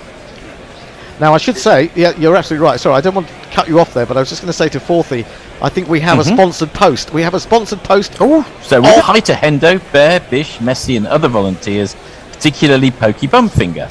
And and Jeremy Henderson has added, that's how Messi has added another one saying, my hero. So that's nice. Suddenly, the sponsored posts are flooding in. Please keep it up. $8. Well, I say $8, but one's Australian dollar, so that doesn't really count. That's not really worth anything, is it? An Australian dollar. Potts comes in, bowls. Conway onto the front foot, plays this square down to gully, and there is no. What would we get in English pounds from an Australian dollar these days? In broad terms, just half it, Hendo. So $3, £1.50. It's probably not quite that, but that'll do. I do remember. I'm trying to think what year it was. Was it 2006 or was it all the way back to 1994? It was one year that I was out in Australia when the Barmy Army was saying we get $3 to the pound. Yeah, that was quite good. It was very different then. Yes, indeed. Potts then to complete his 7th over, coming into Conway round the wicket. Oh, he's gone through him there. Completely finds that gap that we talked about between bat and pad, or as I've heard it described on Sky as playing slightly outside the line of the ball, but he hasn't got a feather through. Potts been so unlucky, hasn't he? He's just bowled wholeheartedly without getting the rewards in this innings. Deserves a wicket. He does indeed. We have another sponsored post, Forthy. I'm sorry, I keep seeing them come up now. Let me read it very clearly, as sponsored posts deserve. Disinterested hand job at $5. Read this shit out, ya buggers. So thank you very much for that disinterested hand. Indeed. Very nicely summated. I've got 1 or 2 tweets. O'Neill Harris, Hendo always talking sense. Well done, Hendo. Smooty, superb athleticism from Folks. Just realised who his Hollywood doppelganger is Guy Pearce. I think that's a good call, actually. I don't know Guy Pearce very well. Oh, now this turns, but it's far too slow and far too short. It's pushed into the offside. They're going to run through for a single. I think they did. They did in the end. Yes, Young it is who's got down the far end. So New Zealand move on to 55 for 1. Conway 23, Young 24. Guy Pearce, very good in Memento, very early Christopher Nolan film. I get Guy Pearce mixed up with the director. What's his name? Guy Ritchie. No, they're very different. Not the same people at all. Not at all. We used to see Guy Ritchie wander past the sports bar that we used to do guerrilla cricket from, the Jet Lag in Fitzrovia. We'd see him occasionally. Saw Graham Gooch around there once as well. Onto the back foot goes Conway, forces to mid-wicket, and there is no run. Those were the heady days of guerrilla when we were live to a public that could unexpectedly walk in at any minute, order a drink and find themselves as part of a cricket commentary. Oh, he aims a big meaty drive at this one, and it turns a little bit and he drags it down off the inside edge. Could easily have gone back onto his stumps there. So that's where he wants to be bowling. He wants to tempt him into that shot again if he can. Leach in, nicely flighted, defended to mid-wicket, and there is again no run. Brian in Brisbane points out that £1 is actually more like $1.75 right now. Right, okay. He's in again. This one's fired in a bit quicker towards the legs. They're going to get a single as Potts runs around from backward square leg to field. So they're now both in some sort of perfect symmetry, 24 apiece. 56 for one, the lead's 70. And I guess another hour of this, and then you look at, if no more wickets have gone down, whether New Zealand can begin to push for anything. Anyway, at the moment, they're slowly trying to consolidate here to try and make sure they don't lose any more wickets before they can decide next session. This is defended to short leg, runs off a thick inside edge, and that is the end of Leach's fourth over. He's got figures of none for 10. Josie Oak, we're doomed. No, it's okay. Josie Oak, we're doomed. Messages, you can keep your filthy English pound tender. They'll soon be worth naught. Indeed. Jeff Perkins, I thought the GPL was mostly funded with Australian dollars. Yes, you are probably right, actually. Yes. Yeah, fair point. Messages, Hendo just thinks all guys are the same. Typical. And Jeff Perkins, living in their glorious pre-Brexit pound past. You're down to $1.75 Aussie dollars to Her Majesty's pound. So confirmation of the conversion rate there. Let's just, I don't know, do we need to print some more money? Anyone here an economist? I think that's always a bad idea. Is it? It's called quantitative easing for a while. But every country in the world that just goes around printing money ends up more or less like the Weimar regime or Zimbabwe in the end. It's not a great solution. It's a great shame. It just seems such an obvious and quick solution to everything, doesn't it? I mean, if someone just came round with a barrow load of money to my house. Yes. I mean, things would be much easier, wouldn't they? You know, Hendo, but indulging children is always a great, short-term solution. And look what happens. You'll end up with Jeremy Clarkson or something equally horrid. Oh, don't say that. What we will end up with, for the time being, is this man.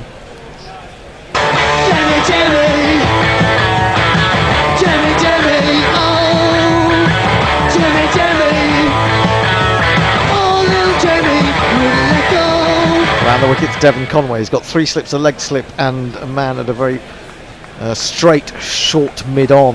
Dabbed down into the gully area where there is no gully.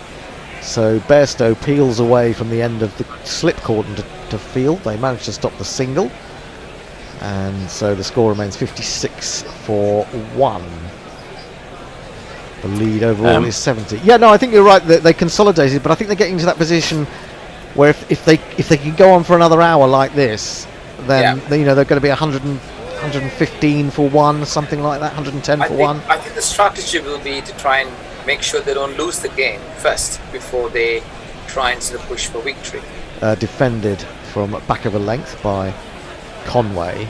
That said, they do need to win this test if they have to have any chance of winning the series. They may not, though, be thinking in terms of winning the series. They may be thinking in terms of going to Headingley with the chance of squaring the series. So I think it all depends on the mindset and way that they are going to approach it tactically.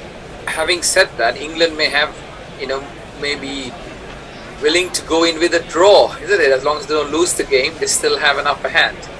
Defended by Conway, yes, but I think that is not what this England team wants to be about. It wants to be about, well, we're going to go for the win if there's even the sort of most outside chance of the win.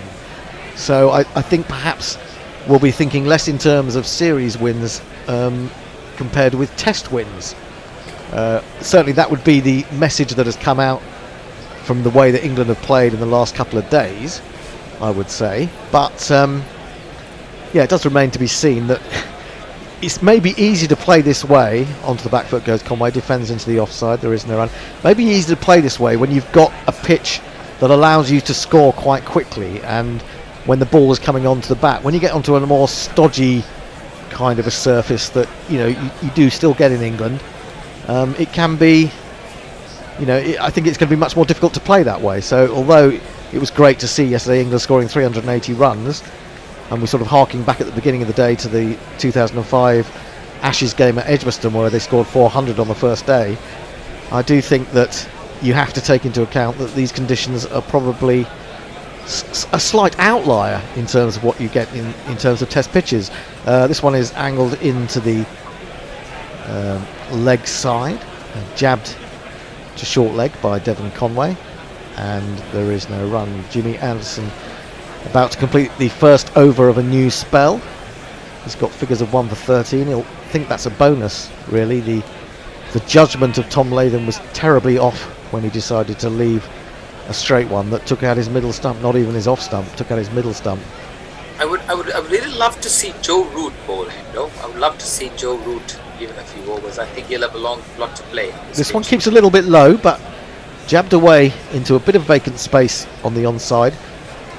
To the left of mid wicket. Jimmy Anderson seems a bit pissed off with that, but they got through for the one. 57 for one. The lead is 71. Fourthie. The sponsored posts are flooding into YouTube. Yes. Emily Elizabeth at $3. Thanks for the cricket, chat and company. Kisses and hugs. How lovely. Thank you so much, very, Emily. very welcome. Absolutely. Very good to have you aboard. Slightly less warmly, if I can put it that way. Leah says, Weimar was no regime. I may have inadvertently used the wrong terminology. My apologies, Leah. Mog, I have a $5 trillion note from Zimbabwe lurking on my desk somewhere. Cost me $3, including postage. Messy Jez, I'm channeling my inner Milton Friedman. Actually, I'm not really an economist at all.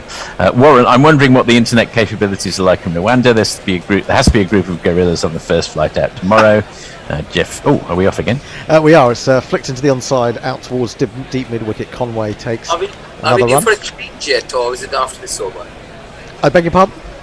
Are we due for a change? We're due for a change. Actually, we are. Who's due to be doing ball by ball? I think it's Steve Jones. I'm not sure he's here yet, though. He's another one who comes into the studio. It's Dono's on my roster. Oh, it's Dono, is it? Okay, I'll have a look and see whether he's waiting. He is waiting. Onto the back foot goes Okay, Young. thank you, listeners. Nice to sort of have a sip with you, Hendo. Yes. And you both. Nice to meet you, Bennett. Nice to meet you both. We'll see you in the future, no doubt. Maybe even more today. I'm not sure. Without looking at the rotor, Leach in bowls and forward props. Will Young defends gently out into the offside. Folks comes from behind the wicket to do the fielding. And England need a breakthrough. It's just taking the sting out of England's attack in this afternoon session. We've had an hour now, pretty much, if not more.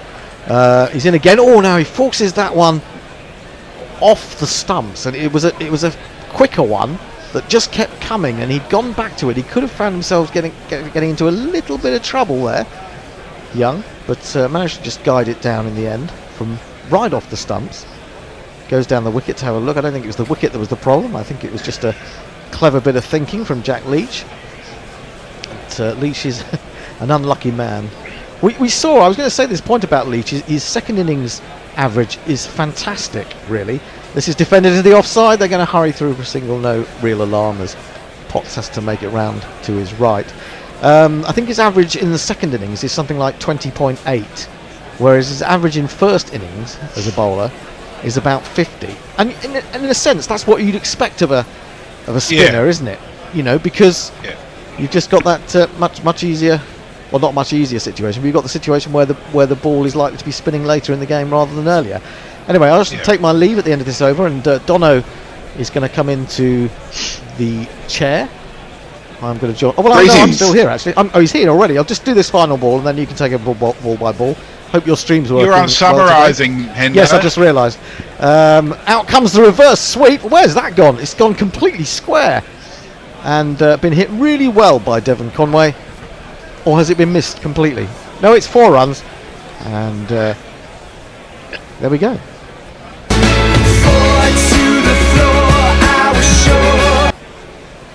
All yours, Dono. That was entirely unexpected from Devon Conway. He'd been playing quite circumspectly for his 26 off 84 and then said, "Nuh-uh, I'm going to take a leaf out of the Jimmy Anderson book and I'm going to play a beautiful reverse sweep."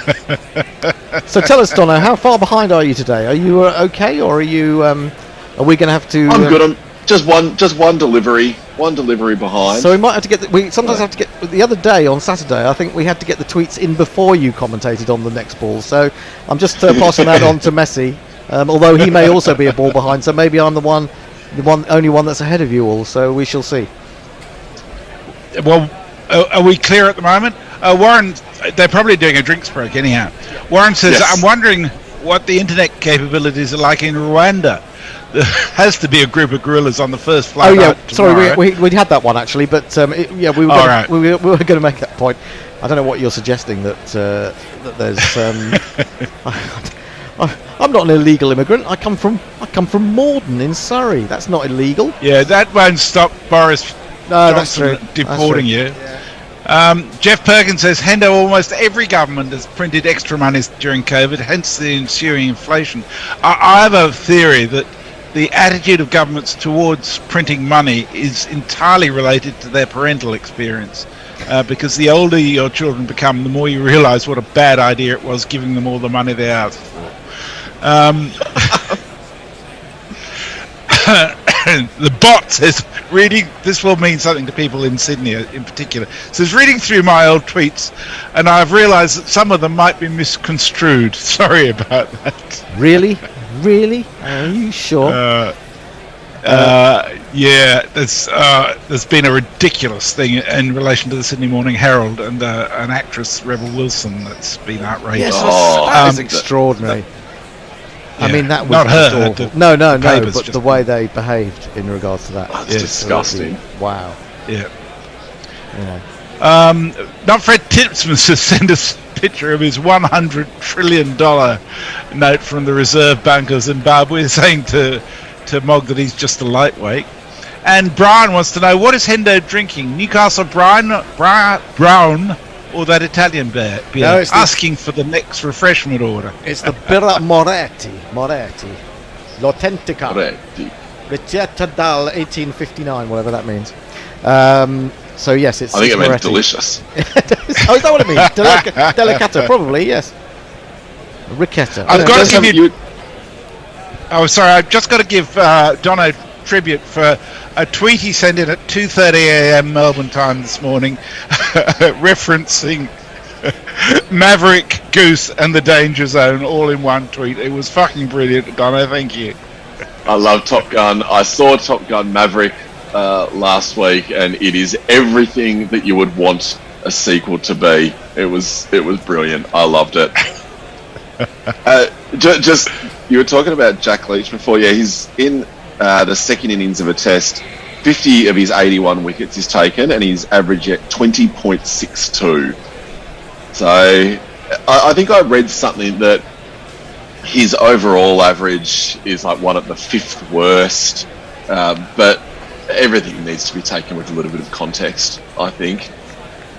Well, I mean, he's had an enormous amount of bad luck. He's also had to run around various countries carrying drinks, possibly on days that he should have been playing, and then on days that he probably shouldn't have been playing, they forced him into the team. He's got smacked around a little bit, and they said, "Oh, he's no good," and dropped him again. There was that one test, and it may well have been against Australia, where he was just.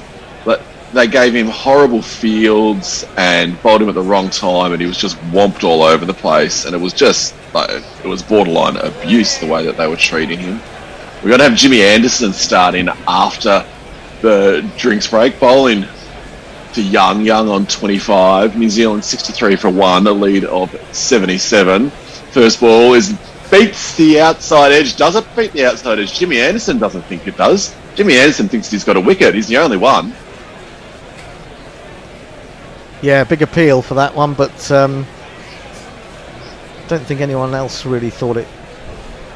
Perhaps a little bit of a wild shot. The camera operator got a little bit confused. The camera operator thought that Joe Root was still captain because they went directly to him and then went, "Oh, hang on, no, let's go to Ben Stokes." Well, that actually happened. I'll tell you about that in a minute. After it was miles away from it. I was going to say that I think it was Mel Jones on the Sky commentary yesterday when Joe Root nearly got run out.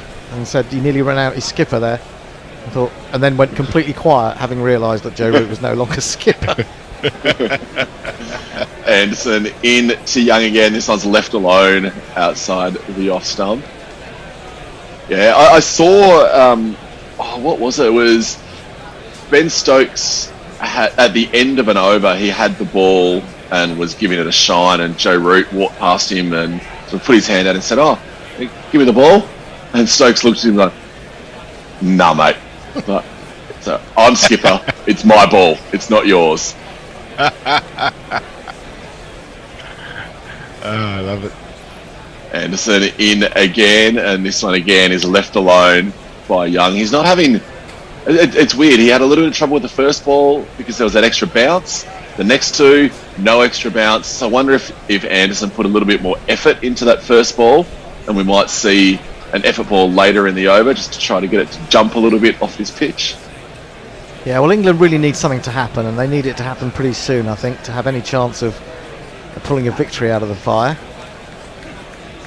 But I'm curious as to the tactics of England with the batting. This next one is left alone. It comes back in. It might have clipped the pad on the way through. Anderson is very, very keen for this one to go upstairs. I don't think it would have hit the stumps. Ben Stokes saying it was too high. Yeah, I think it was too high. It might have been accurate enough in terms of direction, but not in terms of height. But, Jimmy's really up for this, though. Yeah, he is indeed. It's cut back nicely. Yeah.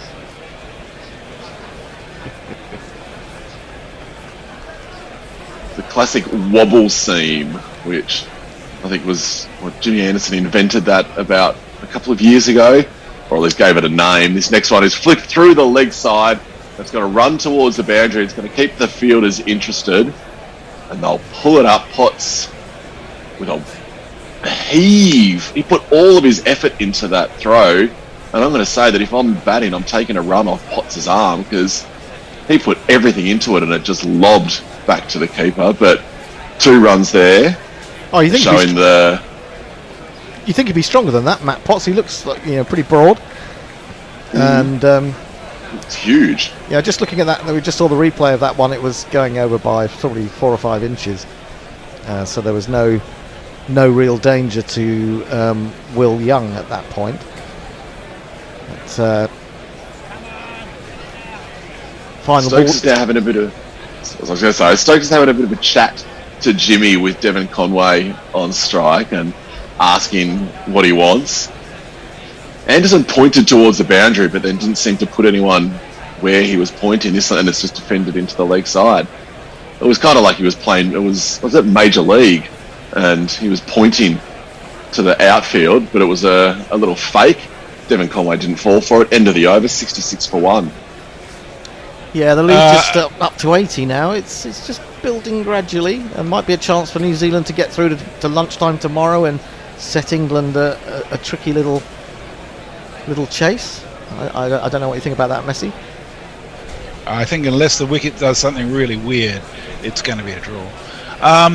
Mog says, as much as I dislike Melanie Rebel Wilson, that newspaper was engaged in genuine Bradman acts. On the exchange, Farong says, when I worked for Thomas Cook as a foreign exchange dealer in 2001 to 3, the lowest Australian dollar to the pound was 0.4783. So yeah, it's the pound is gradually declining around the world, Pendo, and I think you've got to come to terms with it. We've got Leach now bowling to Young. First one's defended into the leg side, and the second one is just left alone outside the off stump. Little bit of turn, very little bit of turn, and Joe Root was a little bit excited. Even though Young left the second delivery, he thinks that he's going to get a catch. The third ball is belted into the fielder in close in the leg side. No run there. Yeah, I think there is a little bit of turn there from the middle, more like the middle of the pitch, but also there is a bit of bounce, but it's too slow. This one's defended into the offside by Young. Yeah, there was some talk about the pace that Jack Leach has been bowling and how he's bowling, I think, 5 kilometres an hour or 5 k's, 5 miles, I'm not sure what it was, faster now than he used to, as this next one is defended into the offside with no dramas at all. He was bowling, he's bowling at like 86 to 88 k, but when he first started he was bowling at 81 to 83. Yeah, I mean, the pace of the ball it's also, you can't just talk about that. It's how much bounce he's going to get off the wicket, where he's going to get the bounce from. There does seem to be a concern that spinners are bowling, some of our spinners are bowled too slowly, and Matt Parkinson is much slower than that anyway, in general terms. it's another thing. It's another stick to beat Leach with, to a certain extent. Now, maybe by saying to him, bowl quicker, he's lost a little bit of confidence in just his general all-round spinning game. Yeah, I'd agree with that. The last ball is just defended into the offside, into the over at 66 for 1. I think when you start to tell a spinner to bowl quicker, it just completely changes everything in their delivery stride. So their action is going to come through a little bit flatter. The ball will be flatter. You're not going to get that overspin and the bounce. I mean, there's talk that it also changes their attitude from one of seeking to get wickets to one of stopping runs being scored, in my view. And it's a totally different mindset that you're involved in there. Jimmy Anderson's definitely got wicket-taking mindset in mind as he comes into bowl to Conway, and it's sort of pushed out into the offside, kind of off an inside edge, kind of not. It was a half cut shot, half leave, if that makes any sense at all to people listening. No. Yeah, I think it's the kind of stroke that a lot of us play. Not very good ones. Yeah, I don't. You see, I just think it's never occurred to me in the years that I've watched Jack Leach that he's anything other than a decent spinner, and England aren't overabundant in decent spinners, let alone good ones. And I think he's just been treated badly, not only by the England management, not all the bad luck that he's had with his health, but also the media seem to have got onto him because he isn't Graham Swan. Or, it's a bit like saying that I'm trying to think of the various leg spinners you've had in Australia who've not measured up to being Shane Warne. And Graham Swan was... Bo Casson is not Shane Warne. Who was the other one? Bryce, was it? Bryce McGain. Bryce McGain. Yeah. And I think it's just... Devon Conway just tucks this one down to the leg side for a single. He moves on to 31. Yeah, I think it is hard for a spinner in particular when there's so much expectation on them. So, as you said, Graham Swan was brilliant. Graham Swan was a magnificent bowler. Anderson in again to Young. This one's almost edged back onto the stumps, edged into his foot, and then it rolled out onto the offside. No run. Yeah, I just think that they haven't handled him well, and I think there's been an idea in England that if you're a spinner, you have to be brilliant on the final day. And if you don't pick up 5 wickets and bowl your team to victory on the final day, when everyone knows the pitch is going to break up, of course they don't actually break up generally, and so he's been expected to get 5 or 6 wickets in every second innings that he bowls. I'd say the average that he's got of 20.62, I think you said it was, for a second innings is pretty damn good. It's very good. Anderson in again to Young. This one left alone outside the off stump. Australia have got that same issue with Nathan Lyon. There's a lot of talk about, but he doesn't get 4th wicket innings. He doesn't get day 5 wicket. Sorry, and sure, he might not, but he's doing his job. Yep. Well, I mean, I think to be honest, most English people would laugh at that, and they would snatch Nathan Lyon. If he was to be persuaded to change his nationality, without a second thought, because he's developed into a brilliant bowler, not just in terms of his spin, his overspin, the way he gets bounce. Anderson into Young again, beats him outside the off stump. Sorry, Messrs. Beaten outside the off stump. Anderson is proven a bit of a handful today, but it's an almost day for him. There was that period, the first 6 overs that he and Broad were bowling, where New Zealand could have been 3 or 4 down, which would have changed the complexion of the game, but just not quite. Yeah, I'd be inclined as the point I was going to make about Lyon is that he hunts as part of a pack, and that's the Australian approach, where no one individual becomes super important, but he's got his role within that. Whereas here, you don't feel like Leach is part of the whole; he's just an add-on. Yeah, if that makes any sense. No, I think that's a really good point, actually, Messi. Yeah, he's starting his 7th over. Conway defends the first ball into the offside. And I mean, I'd like to see what those. I'd like to see those averages of Jack Leach placed up against other spinners as well. But, Conway cuts the next ball into the offside, and they take a single. moves on to 68 for 1. Yeah, everything is about comparing to the right thing, not just comparing it to someone who played 20 years ago, 40 years ago, 10 years ago. Conditions were different, games were different. As this next ball is lofted over mid-on, it's going to go 2 bounces to the boundary. Will Young's had enough of us saying that Leach is a good bowler. He's gone, no, he's not. I'm going to pop him over the head for 4 with ease. It's Nissan She. It's Nissan She.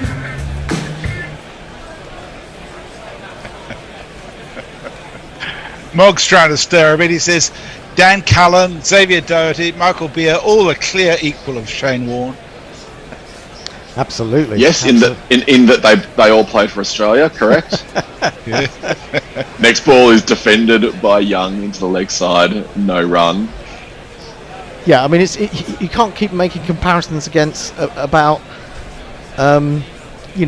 the very best that there have been. I mean, that's what English cricket's done that with, always looking for the new all-rounder that was going to be the next Botham. Then who's going to be the next Flintoff? It's going to be now. Who's going to be the next Stokes? Isn't it really? So, absolutely. We'll have to think about it over sort of 30. Young's having it. Sorry. Young's had another lash. This one out over mid-wicket. He hasn't quite got all of it, but it's still going to run away to the boundary for 4. He's having a little bit of fun here. Yeah, I think we're just looking to see whether that's actually carried and hit the sponge on the full. I think it's just bounced before, from what I can see. I think that's only going to be 4 rather than 6. But I mean, actually, he shouldn't be worried about this Leach. He should want Young to come at him. It gives him a chance, doesn't it? Especially if he's going to flick the ball into the leg side, going against the spin. Yeah. Just have at it, Hoss. Absolutely. And that's why you would often you'd have no fielder back there, because you're trying to tempt the batsman into doing that. Yeah, that's exactly right. That's what Shane Warne always used to say as well. Leach coming into the last ball of the over and defended into the offside. They think of a single, but no run there. 76 for 1 after 28, a lead of 90. Shane Warne would always have a conversation with the wicketkeeper or the captain and make sure that it was loud enough that the batters would hear and just go, oh, do we want him mid-wicket? There's a bit of a gap there. Nah, it's all right, it's okay. And so what's that mean? The batter's looking at mid-wicket going, ooh, I might hit the ball there. Well, that's the kind of sledging or the talk in cricket that is so good. As a batsman, I would be easily sort of pulled into that kind of thought about where he hasn't got it, and you would often hear bowlers saying things to their keepers or their slips or their captain or whatever, and it's part of the mental battle, isn't it? Really. Absolutely. Anderson in his 8th over starts to Conway, leaves it alone outside the off stump, no run. Yeah, it's all about just getting the batter to be 1%, 2%, 5% off their game. And if you can tell them a lullaby, sing them a lullaby and confuse them, and you never know what will happen. Anderson and this one jumps off a length, but it's just played into the offside by Conway. He pulled his hand off the bat at the last minute. There was always this thing again, and Anderson's just getting a little bit of extra bounce every now and then. Yeah, there was always this thing that Warne was doing, wasn't he? He would always convince the media before a series that he had a new mystery ball that he'd developed, wouldn't he? And this would get into the papers a week or two before the Ashes started, and then before you knew it, he was picking up a bundle of wickets. Not with that new ball, because it didn't exist. Well, no, true. Yeah. I think it's Donna's thing that... Go on. I was going to say, this one left alone by Conway outside the off stump, no run. It's not necessarily the invention of a new ball, it's an invention of a name for the ball that's existed. Oh yeah, that's good. Hundreds of years. It's got to be pretty hard to keep thinking of new names for balls that don't exist. The Zoota. The Zoota was the classic. Yeah, the Zoota. I mean, we could just have a bit of guerrilla fun, thinking up some names for new balls and what they describe. It would be. I put it out there to the Twitter sphere. If you can come up with another name for a good spin delivery that you think might sort of mentally cause your opposition to disintegrate. I think that would be great fun. Anderson on his way in to Conway. This one ducks back, hits him on the pad. There's an appeal, but it's too high. They think about going upstairs, and then they all say, no, that was too high. It was probably also going down leg as well. It seemed in quite a way. What about a zwinger? A zwinger, not a swinger, but a zwinger. I mean, that would confuse anybody. I know exactly what a zwinger would be. What would a zwinger would be? A what? Sorry.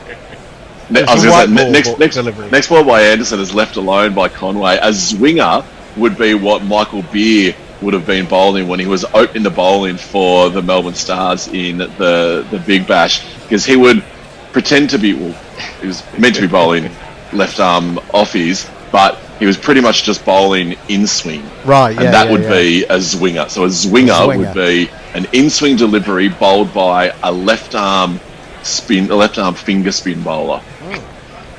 I like that. We'll That's some really more ones. specific. Yes, I like it. Only a left arm, not a right arm. They've got to come up with their own one. Yeah. Jimmy Anderson's got to change the line of attack. He's going to come over the wicket to Conway, and he's moving the field maybe one step to your right there, 3 steps back. He's coming into Conway, and this one is driven back past the bowler, but they're not going to get a run as it goes to Stokes at mid-off. No run, end of the over, 76 for 1. New Zealand lead by 90. It's good to see. So Perko said the quest to find the new spinner in any team is like guerrilla cricket, always hoping to find the next Hendo. Well, I mean, I'm just you can't. It's just you will never find the same combination of middle-aged spread and I don't know. Well, speaking of middle-aged spread, Hendo, it seems to have declined, and the pastry industry must have suffered very badly over the last couple of years from your withdrawals. Well, I'll come back to that, but I'll let Dono do the next ball.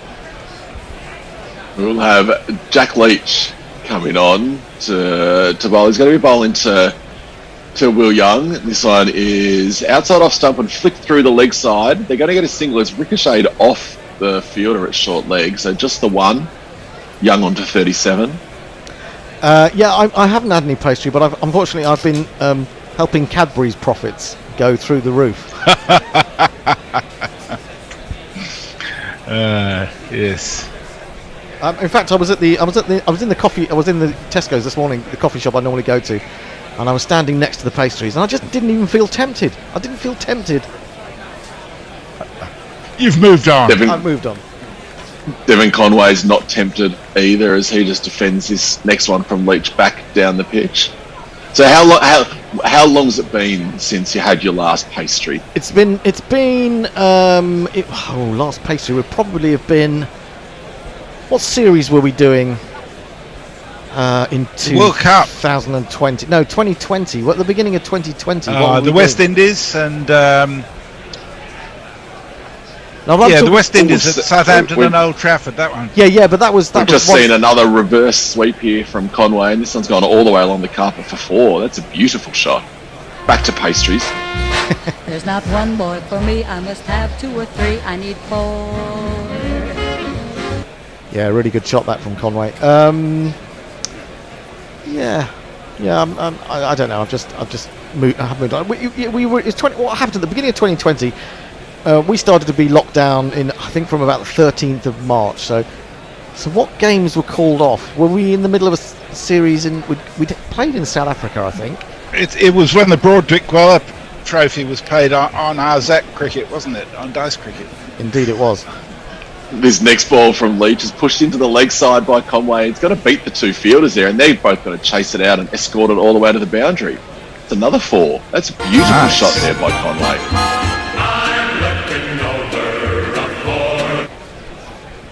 Yeah, lovely shot. Really, it's right up on his toes. He's used the crease really well.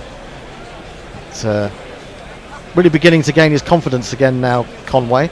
Been missing for a couple of innings, but he's looking very much on song. Going along very well. In again, and I think I'm not sure if I'm watching a replay or if this is the 3rd boundary in a row. No, it is. It is. I knew it was coming. He's popped that one through the offside. So he's gone a reverse sweep. reverse sweep through point. He's gone through a flick through mid-wicket, and then he's just gone a beautiful back foot drive through the covers. The last ball of the over, boring, just defended to mid-wicket. Boo. The Conway's moved on to 44. New Zealand 89 for 1. The lead has ticked over 100. Yeah, well, starting to get into the nervous, the mental barriers. I think New Zealand, once it gets over 130, I think they've got back in this game and they've batted really sensibly and they've begun to pick off the bad ball, and I think they're looking very good. The game swings a little bit back towards New Zealand. The draw is still a massive favourite, I think, but just for the time being, we're going to get a change of bowling. I'm just going to tell you that, and so you'll be ready for him. When it Are we changing over the comms? Well, we should be. I mean, normally Tony's here sort of 5 minutes before his ball by ball is due to start, but he's a little bit slow off the mark today. So bless him, he's an old guy. This is going to be the new bowler. Ben?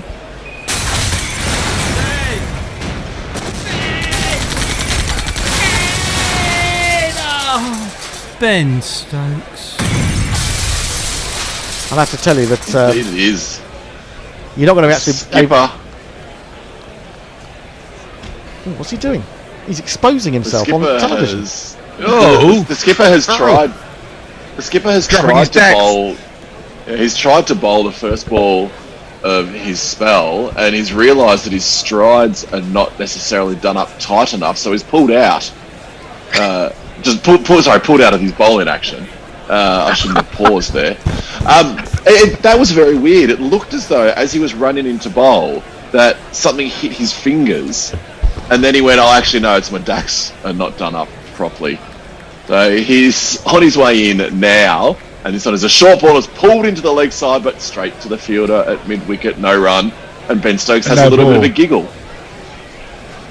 That's why he has a giggle, because it's another bloody no ball. Ben Stokes, if he wasn't captain, the captain would be very angry at him.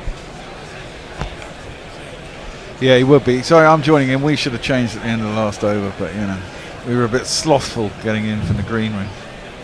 Had to make sure I had my beer, and I'm feeling quite tired on a Monday afternoon. What time is it evening now?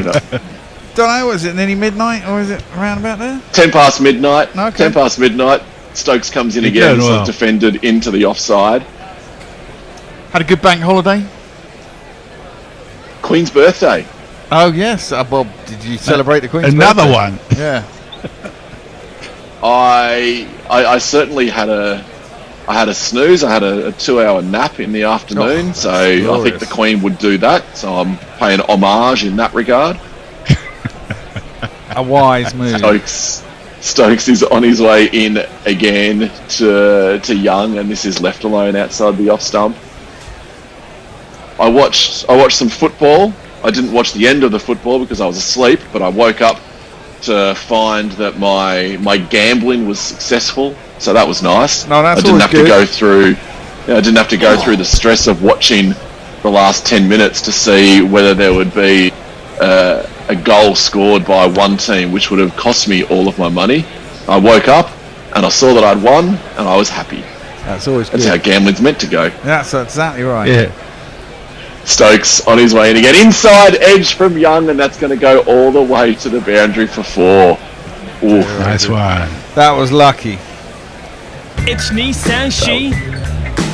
It's me, Sanshi. Yeah, you're on watching the replay socials and from behind. Perco's next, okay? Yeah. Oh yeah. I'm doing this stuff, aren't I? You are. Yep. Jeff Perkins on Greg's. I'll get there. That's all right. They're showing the replay of that last delivery, and it could have been caught behind, could have chopped on. Instead, it was 4.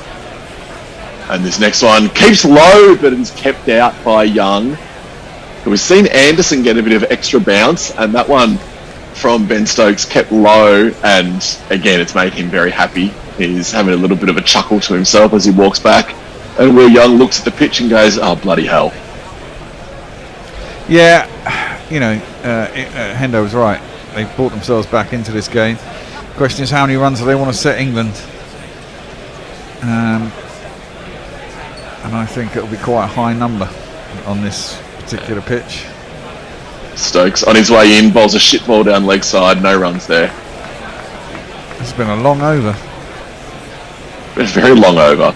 I think you're right about the target. It's got to be a decent target, because unless that ball by Stokes that kept low is replicated and we see the pitch starting to break up and play some tricks, then whoever bats last is either going to be able to make the runs or bat it out. Yeah. So are they going to? So ideally, they'd like 3 sessions to try and bowl England out, but that's just, I mean, that means they've got to score the runs they require to win the game. Bearing in mind, he only had 14 run lead in 2 sessions an hour, which is less than 3 sessions. So, and England scored quicker than them, so therefore they can't do that. So they've got to go through to maybe lunch tomorrow and say, we'll give them 2 sessions, but then you imagine they might get too many runs. There's somewhere in between there might be the right place to be. Jack Leach is going to continue round the wicket. He comes and forward is Young. Just pushes this back to Jack Leach. Sorry, Dono. I know. No, welcome, Tony. Commentary's going round the world, and the next over has actually started this side of the world. Leach again round the wicket. Good use of the feet by Young as Leach skipping across to his left this time. So he skipped to his right. He come on, I'll try it again. He skipped to his left off the first 2 deliveries. A reminder, of course, England found their way to 539, just 14 behind that New Zealand total. Onto the back foot, cut sweetly, but there'll be a man out in the covers. There is indeed. It's Johnny Bairstow patrolling out there. And what? Rifles in a throw. What I've seen from Leach so far, he's not turning into Nathan Lyon. It's not working for me, Tony. Well, don't forget he's got potentially Ali and Adil Rashid now breathing down his neck. Gives this plenty of flight, but Conway is confidently forward. They took a single, of course, off that last ball that was dealt with by Bairstow in the covers. He rattles through his own. Mo unretired himself in commentary yesterday. This one reverse swept magnificently for 4 of the Queen's finest. Well, this is a quick over. It's Nissan She. It's Nissan She. Was it actually in commentary that he unretired himself? He was asked about it, wasn't he? Yeah, he was asked about it, and he'd said that he had been, he'd been texted and had conversations with Brendan McCullum. So I think he said he was open to it rather than definitely I'm doing it. That's interesting. That would be a slap in the face to Leach, though, wouldn't it? It means the 100 is up. That last 4, 114 for the lead, so effectively 114 for 1 New Zealand, working themselves into a position where they definitely are going to be able to put pressure back on England. Leach comes over the wicket, and it's pulled around the corner by Conway, but pulled straight to, that looks like, who's that? Substitute fielder? I couldn't see. Someone around there on the 45, but at first glance it didn't look like a face I recognise, unless it was Ollie Pope without his cap on and his hair sort of all kind of... Could have been. All over the place. 100 for 1, 32 overs completed. Do some tweets then. You better do some tweets. Jeff Perkins says, for many years Greg's relied on Hendo providing free advertising. It's very true. Peter Lloyd, the tour of Sri Lanka was cancelled in March 2020 due to the looming news. That's correct. Gorilla Cricket, he just learned a word yesterday, marks it. EPHUS, EPHUS, I presume that's EPHUS. It's a baseball pitch which is very slow. I didn't know that. Well, I didn't know, but how can a pitch be slow? No, I'm sorry, pitch. I'm with you. Yeah. As this one is Stokes wide off stump and plenty of bounce. I've got it now. I'm thinking the wrong kind of pitch. Seems like a words having different meanings. Yes, exactly, Donu. And therefore it's thrown on a high parabolic arc. A high parabolic arc. So I guess it's like a moon ball from a spinner. Yeah, sounds like it. That one really did lift from Stokes. You've had a lengthy over. The last one, slightly losing his run up and therefore overstepping a couple of times. That one forces Young onto the back foot. gets away towards cover, and there is no run. He's been making some runs, not had the best of it obviously at Lords, Will Young, but he got his 47 in the first over here before he did fall to Ben Stokes. He'd made 46 against the counties, and before then he'd made runs for Northants. Yeah. Made 90 odd against Yorkshire, 134 against Warwickshire at Edgbaston. So he's got big scores in him. As Stokes is in, it's full, and Young is forward and just pushes into the onside. There is no run. Those two scores, I was looking at those two scores, the 539 for England and the 500, and what did 570 something on for New Zealand? 553 they got. 553. Both healthy scores. Nowhere close though, or still quite a long way south of the highest ever score at Trent Bridge. I'll tell you about that in a minute. 3 slips are in place. Stokes is in as England strive. That's in front, but I think going down leg. Too high. Umpire Paul Rifle doesn't look that interested. Ben Stokes doesn't look that interested.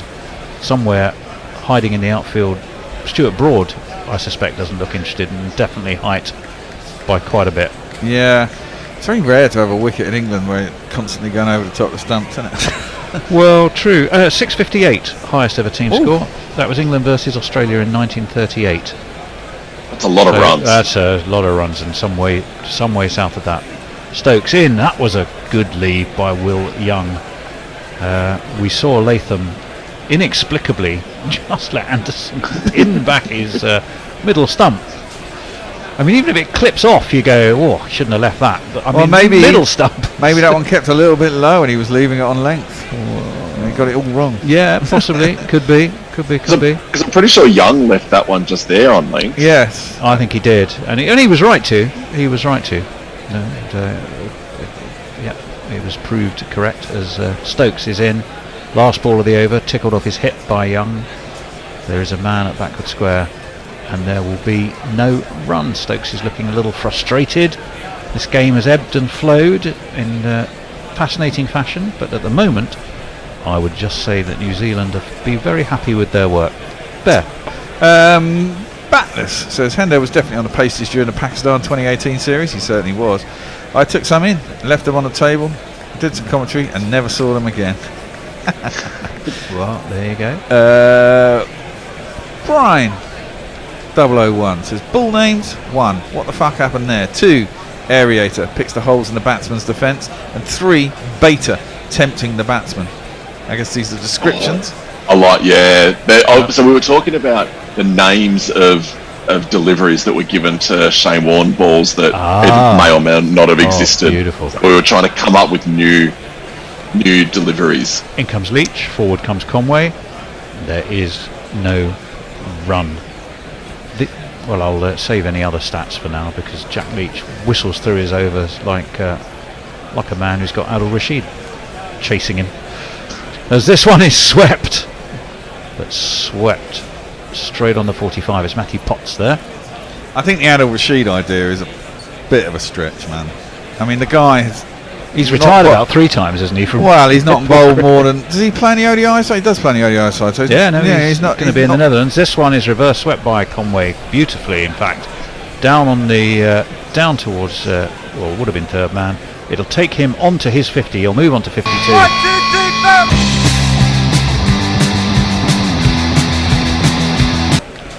450. Conway's been reverse sweeping beautifully the last sort of half hour. He has. Yeah, he has indeed. Proves it's still easy to bat out there. This game does somewhat look like it's going for It's 15, and you know that can't be bad. Yeah, it's 15, and you know you should be glad. I mean, he's another one, Conway, who's be grateful for this little session he's having at Trent Bridge. 46 in the first innings, but of course he didn't really fire at Lords after that extraordinary double 100 on debut. Yeah, but that was a long time ago, wasn't it? A lot of things happened since then, Tone. Well, he made 92 in Christchurch, I think, in the South Africa tour. That's lofted. More conventional sweep. There is a man underneath it. It has been taken. It's Johnny Bairstow. Johnny Bairstow takes the catch. Leach has himself a wicket. Conway, having got to his 50, will not proceed any further. And with the lead on 118, the second New Zealand wicket has fallen. How's that? You missed about, I caught you out. How's that? That one jumped a bit. Finally got one to jump a little bit out of the wicket. Got a bit too high up on the bat. Top edge. Very well judged by Johnny B as well, who turns towards the crowd and punches the air with great delight. And Conway will have to go. 109 balls he faced, 52 he made. Now, can England take Dono two more quick wickets, and then all of a sudden it'll look different again, won't it? It will. So what have we got? We've got 15 minutes until tea. So one more wicket before tea would be funny. 2 more wickets would be hilarious. And I think they need at least 1 more before tea to make New Zealand start to think about what might be happening.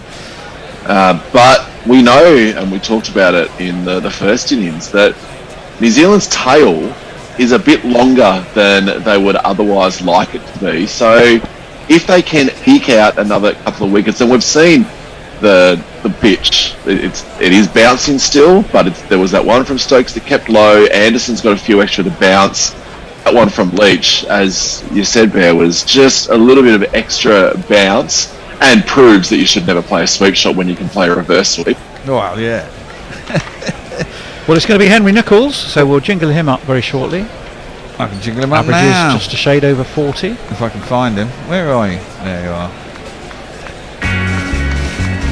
10, 20, 30, 40, 50 and more. You know Henry Nicholls is racking up the score.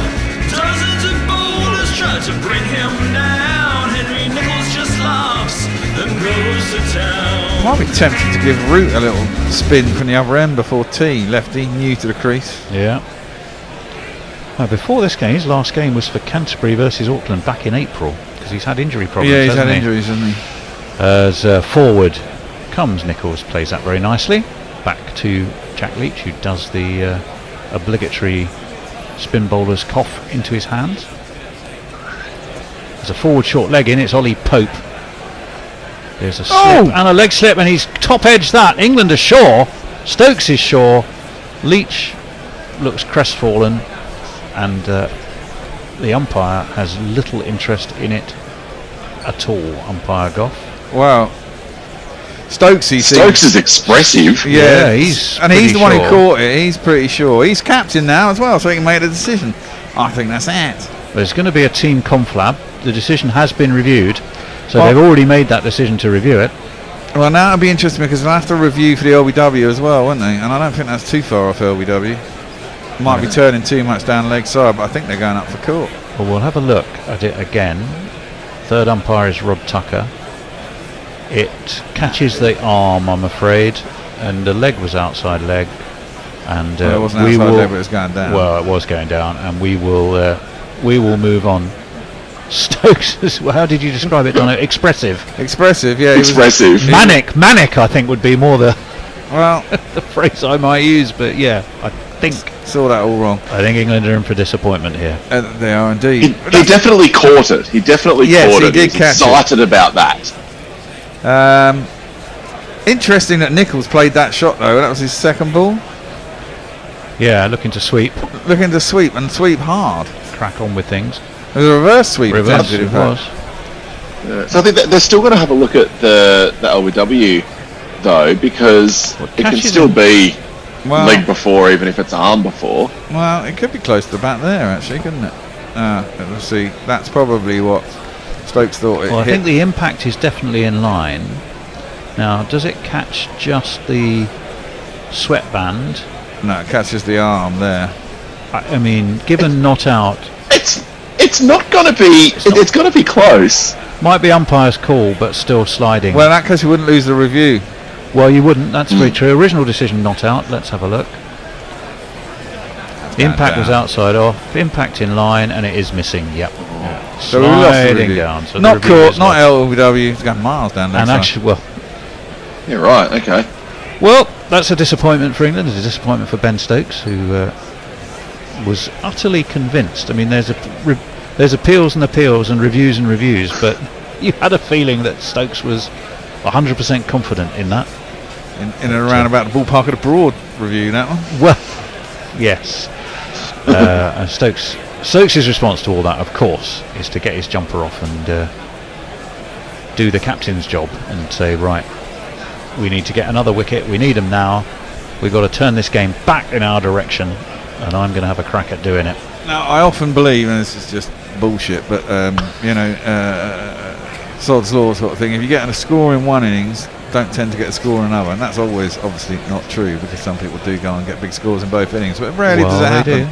And Mitchell and Blundell scored runs in the first innings, so if we can get through this wicket, we've got another 2 cheapies, I reckon. Oh, well, I'm glad you mentioned those two, because you brought me on to my other little stat that I've been sitting on.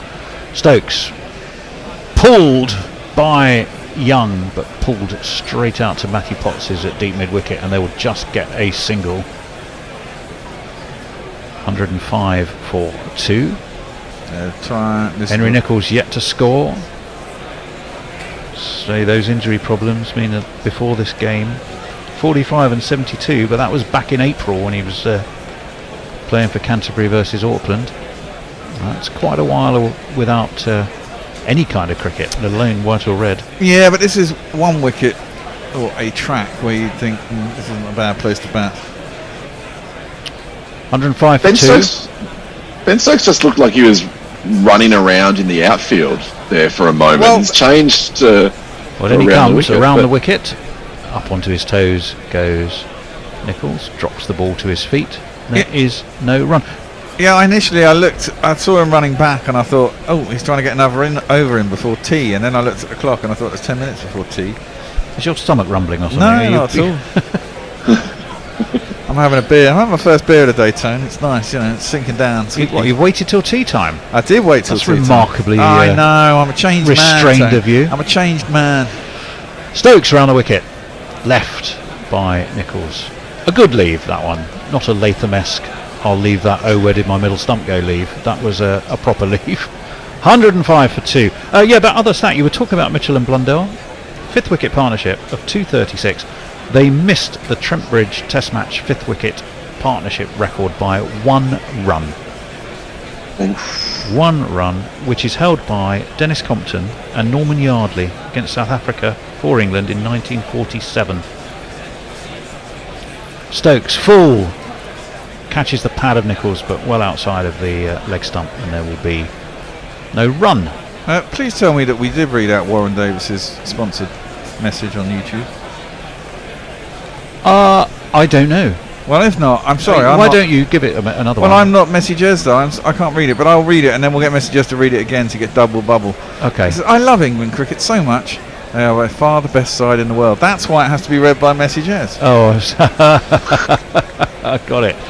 As this one, oh my goodness me, that leapt at Nicholls, who played it down, and it seemed to just, the pace of the ball just carried it almost onto his stump. Stokes has a knowing smile on his face. That can't have missed by much, Donny. No, and I think he, in trying to stop the ball from rolling onto the stumps, he almost stood on his stumps himself. He's thrown his left foot back towards the pegs. Well, anything could have happened. It was bat to pad, so that could have knocked the ball onto the stumps. He could have kicked his own stumps, and he came extremely close as wait for Stokes full, whipped towards mid-wicket, no run. And he could actually have kicked the ball onto his stumps as well. So there's any number of ways that he could have played on there, none of which, as it turned out, came to fruition. Warren says in classic cricket style, it goes in the scorebook as a dot. It does. Yes, 105 for 2. Beth. Well, Warren says another tenner if Messi just reads his YouTube message whilst dressed in England kit. Come on, Messi, do it for the cause. Oh, Messers. Dr. Sousa says third Test match will be played at Headingley. It says our website states Trent Bridge. Okay, I'll change that. I must have been having an off day when I put it all in. Thanks for reminding. Joshua Letchford says Ben Stokes has bowled 7 no-balls in this match in 24 overs. New Zealand have bowled 3 the entire Test series across 250 overs. That's 2,333% worse. And that's Ben Stokes and the entire New Zealand team. Jeff Perkins, next quick. In comes Leach. Onto the back foot goes Will Young. Cuts towards Johnny Bairstow, who's on the cover boundary, and there's no run. Sorry. Next, Quick Tony will be asking how gin can be slow. As in SLOE. Yeah. Very good. Or or was I supposed to have actually asked that? I don't know. Slow gin? No, from the slow berry. Hence the name. That was a lovely catch by. We're watching that replay of that Bairstow catch, which he judged pretty well, quite magnificently. 106 for 2. The lead 120, so 120 for 2. In comes Leach, edged or guided actually with a little bit of an outside edge. Down towards short third man. The man from slip goes chasing it. There is a slip, a leg slip, and a forward short leg for Jack Leach, trying to build some pressure. Well, the other thing I might do. I have a story about drinking gin at a ground in England, which I'll tell after Leach is over. Oh, yeah. He doesn't. Is it a good story? What about? I'm sure it is. I was going to say something. Why doesn't Leach try bowling over the wicket to the right hander? See if he can get that rough outside the leg stump of the right hander to kick across him. Maybe catch a glove, stick some. He's really trying to work the fingers, spinning that ball. 2 slips to the right hander, swept, and rather uppishly. Now I'm not sure there's a man down that long leg. There isn't. No, mind that though. And it's going to be 4. Root goes chasing, but he's got no chance of getting it. It's 4 runs.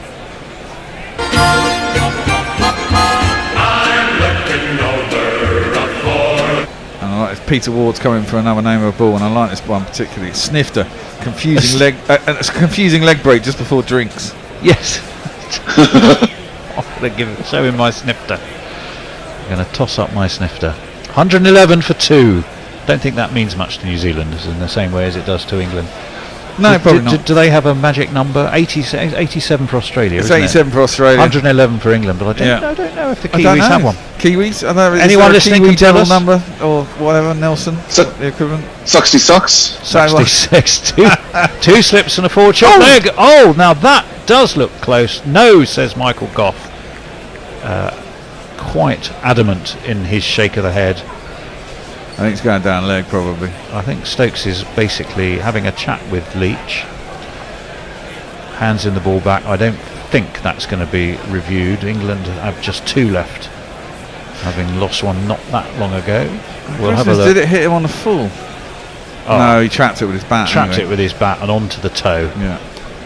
So we will all move on. Those 2 slips and the forward short leg stand ready.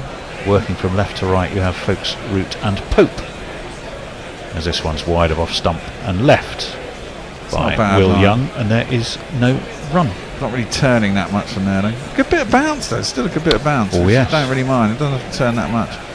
Got drawn forward though, and too much of the time they're able to sit on the crease or go to the back foot goes Will Young. Is that the end of the over? It is. He does get through him. 111 for 2. Leave at 125. Messi Joe says, "How dare you imply that I would own any England kit?" That's to that's to us and to You've Warren. definitely woken the porn bot up now with that phrase. Lord above. Roger Melly. Speaking of naming balls, the always entertaining Kerry O'Keefe came up with the Rock Hudson ball. It looked straight, but it wasn't. Oh dear, oh dear. That's quite amusing. Roger Melly.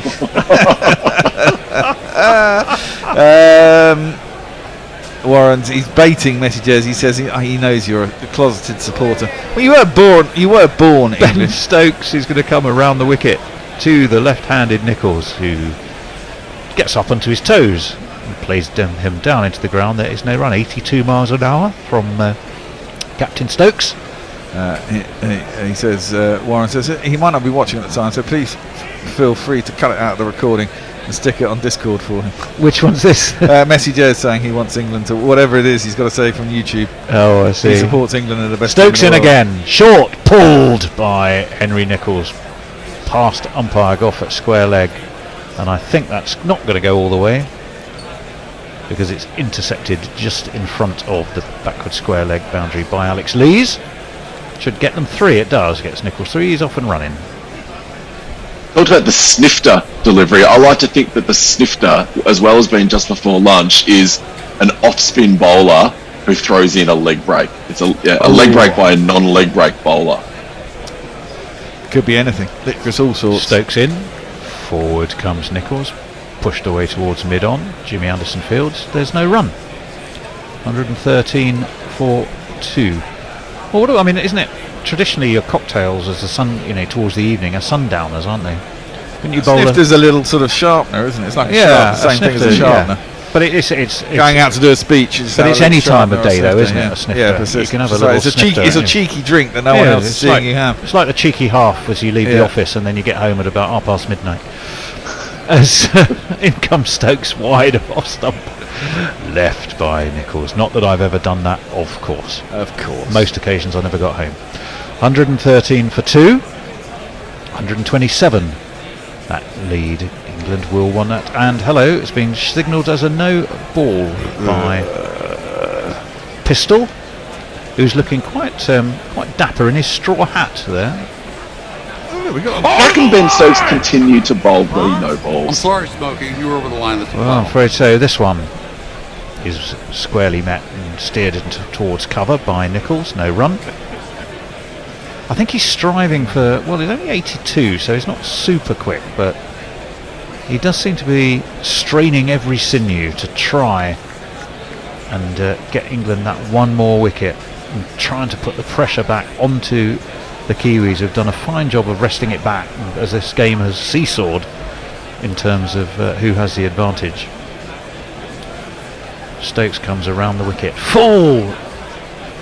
Nichols, I think there was a combination of bat and pad, and that was probably going down leg. Definitely swung a bit, Donny. Yeah, it did swing. It started swing, but I got to say, my favourite part of all of this is Ben Stokes' facial expressions. Everything is either they're super close and he's giving a ooh, or he's just having a conversation in his head, and it's either hilarious or confusing, and he's got a squinty look and wandering around. It's great. I'd love to be inside his head. It's all good theatre. 3 slips go down wide left by Nichols through to Folkes, and again there is no run. And that, I think, is going to be tea, is it not? Well, that went quick. 114 for 2 at tea. The lead 128. And New Zealand have lost Latham, of course, leaving a ball that he had absolutely no right to leave because it pegged back his middle stump. And subsequent to that, they've lost Conway, who pulled but was caught in the deep at mid-wicket by Johnny Bairstow, diving forward off Jack Leach to get him his first wicket of this innings. So at tea, New Zealand will go into tea on 114 for 2, and they will have that lead of 128 runs. Bear. Tony, I've just snuck in for a sponsored read. Oh, Bert, have you got your England kit? Where's your fucking England kit? Yeah, where's your Messi? England kit, Messrs? My England kit is at the bottom of the fucking ocean, and I'm not putting it on even for Warren. But I'll read it out. I'll say I love England cricket so much. They are by far the best side in the world, apart from all the other ones playing Test cricket. You didn't say I couldn't add to it. And there's another one from Ravi Natarajan, which says, "Thank you, Bear. This fiver if Messi reads along with his patented hearty laugh." Well, I've got to say, the thing that really made me laugh was the thought of Dono being inside Ben Stokes' head. I mean, that's enough to make anybody laugh, except for Ben Stokes, I suspect. Well, there you go. Oh, please. Anyway, it hurts me and it hurts Ben. It's not Rob Andrew again. No, it's not Rob Andrew. I'm going to read out some last tweets. Oh, right, they've all gone off the screen for me. So I'm not sure. Jeff Perkins says that South Africa have been purchased and rebranded. He sent a picture in South Africa. They beat India in a T20. They take the series 3-0. Christ. South Africa, maybe that's what he means. Leah, Carlton and cause of no whatever. There is something to the Bears' feeling about players only scoring in one innings of a match. They have, after all, only 2 instances of a triple and a ton in the same test by one single player. Tons in both innings aren't particularly common either. Jeff Perkins says, yes, Mr. Jez, may have been born English, but he overcame this to lead a happy, normal, productive life. Well, yeah, the state of England at the moment, that's a fair comment. The man who saw Ted Dexter bat. What, grew Messi? up. Yeah. Well, there you go. Yeah. Disgraceful. Neymar Button says he's still in Mojave Desert, about to rappel down a 60-foot tower. Pictures to follow. Come on, England. Is he still out there with his students, I wonder? 400 of them, 400 of them, yeah. Presumably in several buses. I hope he brings 400 back, otherwise there'll be questions asked. Well, well indeed. Ravi says, I'd like to nominate the Hummer. A bull with so many revs on it, it hums menacingly through the air as it comes at you. I was bowled by one once, and the memory lingers. Yeah, I remember leg spinners in nets, actually. If they get a lot of revs, you can hear it fizzing down the net. I always remember that. Joshua Letchford says, this is the last tweet before we go to tea. With that last over, I am stoked to say that the English captain, who has been recently no-balled, oh Jesus, has bowled 8 no-balls. Oh Lord, that's indeed. That was a stretch. A man trying too hard. Yes. T, I don't know. I've just pulled up the pick one. Okay, what are your choices? Give me the choices. Oh, there's fucking loads of them. You'll have to just pick a name. Well, that's really not helpful. Let me see. Jahanra? No, we had her recently. Well, there you go. See, pick one. I pick one. Okay. All right. If I can't pick the one I want, what's the point of asking me? Okay. We'll pick her again then. Let me just sort that out. Talk while you do. Well, Donny, it's late in your evening. I'll very quickly relay my gin story. Oh yes, the gin story. Yes, please. The Old Trafford test in the 2019 Ashes, watching Steve Smith make a double ton, and the people behind us were getting sort of louder and more raucous throughout the day, and we started having a chat with them, and one of them said, "Oh, do you want some gin?" And I thought that they were going down to get drinks, and I said, "Oh, sure." And so they pull out a water bottle and pour me into my cup a gin and Ribena juice. Yeah. Because this person, their wife, she worked for a company that distills their own gin, and whenever they go to the cricket, they just get some water bottles and fill them up with gin and sit there merrily drinking their gin. And so we were drinking essentially like straight-ish gin for the entire afternoon whilst watching Steve Smith twat the ball around. Wow. And it was glorious. It was one of the best days I've had at the cricket. It was a perfect story apart from the Ribena.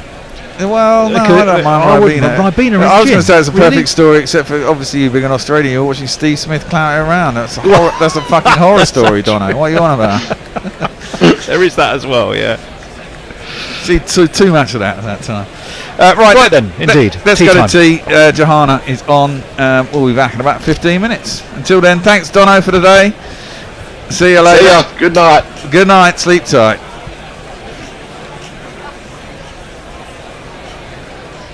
Amy Howe, Ho Chi Minh, Asif Din, Václav Havel, Graham Saville, No Surrender, Percy Fender, Guerrilla Cricket. Not many players have witnessed the growth of Bangladesh women as closely as Jahanara Alam.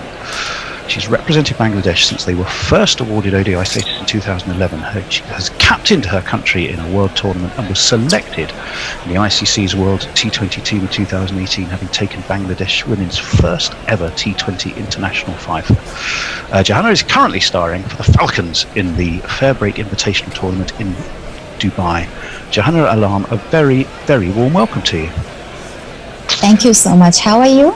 I'm extremely well. Thank you for asking. I suspect your weather in Dubai is rather better than my weather in London, although it's not too bad.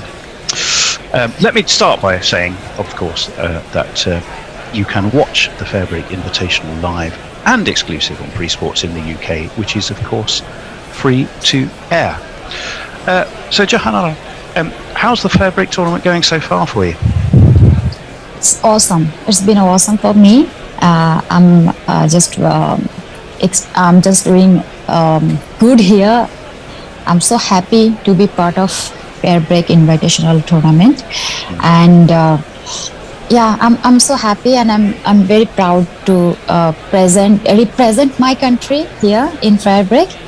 And yeah, thanks to Fairbrick for inviting me to taking part of this tournament. Well, we'll talk a little bit about that and what that means, actually. Yeah. That's one of the things I want to talk to you about. But, I mean, where are you at the moment? You're sitting third, I think, 2 wins from 4, so reasonably okay in terms of the way things are going.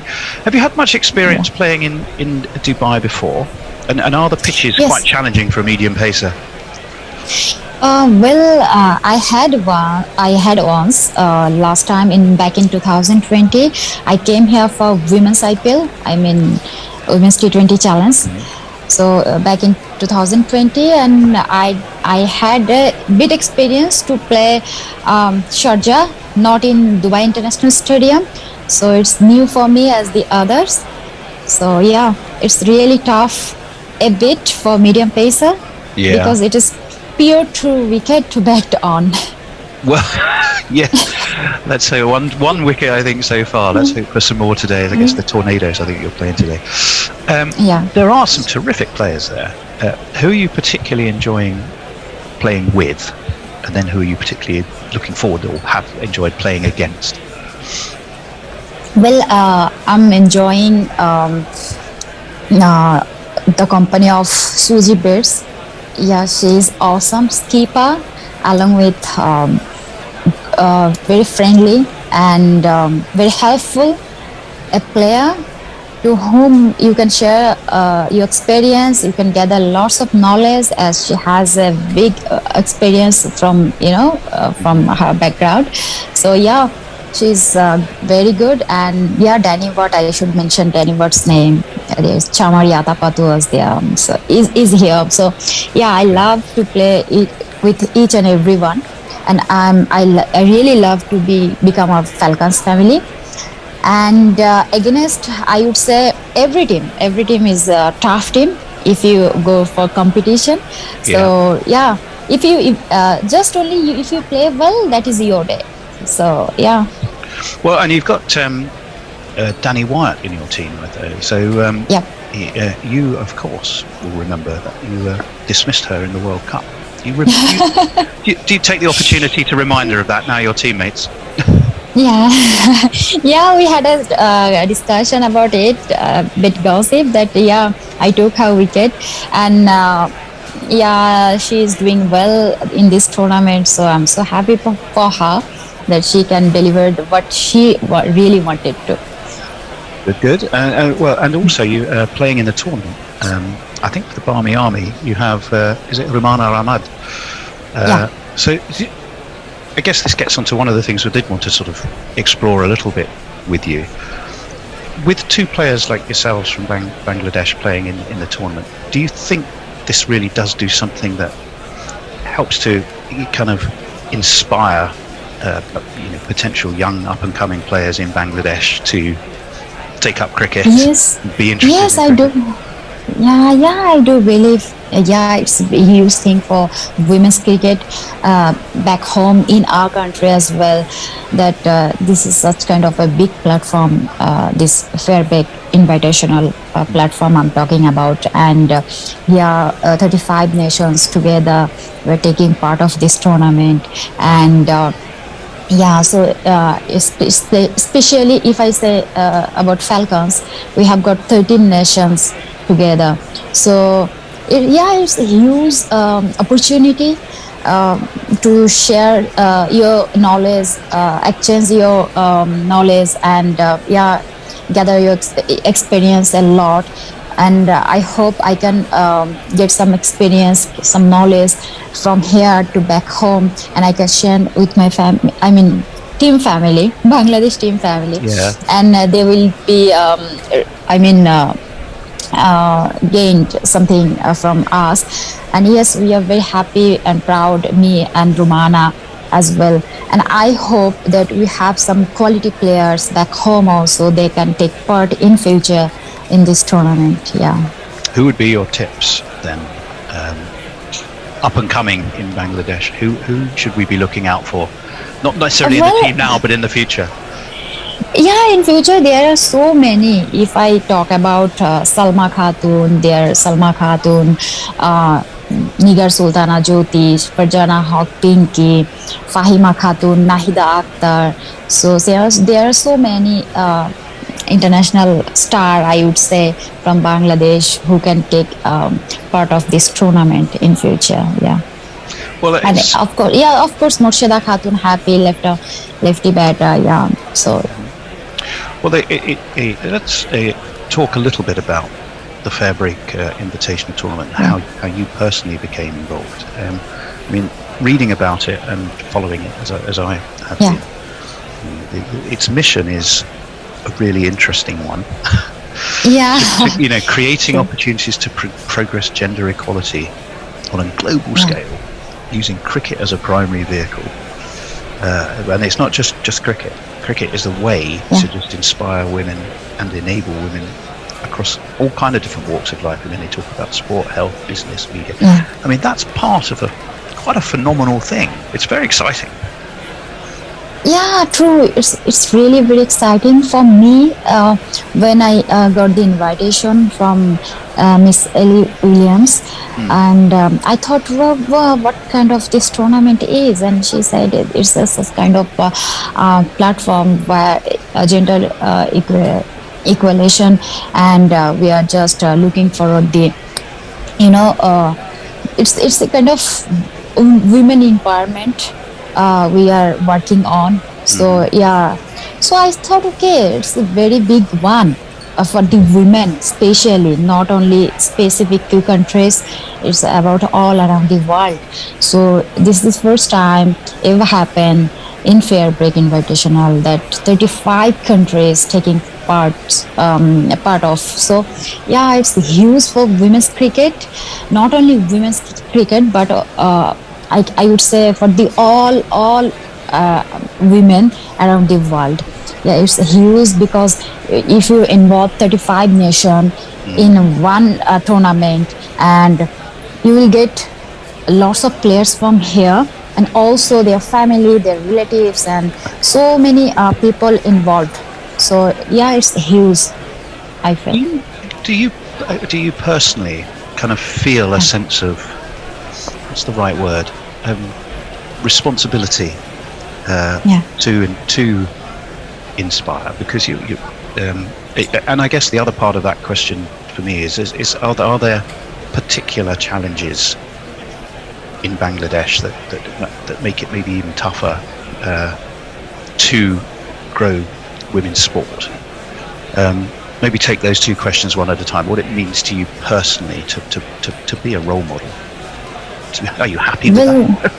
Yeah, I'm so happy to be a women's cricketer. I'm so proud of myself because I can represent my country, my Bangladesh, as a women's cricketer to the world. This is a huge thing for me. I'm so proud of it. And look, Bangladesh is a cricket crazy nation, and we got lots of support from Bangladesh Cricket Board and from the government as well.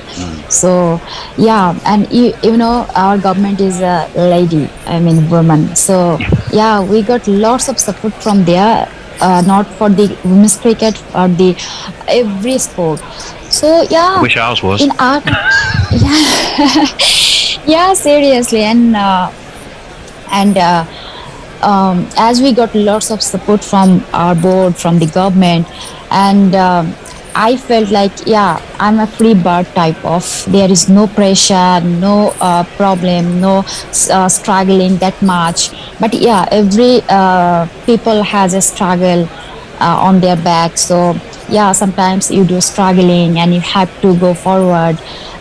There are so many barriers as well. So, but for me, I faced a little, not much, to reach this stage, and I feel like I can say I'm a professional cricketer, being a woman. So it is huge for me, and I would say people are thinking that yes, I am a role model for someone following me, some girl following me, some women, not only some girl, women, some boy can follow me, that how I do, how I act, how what I gonna do about my work and all. So what I'm doing for my society and for my life. So yeah, it can be, you can take anything from anyone, any positive things. So yeah, people are looking at you all the time. So but I'm feeling that I have to do well, I have to do something good for my country, for my nation, and for myself as well, that someone can follow me and take something good, something positive from me. So that's the thing I mean about role model. So yeah, I wanted to be a role model, and I feel like yes, I am a bit for someone. Someone may be following me. Yeah. Do you think? I mean, we're all, any cricket fans are delighted it's cricket, but do you think if it hadn't have been cricket, you'd have found something else that would have still given you that opportunity? The way you're talking, I sense you probably would. Well, I cannot find right word right now.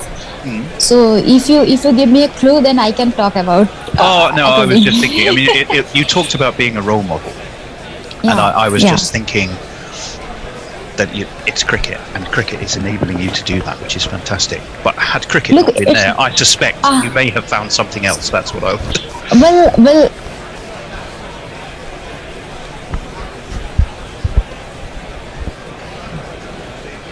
Are we back on? We are indeed. Good afternoon, everybody. It's Guerrilla Cricket back for the final session of the fourth day of this second test, England versus New Zealand. I'm joined by Tony Bishop. Hello. And back again. Somewhere in the ether is Colin Suter, I think. Are you there, Colin? Hello. Good evening. How is everyone? We're very well. All the happier for seeing you, Colin. So we're just about back on any time, and New Zealand continuing to develop on their 14-run lead, 114 for 2, lead by 128. I missed the last wicket. Was a good one or a gimme? I'll tell you after Potts has delivered the first ball, which is outside off stump and well left by Young. Well, Conway was sort of dispatching Leachell over the ground, got to his 50, and then top edge one to Bairstow, sort of a deepish square leg. Very well judged catch, though. Yeah, very good catch, actually. Very well, could easily have dropped, but it didn't. So, yeah, a bit of a strangle, really, but anyway. England won't complain about that, Colin. Definitely not. Potts in again, this one's right on off stump and defended by Young. Young 49 not out, a run away from a little landmark of his own. Didn't he miss it in the first innings? Yeah, I think he did, didn't he? Yeah. He did. 46 he got or 47. Yeah. After his 2 ones at Lords, he will be very happier grateful with if those, he can get past to 50. Potts in again, quite a short run up, just jabbed into the offside, and they go through for a quick single. It's all quite simple. Far better done than Potts did with Folks earlier on this morning. Well, yeah, I sort of, I mean, I wasn't sure who called that. I think Potts did. Potts was it? I mean, he looked, he adopted a pose that reminded me of Geoffrey Boycott having run out Derek Randall, was it? Yes. With well, almost. I mean, I got the impression Potts was genuinely sorry. Well, that's true, yeah, whereas Boycott was probably just a spot of theatre. But anyway, the New Zealand batsman showing Potts how to take a quick single. And that's his 50 up. That is so indeed. Congratulations. Thank you. You just reminded me that it's a little milestone and we should celebrate it. We should. Long drawn out grinds and flashing cameos, quite accumulation that just grows and grows. Plucky or lucky, inducing reverie. These are a few types of half century. Well done, Will Young. So the fourth ball from Potts, bowled round the wicket to the left-handed Nichols. He's just past his off stump and he leaves it. He's in again now, and this one's closer to the stumps, middle stump, and clipped into the leg side. But there's a man in the middle of the field there, stopping it, going anywhere near a boundary. Firmly clipped this one, isn't it? Yeah, an interesting test for Potts, really, because after literally everything he touched turning to gold pretty much at Lords. Joe Root was collapsed at first slip, thinking something was going to happen with that, but I have to say... Did he see something different? Yeah, he hit that quite firmly, really. Anyway, Potts in again. This is outside off stump. He's slashed away at it, and that is straight to the man at a deepish gully, and that is the end of Nichols for 3. Wow. Well caught by Lees, I believe. I think after that dismissal, this would be appropriate. Got him! Why did he do that? Why did he do that? Unbelievable! Uppish, it was too close to cut, wasn't it? Yeah, it was sort of there too. It went like a traceable. It was well taken by Lees. Just head height. Good wicket for Potts. Just what I was about to say, he hit it really well, to be honest. Well, interesting also, just as I was literally saying, what a test this is for him after everything going his way at Lords. He's really having to grind out a wicket, and but he did it straight away next ball. Maybe I should keep saying that. Yeah, don't change something that works, Tony. No, well, I think it ain't broke, don't fix it. The fact as well that he's not seemed downbeat at any point whatsoever. It's bounding in with optimism every time he's coming out the ball, regardless of how flat the track is. How old is he still? He's not 20 yet, is he? Potts? Yeah. Good question. That exuberance of youth he demonstrates. Yeah. He'll learn very shortly. He'll learn. We'll beat that out very he's soon. 23. 23. He's 23. He's from Sunderland. Well, we can forgive him that. He's educated at St Robert of Newminster Catholic School. Oh, right. Whose alumni include Jordan Pickford. So there you go. And that was the end of the over, by the way. It was indeed, yes. So 38 overs bowled by England, and it's New Zealand's second over, 115 for 3. They've extended their lead to 129. Potts with a big smile on his face, and no reason why not. Partly relief as well, I would think. Are you going to jingle up the Mitchell? I will do. In a minute. Anyway, the magnificent Mitchell in just a second. It is Stokes to continue outside off stump. There's a little bit of a shout and interest from the keeper and the slips, but I don't think Conway got anywhere Young got anywhere close to that, so not out. Mitchell going through his warm-up routines, practicing his defensive shots.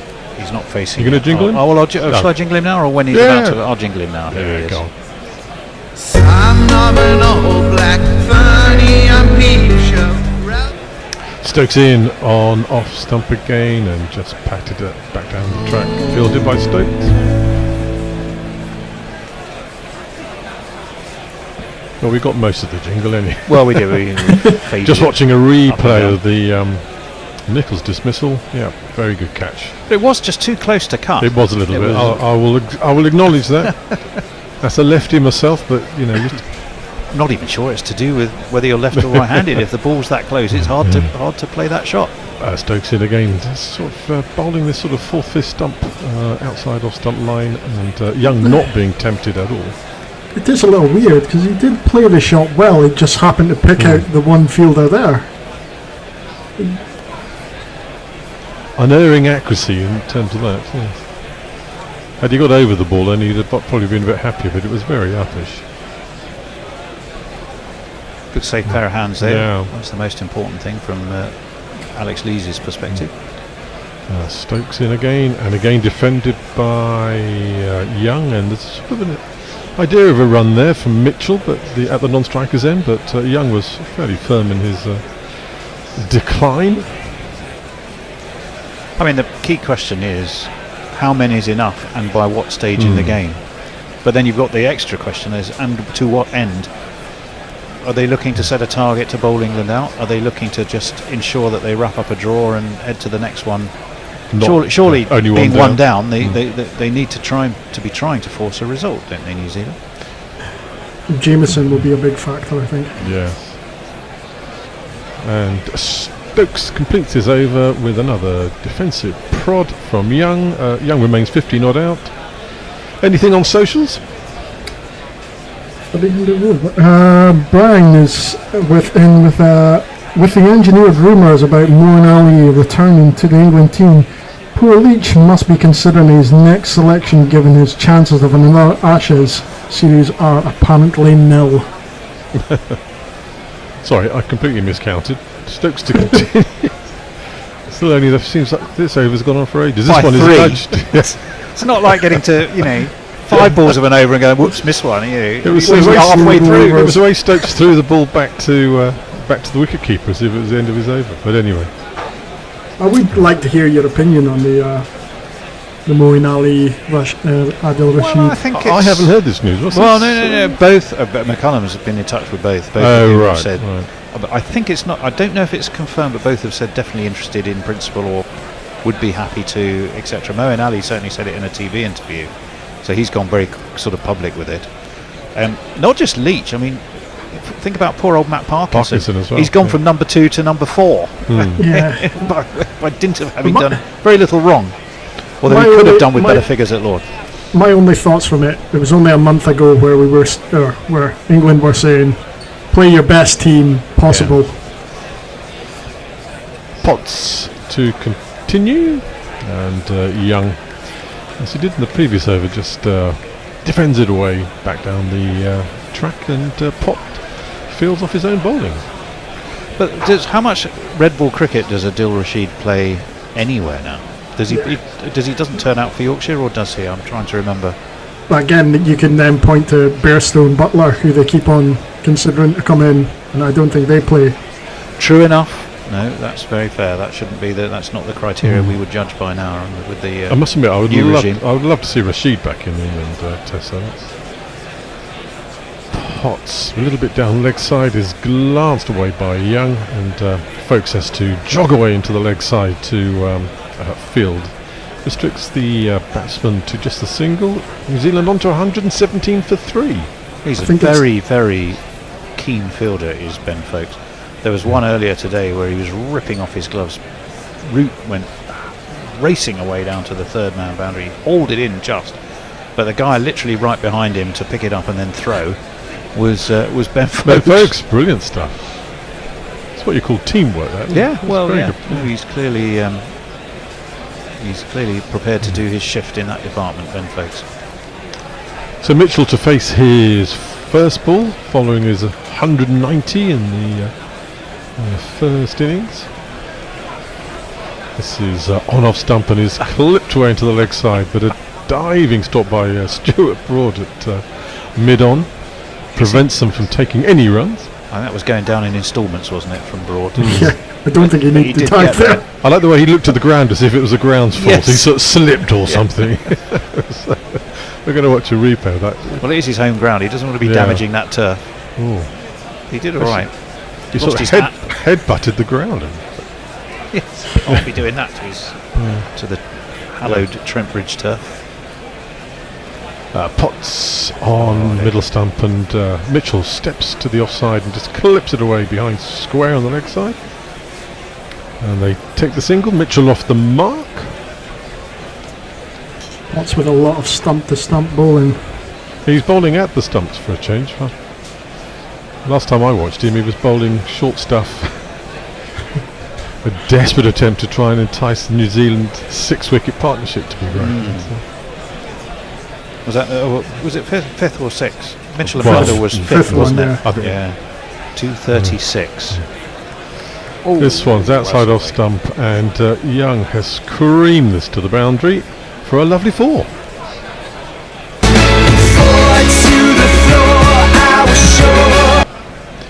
A lovely shot, just rocked back onto his back foot and just played it square on the offside, and that was always destined for the boundary, that one. See, well, that's the difference between his cut and the Nichols one, and the Nichols one, with that extra bit of width. And it's a gorgeous looking shot. But when you're all cramped for room and you haven't got that width, it's a very high risk shot. Oh, it's a beauty. Jagged away from Young. Looked like it might have taken the edge, but it's gone through to Folks. Nothing touched. No bat on the way through. So end of the 40th over 122 for 3. Any socials? Just a couple, but long ones. Farong saying tea break over at the tea stall has been most amusing. 40 to 65-year-olds playing Ludo on the phone of only one who has a smartphone. 10 taka per person. Lad who got knocked out first spat the dummy and accused the stupid phone of giving him ones and twos. Brian, has Sky TV got an agenda regarding the England captaincy and Stoke, Root versus Stokes? It seems every wicket in the camera pick out Root first. I hadn't noticed that, but neither a did fair I. point possibly.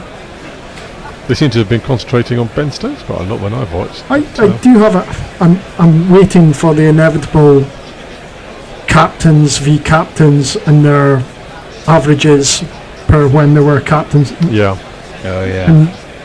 And how much are they going to regard Stokes as one of being, oh well, he was adventurous.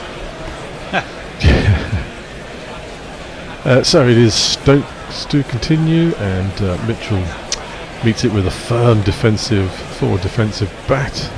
No run. The last England captain I would think that had a pretty ropey kind of ish average, maybe Nasser Hussain. Yeah, I mean Root certainly didn't with the bat. I mean he had some he scored 10 centuries, I think, didn't he? In the last year or so. So Stokes gallops in outside off stump, firm forward drive, cover drive by Mitchell, beats the diving mid-off fielder Jimmy Henderson and goes through to the boundary for 4. There's not one boy for me, I must have 2 or 3, I need 4. Yeah, Jimmy just got a thumb to it, but wasn't able to take any pace off it. Lovely cover drive by Mitchell. Fully deserving of 4 runs. Stokes in again. This one's airing a little bit leg side, clipped away just behind square on the leg side. Potts comes charging round, tries to restrict them to just 1 run, but they go through for 2. And while Folks dismantles the stumps, I think Mitchell has made his ground, so no chance of a run out. Joe Root's batting average as captain was 46.45, which his I will then overall average is about 52, 53. And his overall average is just a shade above 50 now, isn't it? So it's not a huge difference, but it's significant enough. And what's he averaging in this series? About 100 Well, yeah, that's statistically small sample, but yes, enough. But the fact remains, it is about.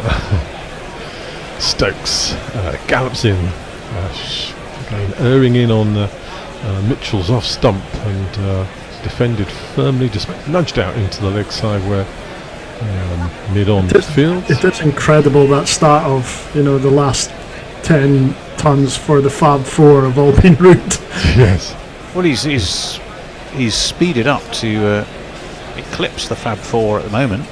He's yeah, the Fab Four are not the same, regardless of what people say. Yeah. Stokes in a looped ball outside off stump. Tried to york him, but it was never going to hit the stumps. Mitchell was a rather clumsy bat onto it, and the ball just jags out into the offside. No chance of a run. Well, at the end of 2020, Joe Root was 10 centuries behind Coley and 9 behind Smith. He's now level with both and 3 ahead of Williamson. So that shows a sort of different trajectory of the Fab Four. Steve Smith's not even the best batsman in Australian team. No, not now. Labuschagne probably now. Anyway, Mitchell defends this. Last ball of Stokes is over. No chance of a run. New Zealand 128 for 3, lead by 142. And Kawaja, I would say, in Australia. There's nothing on Twitter at the minute. We're just saying YouTube. Hello to Dara Aziz, Stephen Kelk. Hello. Steve Pettifer, and the good man Poggy Bumfinger. And you can tell Steve Kelk as well that there was no Rob Andrew today. I had to stop the bear from being lazy and putting it on again. I was going, come on, bear. As much as I love listening to interviews I've done, you do have to vary the interviewee for the sake of our listeners. Maybe put on some of the actual patrons' interviews. Pots to continue. This one is outside of stump, and Young has just let this go through to folks behind the stumps. Joe Root also, by the way, is now 10th in the all-time list of the most 150 plus scores. Oh, right. He is just ahead of Eunice Khan, who had 13, or he's equal to Eunice Khan, and just behind Steve Waugh, who had 14. Oh, top of that list. You could probably, I'll let you do this. Gavaskar, Lara, Tendulkar. Yeah. This one again beats Young outside off stump. He definitely played at it, but didn't get a feather on it, much to England's disappointment. Well, you've said the top two between you, Tendulkar and Lara. Who would you guess at third and fourth on that list? Ponting? Nope, not even in the list. Not even in the list. Oh, sorry, I'm lying. Yes, he is in the list. Is he not? 1, 2, 3, 4, 5. He's sixth. Sixth. Yeah. Pakistan. So you need fourth and fifth in that list. Kohli's not in there, is he? Yeah. Maybe Khan or Inzamam ul Haq. Jack Callis. Oh, I was just nodding because there was a ball there. Oh, sorry. It was a leg ball. The stats are fascinating, but in between deliveries. So Potts, yes, this was airing down the leg side, clips his top of his pad, goes down the leg side to give us a leg bias. Yeah. Well, the third one in the list is a Sri Lankan. Oh, so not Kumas. Sangakkara. Yes, Sangakkara. Yes. Right. And the fourth one's an Australian. Steve Smith. No. Arguably the most famous. Oh, Bradman. That's it. I was going to say Bradman. Brad someone. He's bowled again, and again this has been firmly at the stumps and firmly defended. So no run. We're just watching the Hawkeye on that. The ball was actually missing the stumps just down the leg side. So not the Scottish Red Indian. Not the Scottish Red Indian. Hawkeye the new. Hawkeye. Potts starts his run. Pass umpire, and again firmly aiming at that off stump, and Mitchell firmly defending it, just nudges it into the offside, mid-off, fields it. Mitchell goes for his little stroll towards square leg umpire, taps the ground, keeps his concentration. Brendan McCullum looking quite distracted at the moment. I think it's all right. Potts, he'll be happier about life. 1 for 13. Looks a lot better. In his 10th over, yeah. And this one's actually hit Mitchell on the helmet, and folks has managed to half stop it and deflected off to the. And again is it quick dash for 2 runs, and they just about make it in. Just watch this, the replay. Nice bouncer, actually didn't. Not only hit his helmet, but then swinging away after it went past the batsman. No, actually it was just all swing. I thought it hit the helmet. It swung so much. Folks was completely caught out. Came off his shoulder, didn't it? He sort of tried to duck underneath it and sort of shouldered it over Ben Folkes, who tipped it over the bar as he went for it. Around the post, right? Around the post, yeah. Anyway, New Zealand have moved on to 131 for 3. The lead is up to 145. They're not exactly galloping along here, are they? So Stokes to continue into his 7th over, 0 for 17 off his first 6. This one's down the leg side, almost strangles Young, who misses the ball. Folkes takes it very cleanly, moving away to his left. Dot ball. I've just seen one of your tweets coming up, Colin. I mean, not you, a tweet you will be reading. Our friend the GC Naked Porn Bot is is it? prolific. Right. Entertainingly prolific. It's not good. You can give us after this ball. So it's Stokes in past the umpire again, firmly at the stump. Says, yes, no. They're going to be. Oh yes, I think he's got it. Well played. Yeah. Was not a very good throw. Ben Stokes had to dive forward and out of the back of his hand, flick it at the stumps. He's dislodged the bails, but that was a complete mess up between Mitchell and Young. It was up there in the class of Potts and Folks earlier on today. It was a real yes, no. So the England fielders gather round, and it was a field of Pope. I think he's miles out. He's well out done, country Ben mile. Stokes. Superb. Well played, Ben Stokes. To take that and just to use sort of And flick know where it the with the stump back was, of his hand as he was falling forward. Just was reaching. quite a magnificent effort. Another inch forward, and he's making his ground. But it really was most awful running and entirely deserving. So the fourth New Zealand wicket has fallen. The very comfortable looking Young, actually. Will Young has to depart. Let's just watch this again. So nudged into the leg side by Young. He went yes, no. And in the end Mitchell went yes and dashes past. As Young is just about getting moving. Well, do you know what? It was Mitchell's call because Young had tickled it round the corner, so technically it was behind him. And I think Mitchell knew from the off it was his run, and Young's got himself to blame. It's pretty comic though. Yep.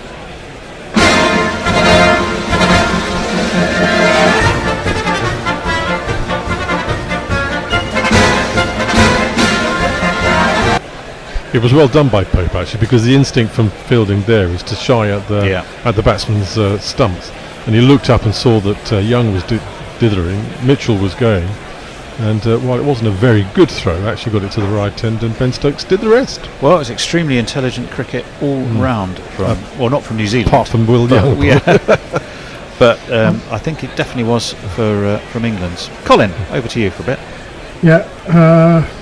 So first of all, I've got messages who's given light on the actual for the rose-coloured glasses to justify disinteresting Moeen Ali and Adil Rashid. Ali 54 tests at 36 average, Rashid 19 tests at 39 average, and Jack Leach 24 at 33. Stokes is in because the batsmen have crossed. He can continue bowling to Mitchell, and he leaves this. Jag's back. I don't think he could have missed the stumps by an awful long way. By Joe Root's reaction, I think it was fairly close. Here's the new man.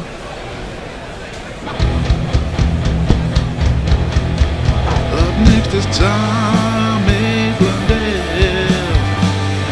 Tommy Blundell. Up next is Tommy Blundell. Stokes in again. Oh, this just Jags a little bit away from Mitchell.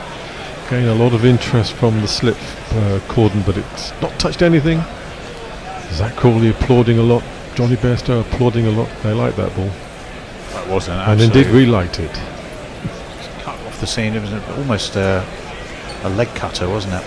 It was. Yeah, did it enough. beauty. Mitchell does that. He comes across with that bat. He gets very crossed with it as he's coming down across the line. I actually wonder how he scored 190 sometimes, but he did. Stokes sets off past the umpire. Mitchell defends this quite stoutly. No chance of a run as Pope comes dashing in. I mean, I know this has been said probably several times during this game. You really feel, though, this is quite a pivotal point in the match. 2 wickets now, 1 wicket further now, and New Zealand will just be looking a shade nervous. This tends to be the strong part of the New Zealand batting, though, isn't it? Their 5th and 6th wicket partnership. England know if they can England get can break 1 it. or even 2 now, then they will have New Zealand where they want them. Really crucial stuff. Good ball, quite pacey. What was that? Well, only 79. Looked quite quicker than that. Slightly back of a length. Mitchell's shoulders arms goes through to Ben Folks. That's the end of the 43rd over. Any more messages, Colin? Yep, they're starting to come in now. Boy Pawn. The Fab Four have now split. Kohli has gone out to form. Wings and Smith is narrating cartoons about trains for children. Oddly, I'm not getting the GC Radio Naked Fun porn bot on my phone. Oh, hold on. Maybe it's But I've just gone over to find him. He's saying I'm sassy and overmodulated Scots. But is there a non-Puritan who can do socials asking for a friend? That was the one I'd seen. So you're up to date with that one now, yeah. Yeah. I think that's Jay Grover. Must be.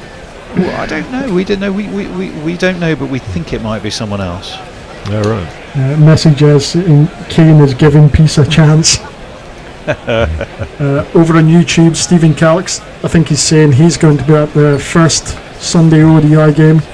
Looking forward to a different team and speaking to Pops into his 11th over again. Down that line, couple of stumps outside. Off stump, doesn't draw. Blundell into a shot. Do we know who the substitute fielder is for England? No. No, I don't either, and I'm just trying to see if I can get any. Is he on? Do we know who he's on for? Well, that's what I'm also trying to work out. I shall go and find out. They haven't put anything up on screen. So they usually like to show the sub, don't they? Yeah. Potts gallops in again. Slightly back of a length. This one jags away again. There's a little bit of action coming off this pitch at the moment. Blundell was sort of drawn into it, didn't really follow through, and the ball dies as it lands at folks who's falling to the ground to gather the ball. Well, that's England have got to bat last, and it's been beautiful. It's been a very good track. An outfield that's like Augusta Greens, it's made of glass. Talking of which, good to see Rory win last night, wasn't it? Oh yeah. Pots in again. This is a little bit too leg side, and it's comfortably clipped away off his pads by Blundell to get him off the mark with a single. Down to Jack Leach at final leg. New Zealand move on to 132 for 4. The lead extending to 146. I think there's going to be a change around after this. Is Messes? Well, that's what I was literally just checking. Yeah, I think it's Messes to come in. You're taking ball by ball. I think it is. Basically, you and me are staying exactly where we are. Yeah, 4:30. Yes, quite right. So at the end of this over. Potts in again. Again, this is firmly at the stumps, and Mitchell has jagged it away to the leg side, and this time a quick run done properly brings him a single. Looks like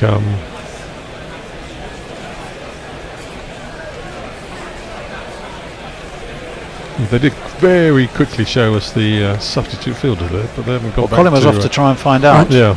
Annoyingly, I can't actually find it. No, it's not easy to find. If it's sort of a member of the ground staff who's been suddenly thrust out there. I did find the stats of who's had the most substitute fielder catches in tests. Oh right. Who's that? That's interesting. Verinda Sewa, I get 4. Oh, right. Really, by Jove. And Potts Blundell sort of jumps backwards and defends it, just nudges it out into the offside. Ball dribbles away and Gully runs in to complete the fielding. Another dot ball. Quite a standard field here. I think they're bringing a leg slip in. Well, maybe a leg gully actually. Yeah, leg gully. So it's still got sort three of slips in place.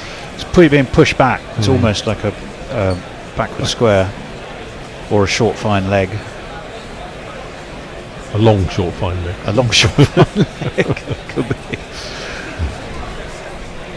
Maybe for the miscued pull. It's definitely gone back, just behind square, just behind the square leg umpire. Potts in again, and just where that field has come from. Blundell nudges it through the gap. And, take a single. Espresso dashes away from Thurslett to field. End of the 44th over. Beautiful job, Colin. Do you want to sweep up on messages, and then hopefully messages will come in after your messages? Yeah. Well, it's Messi himself saying day 5 will apparently be free entry. And, so it should be. Hooray. Quite right too. Leah saying that was a run out Inzi could have been proud of. Well done, the lads. So I mean, he passed on, of course, to his is it his nephew? Yeah, Imam. Yeah. I remember in Ireland, second ball, I think, Hendo was commentating.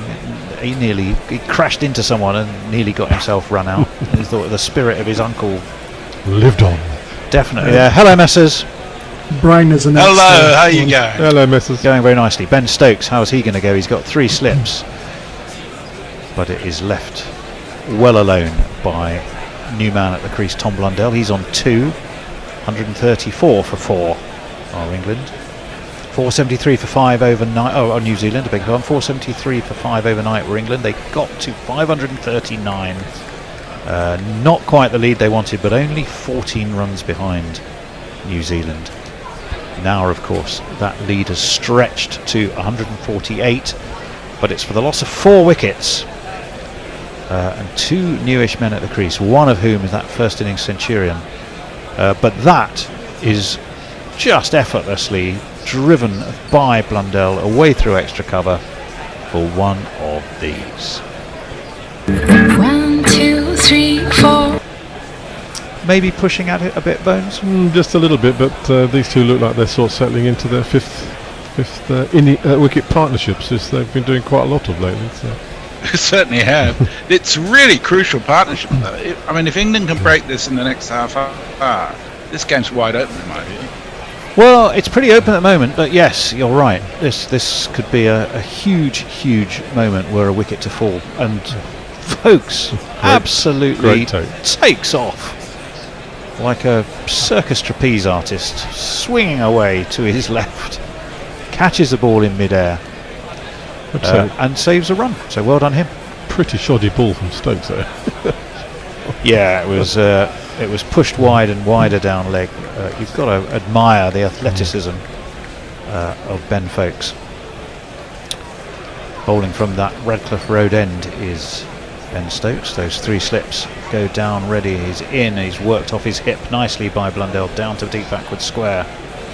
Young Potts, he won't be short of pep and enthusiasm, comes racing in and limits them to a single with a rocket throw. Right at the stumps as well. Good cricket. Yeah. Very good cricket. It was indeed. 139 for 4. Mitchell on strike on 8. What a... Well, do you know what? I mean, he had that wonderful innings. But then, of course, he shelled 2 catches. You wonder if... He must have been so tired. But will he have slept worrying about the drops or thinking about the runs? As this one is pushed away towards mid-wicket. Rocket throw comes in. A little bit of excitement. Nearly over Folkes'. Well, yeah. The slips weren't expected to have to back up. Were suddenly, But fortunately, Folkes one-handed grabbed it. So. 190 off 318 before finally, rather wearily, being caught by Folkes off the bowling of young Matthew Potts. The floodlights are brightly on at Trent Bridge. Stokes is right arm over and in, and Mitchell pushes, eases really towards mid-on. There's no run, number 22 for Ben Stokes. It's the end of his over, at least it should be. Yes, it is this time. Yep. 139 for 4. The lead 153, and we will give the floor to the perennial poet of Perth to entertain us with your social messages. Ryan 001, who I am assuming is still sitting in the pub drinking his 4th pint of Doombar watching the cricket. You counted the perfect spot. Well, at least 4. Says, was that New Zealand run out another Kiwi to Grandome moment, thus allowing England to win this game? It could well be, you know. It was a no ball, by the way, that last ball. Poor old Colin in his triumvirate of misery. Stokes, it was it was a no ball again by Stokes, who was having a real problem with his overstepping. This is wide of off stump, taken by Folkes. England probably just want to check he hasn't bowled another one. No, he hasn't. It's 140 for 4, 45 overs complete, and back to Messrs. The Porn bot says, is my mate Marky Desard on deck for social? Can't imagine who you're talking about. Jay Grover says, they're a bit too well timed for me. My approach to filth is more scattershot. Colin definitely is a Puritan son of the Kirk, though. To which the Pornbot says, easy there, folks. No such thing as free entry. Oh, God. He's on a roll, ain't you, Jeff? Anna Forsyth says, I'm not just trying to make Tony say by Jove again, but did he see that Toro Joe cleaned up the Derbyshire? He absolutely did. Couple for Tim as well, and one for Till and Wallalita. And Middlesex, I think, ended up with a lead of 22, which I didn't see coming, which is fantastic. As this one is wide of the off stump, and Blundell is able to leave that through to folks. Hello, Anna, by the way. And yes, who's Toro Joe? Rojo, Toby Rowland Jones. Oh, right. He's taken a fifer today, missus, and Tony's very, very pleased about it. Oh, I'm thrilled for the young Tillen as well. Did you say Tony's very, very pissed about it? Thrilled, not pissed. No, I would be delighted.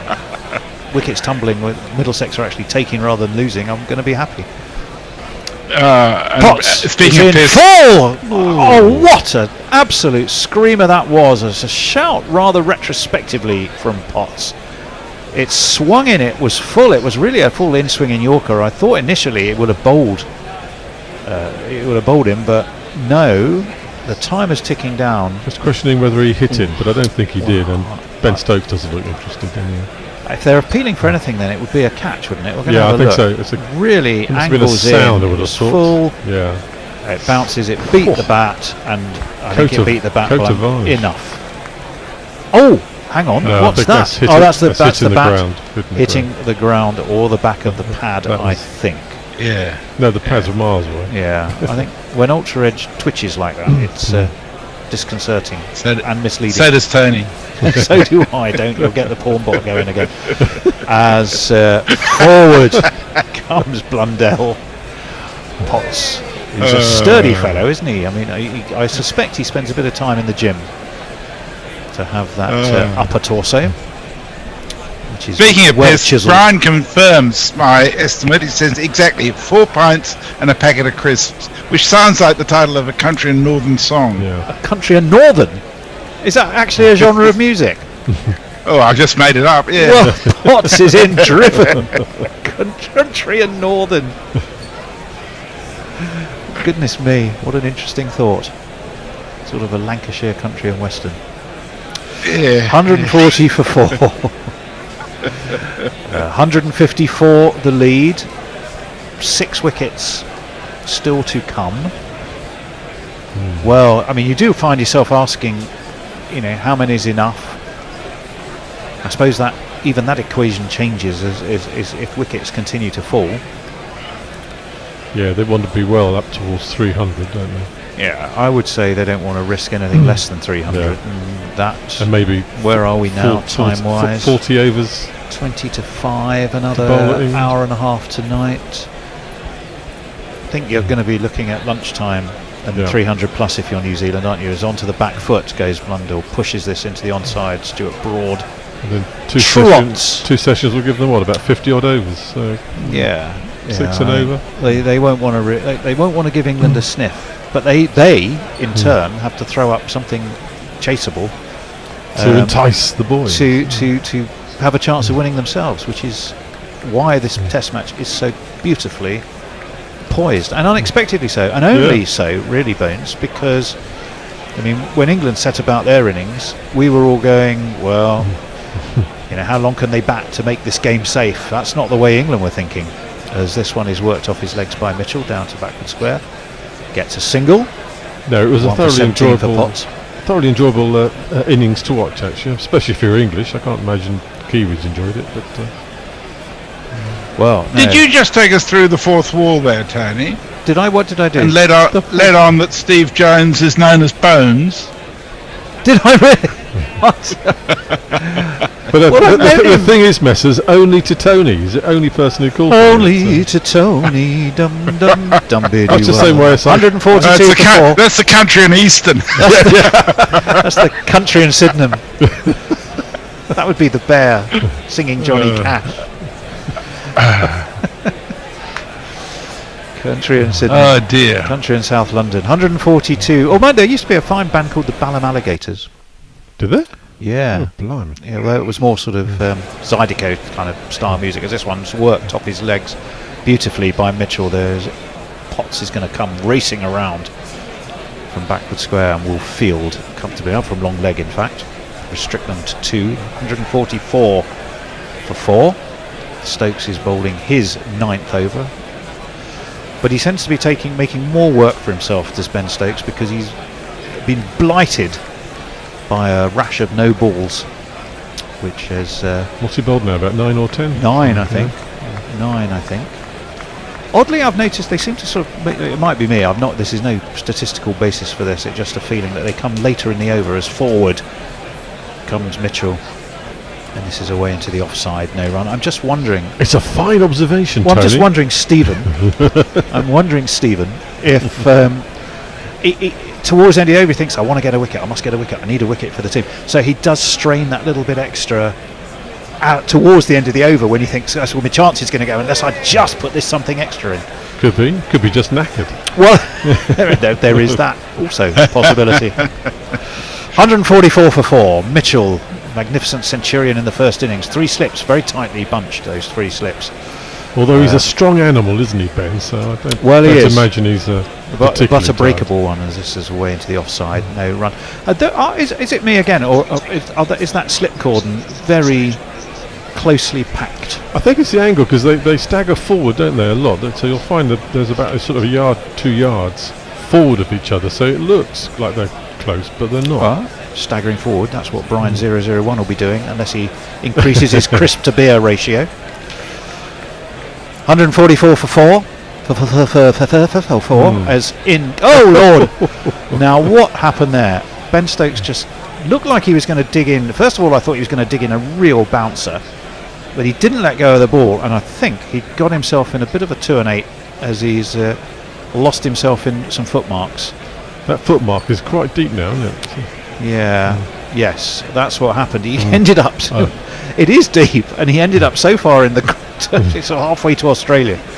And I think surely they're going to need to do something about filling that. Although it doesn't seem to have happened. I really think they probably should. Stokes in, elbows pumping. Full inside edge, but inside edge that does find its way to the floppy-hatted and headbanded Stuart Broad. So the sun hat on top of the headband. And it's a no ball. So my theory is very correct, Mr. Jones. The fifth ball of the over. Towards the end of the over. And he'd also... So there's a number of considerations on that. One, there is that he might just be tiring. 2, he might be straining that extra bit. And in that particular instance, don't forget, he just completely lost his footing by basically falling down a well. Yes. So, you do wonder, as this one's pushed into the onside, that extra ball. He's obviously thinking about where he's putting his foot, isn't he? Well, he is. And it's... Yeah. The good news is Stuart Broad is warming up, so obviously there's going to be a change of attack. He is. There's 2 balls left, so that was basically the 3rd ball, which makes my theory of it's always at the end of the over complete nonsense, because that was halfway through that one, but there we go. But it was the back end almost, isn't it? Well, it's the beginning of the end. It's the beginning of the end of that over, if you want to be kind. I think your theory is still standing up. 145 for 4. Stokes in, full, driven, on the bounce, over his head. Stuart Broad, though, fielded, really will fling his body to his left for the cause. Other Irish bands are available. And you did very well to stop it. Fine piece of fielding. Beautifully played, in fact, by Mitchell. Played down into the ground. Stokes leapt, couldn't get a hand to it. But his trusty lieutenant, Brody, was there like a flash to ensure that there were no runs. Lively about their work in the field, England. They sense this is a key moment in the game. They would be right as we wait for Stokes. In, and that speared down leg taken by Folkes, bit disappointing. 81 miles an hour. Stokes not happy with that final ball, but it is the end of the over. 159 the lead, 145 for 4 the score. Messers, I think you may be on silent. Are you with us? We see your lips moving, but we hear nothing. Yes, sorry. I've been opening the Facebook stream where justifiably a couple of people, Dave Carpenter and Neil Dudunsky, have made clear that they weren't impressed with the fact that they weren't getting their messages read out. I'm sorry, guys. It's been a bit of a stretch today, but great to have you on board, and I'll try and come back to you in a little while. The things you're referring to about reading them out, I actually did read them out just before tea, Warren. If you weren't here, then maybe you're going to have to pay for me to do it again, although I'm not wearing England kit for anyone. Somebody asked a question about where Dom Bess fits in terms of bowling averages in test matches. It turns out that both Bess and Leach have better bowling averages than either Rashid or Moeen Ali. Well, there's an observation. Interesting one. Yeah.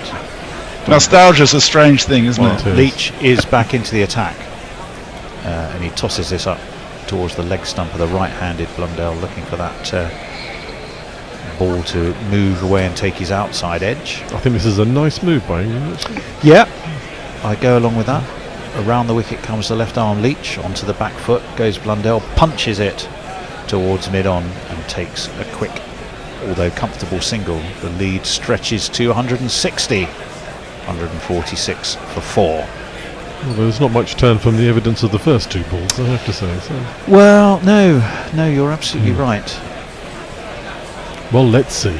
Well, and I do think the England mentality, regardless of having Moeen Ali and Adil Rashid start, potentially putting their hands up, not to mention Parkinson, is stick with the incumbent and let them prove that they deserve to be there. As this one is guided again towards mid-on.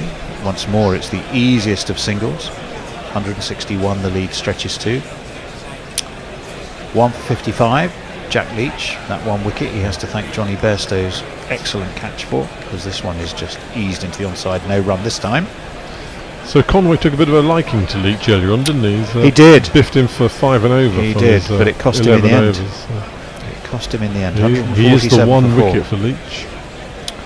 Joe Root, the solitary slip, and this one is just nudged to forward short leg, which I would imagine is going to be Ollie Pope, a man who was just born full of beans in last night's interview that we saw. This one takes the edge as he skipped down, did Blundell, really skews an outside edge and is quite fortunate to get one. Leach, I think, will be far from upset by that. But goodness me, he gets through his overs fast. He does, doesn't he? And we can go back to Messers. Ravi says, "Oh, come on, chaps! 2 pints of lager and a packet of crisps was a northern set sitcom in noughties. Ralph Little, Sheridan Smith. It's just been made country by Brian and me." And Jeff Perkins says, "All for guerrilla cricket, 4 crisps and a bucket of pints." Roger Mellies says, 2 and 8. We should have much more rhyming slang in your commentary. Is there such a thing as a Cockney cricket commentator? I'm sure we can find one. He's having a giraffe. Is Grubby around? He's having a giraffe. He's not sitting here, I'll tell you. In comes Stokes, nicely worked off his hip by Blundell. Well, that's surprised. We thought Brody might be coming on, but no. They take a single, bring Darryl Mitchell onto strike. These two are looking really quite comfortable, aren't they? There's not a lot of excitement going on here for England. Son of Peggy, of course, brother of Grant. Oh no, that's EastEnders I'm getting confused with. 149 for 4. Son of a far bigger celebrity, I think, is Darryl Mitchell, of course, his dad being a former rugby player and coach for New Zealand. It's a study in concentration, and this one is rather dies actually from Stokes. Maybe he is reaching the end of this spell because it's that was a little weary and was left outside of off stump by Mitchell. 149 for. I'm not sure it's the camera angle, Steve. I think those slips really do look like they're a little too cuddlesome for my liking. I think there should be a wee bit more space. There's a freak. Wee bit more space between them. 48 for 2. Sorry, 48.2 overs. What am I talking about? 48 for 2. 48.2 overs complete. 149 for 4. Mitchell to face Ben Stokes, who rolls in. What's he got up his sleeve this time? Wide of off stump, left through to Folkes. No run. 81 miles an hour. He's mumbling and cursing to himself, is Ben Stokes, feeling that there should be a bit of magic somewhere about to happen that will make the difference. Well, he's not bowling in a way that's going to do it, I don't think. He's just he drops sending balls down. He definitely drops the occasional one short and looks to hurry them up. He's mixing it up. He's getting nothing off the pitch. And he got one beautiful leg cutter as in he comes, and this one does hurry Mitchell a little bit. But in the end he plays it tidily and comfortably enough. I'm just trying to work out when we're supposed to change. 5 o'clock. 5 o'clock, yeah. That's all right, we've got probably one more over. If we are... Oh no, if it's Leach, it'll probably be 2. Well, it'll be 2. Well, yes, that's true. He does rattle through them, does Somerset's finest, Taunton's finest, Jack Leach. His strike rates, I think. Yeah. Is that his strike rates against full bowling? 94, 18 on a good length, 66 on a short length. He likes the full ball then. And there is the short one. Said he was mixing it up. Well done by Folkes. And given as a wide. And the one for the over. Umpire rifle. Poor old Ben Stokes. Well, he's going to look at this, when the dust has settled. If there ends up being a matter of about 10, 12, 15 runs in this, a lot of those, I'm afraid, are going to be down to Mr. Stokes. Him. Yeah, although I would say he's in credit in most other things. Yeah, it's arguable that they don't cross that much because they just extend the time and they don't necessarily score any extra runs from the additional balls. True, as this one is pushed into the onside, no run. One ball left of this Stokes over, we hope. Stuart Broad's looking a little angry about something. He's certainly working. Well, he was looking at the ball, wasn't he? So, yeah, I think he was. I think we're still using the same ball that they started with. They haven't changed it yet, have they? It's interesting how his headband seems to make his hat just sort of sit that little bit higher on his head as well. Perches it looks really quite rather menacing, doesn't it? Yeah. Stokes in those 3 closely bunched slips will be down but straight up because it's driven away towards extra cover by Mitchell. There's a man there, there's no run. It's the end of the over, we think. Yes, it is. 150 for 4. 49 overs. And a Forsyth. Sorry. That's all right. Says, I've got the Middlesex stream on mute and I genuinely slapped my gaze back to the screen when Tony's comms got excitable, forgetting it's a different game. Unlike Joe Root, I'm not alive and alert on a Monday morning. I've got to say, I've done exactly the same thing many a time, and it's so easy to do. Brian says that Tony Bishop... It was sorry, Messrs. It was another no ball. Yes, it was another no ball. He's got to bowl another one. Now, I don't know if he's looking angry with himself because he's doing it, or he just thinks, I haven't got to bowl another one, have I? It might also mean that a little reducing... Well, no. Well, I don't know what I'm thinking of. We've had to. I'm completely losing the plot. 151 for 4. I was thinking about my session. I don't think England are bothered about that. Things you expect to hear on Gorilla Cricket. I'm completely losing the plot. Full and worked away off his legs nicely by Mitchell. Just take a single out to mid-wicket. That is the end of the Stokes over. Not for the first time. We thought an over had finished, only for him to find out that he'd overstepped. And I think he might be due to giving himself a little break. We shall see. 151 for 4, Messrs. Brian says that Tony Bishop Arkwright channeling was excellent. My favourite moment is Arkwright. How many peas in pepper? 6 Granville replies. Granville. That was quite David Jason. The Pawn Box said, messages gagged. Click here. Oh dear God. Farron says, have the cricket on the tea stall. UK commentary. My phone can be used as a remote.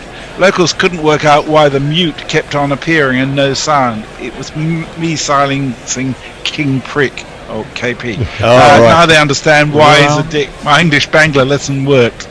Well, round the wickets comes Leach, pushed by Blundell towards mid-on, and an easy single taken will bring Mitchell back onto strike.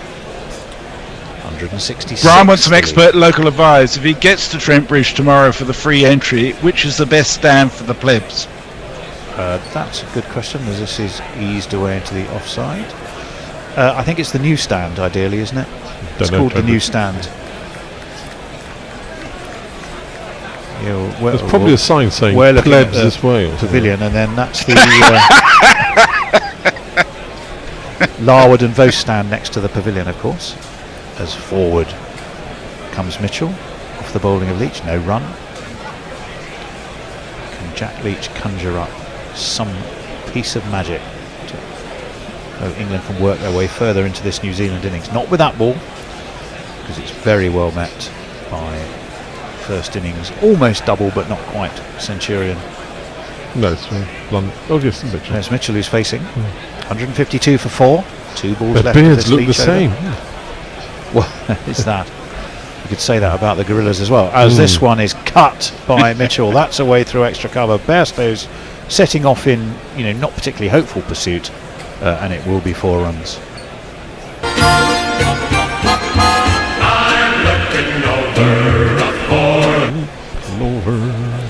So yes, we are due a change at the end of this over, which will be after the next ball, and it should be, it's the Bear coming in to entertain you. Colin, I think, will be back, and I've got the Bear actually on with Bear on the one I'm looking at, so there's a cock up by me. As this one is dropped to his feet, there is no run. I've just got to think what I'm doing here, because according to this Bear, I've got you commentating with you summarising. No, that's not what you said. Hendo will come in. That. Yeah, let's do that.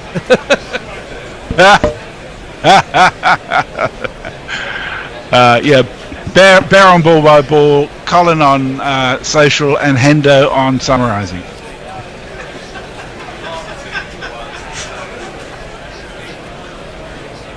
And the next tweet is from the bot, Colin. About cuddling. I reckon he's bloody blocked me or something. So I'm not seeing any of his tweets. Oh, he says the line at cuddling in cricket. So Mark Zip is then the next one. Okay. Hello, Cole. How are you, mate? Hello. Not bad, you? Yeah, I'm okay. Not too bad. I've been listening to Hendo either virtually falling asleep or getting very excited every time I got close to the bat in the green room. Yelps. Excitable man. He got bored after we hadn't taken a wicket for two overs. Which in this game it's not likely to happen that much, but we have a change in bowling. We've seen his dad in the crowd, and he's coming in to bowl.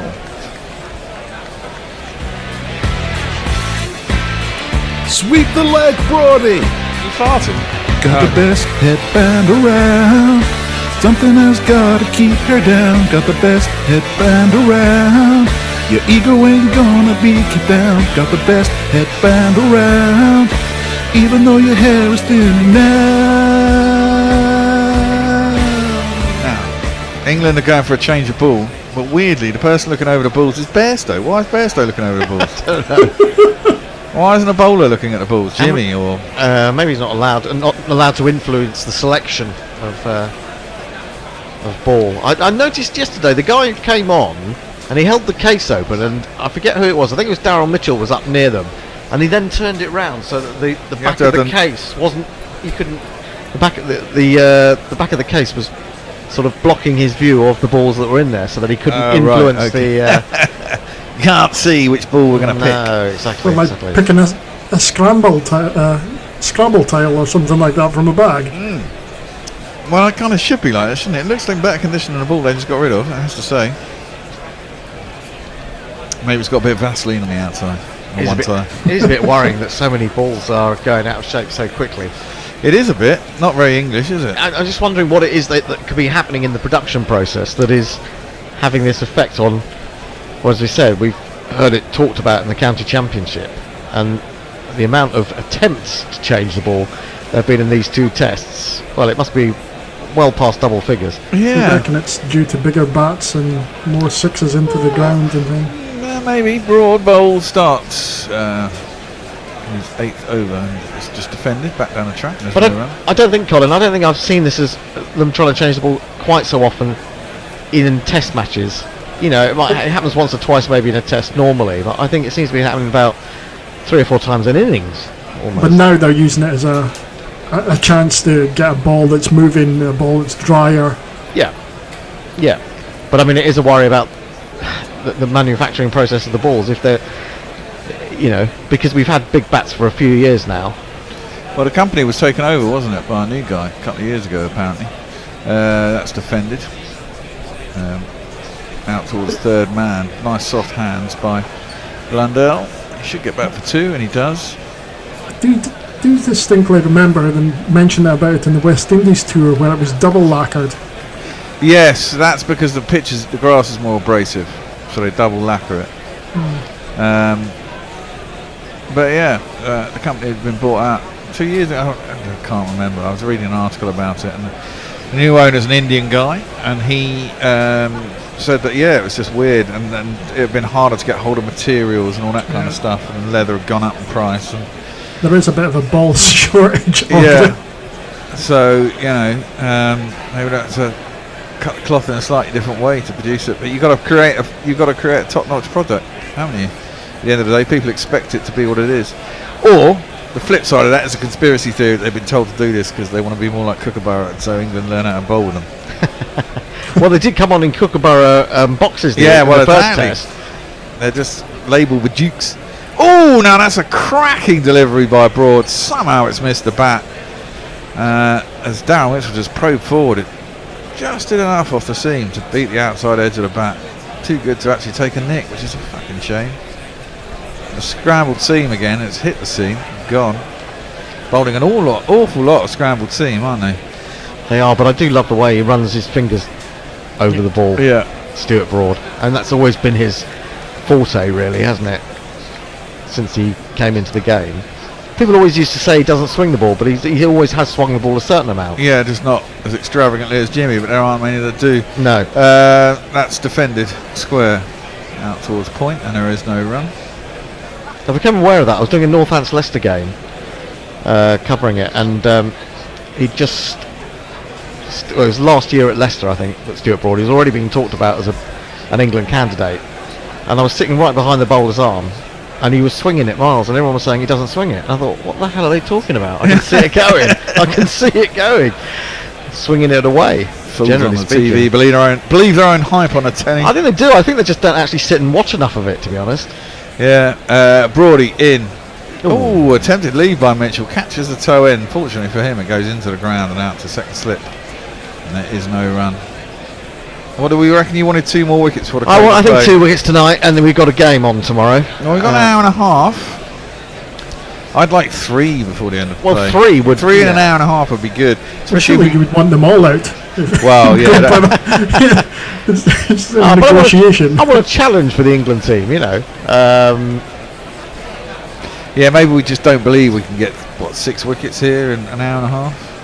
Day 5 pitch will all be a challenge. Well, potentially, and they will have a lead. Broad is coming in. Last ball of his 8th over, and it's into the hit of Mitchell, who just clips it sweetly down to deep backward square leg. Ollie Pope is down there to field. It'll be 1, and that'll be the end of the over. Are you doing socials, Cole? I am indeed.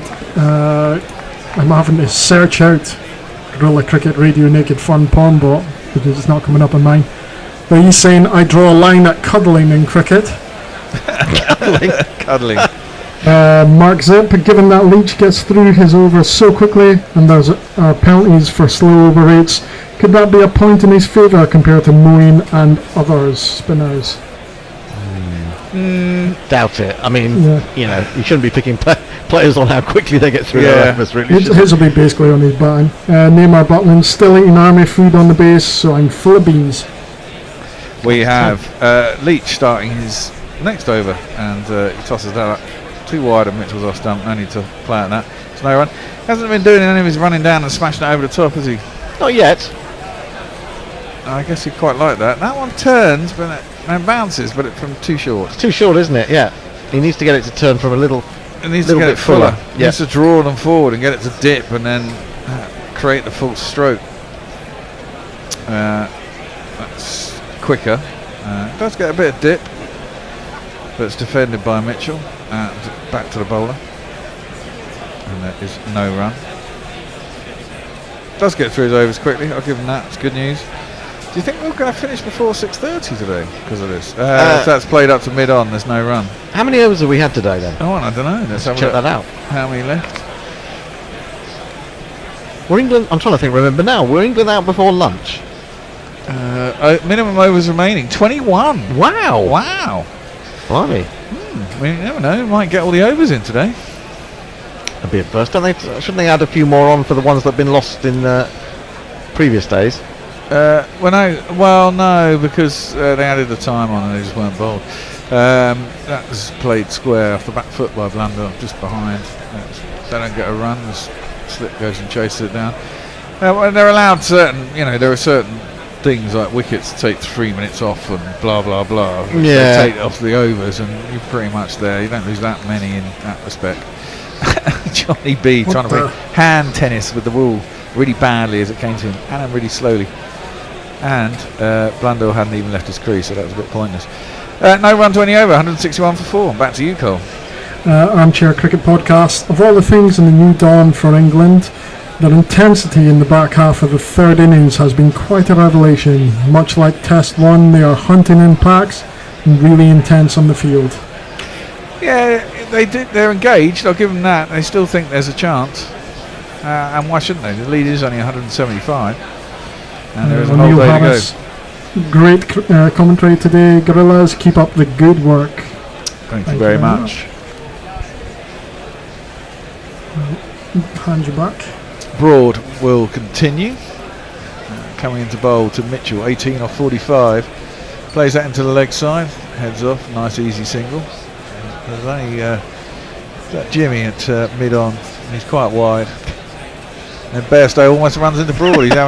He's having a nightmare. Collides with him. What's going on? You don't want to bump into Bairstow. He's quite a unit these days. Yeah. We were just discussing, weren't we? Yeah, we were discussing whether he's just pumped his chest up so it hides his belly, or he's just put on a lot of weight by doing a lot of weightlifting. I think it's bulking. Just think what you're lifting. Yeah. I think it's the IPL and a lot of curry, and not much to do between games. Presumably. And there are actually moves under there. And I think we're getting to a Graham Smith point. Yeah. Here comes Broad. Second ball of his 9th over. Ooh, that comes in a little bit of Blundell, but gets nicely behind it. Plays it up to mid-on. It's no run. It's a good job that it's not a back-to-back test on this one on the bowler, isn't it? Oh yeah, they would be exhausted. Yeah, true. Yeah, and it'd be interesting to see, what if any difference that makes. The fact that people have got time to recuperate and recover properly. I love there being a test match sort of 3 days after the last one, but I'm sure they don't. Yes. I think fans would anyway. Fans would want to see more and more test cricket. Broad in, defended again stoutly by Blundell, just defends it out to cover, and there is no run. Next test, of course, Headingley, which could be exactly as you say. Can be an absolute bowling paradise if the clouds are in. You mean at the clean slate? Yeah, the clean slate. Clean slate academy. Well, no, it's not so much a clean slate. Haven't they fucking appealed their whatevers and? With the various people they owe money to or something, or that they made redundant. I didn't read the story. I was too disgusted. Yeah, I didn't read it fully, I have to say. Bracewell is padded up, sitting there on the balcony. Broad in, defended by Blundell. Maybe a little bit late. Defended behind square and ain't no run. That's the problem. If you're back behind Blundell and Mitchell, you spend a lot of time sitting there waiting. Is the next ball going to be mine? And probably not. And you're sitting there for 3, 4, 5 hours because they've batted so well together. And any time that England have looked to be getting on top, they've taken the game away from them a little bit. Yep.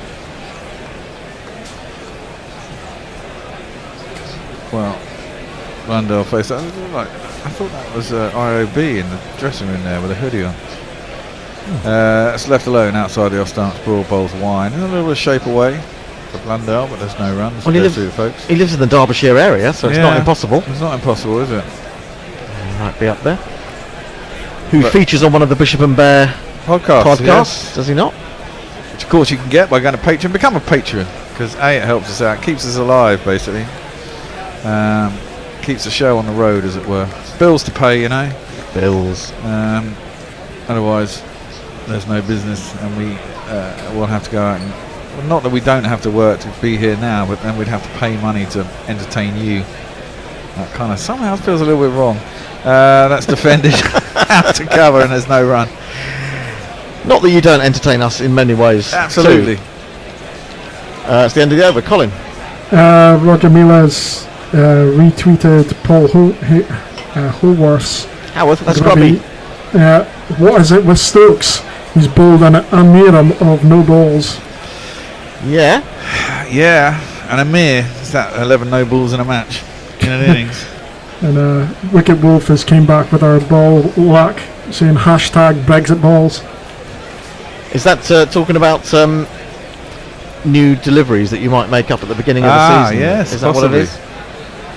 Brexit balls. I brought out my Brexit ball. Well, Brexit's fallen to pieces, but of course no one will admit it. It's a ridiculous state of affairs. Leach is in. Oh, that one squats a little bit, goes back, does Blundell, punches it. Mitchell, I think it was. Was it Mitchell? It was Mitchell, yes. Punches it back straight. Who's that? Now, I think this is the man that I have been meaning to point out to one or two people. Is this Grimshaw of Derbyshire? Is this the man you love his name? Well, I love his name, and I love Blatherwick better. Blatherwick better. Ooh, now there's a big appeal for Martin. There you go, Leach is turning into Lion. There's an immediate review, however, from the batsman. He did seem to hang his bat out there. There was a strong appeal from behind the stumps. The decision has been reviewed. Someone on YouTube gave us the 3 sub-fielders they're using, and I put them in the chat. Oh, did you? Let's find out who they were then. Joey Everson, yeah, James Hayes, and Sammy King. No, I think this is a different one. I'm not sure he's touched that, actually. I'm not sure he is as well. He did seem to hang the bottom of the bat out. Well, it's close, man. It is close, but there's nothing else that can be hitting. Let's have a look. Is there anything? Please hit it. Please hit it. It's not going to... No. Nothing on it. Nothing. Well, he was given out, and poor old Jack. They reviewed it as just... Well, there's a noise there. But that's nowhere near anything. And but the ball's in mid-air as well. It's nowhere near his pocket or something. No, exactly. That's my point. So have they just not lined it up correctly? Because what's that? That's actual from this song. What the fuck is that noise? It's this random noise in mid-air. Well, it's Michael Goff. He doesn't often get them wrong. I mean, you noticed on Michael Goff's no longer wearing the dark glasses since I referred to him as a CIA operative. His cover was blown. Yes, absolutely. That was not out. That's a shame. Could have done with a wicket there. Could have done with Blundell being out. Could do with Mitchell being out too. Leach tosses that one up, and he defends it again. This time on the offside, and there's no run. They're definitely not as adventurous as they were in the first innings. They don't seem to know whether to stick or twist, do they, Kiwis? No. That was actually a beautiful dipping delivery. That. We should bowl more of them. Yeah. The next ball is defended. Just drops down square on the offside, and there's no run. I think the Jameson factor will definitely put their brakes on. Well, yeah, presumably he's got sciatica, he can't come out and bat, so they've only got 10 wickets as well. Now, down the track. 9 wickets, you mean? 9 wickets, yeah. Down the track comes Blundell, clips that nicely. Me having said that, out through mid wicket, all on the ground, to the boundary, 4 runs.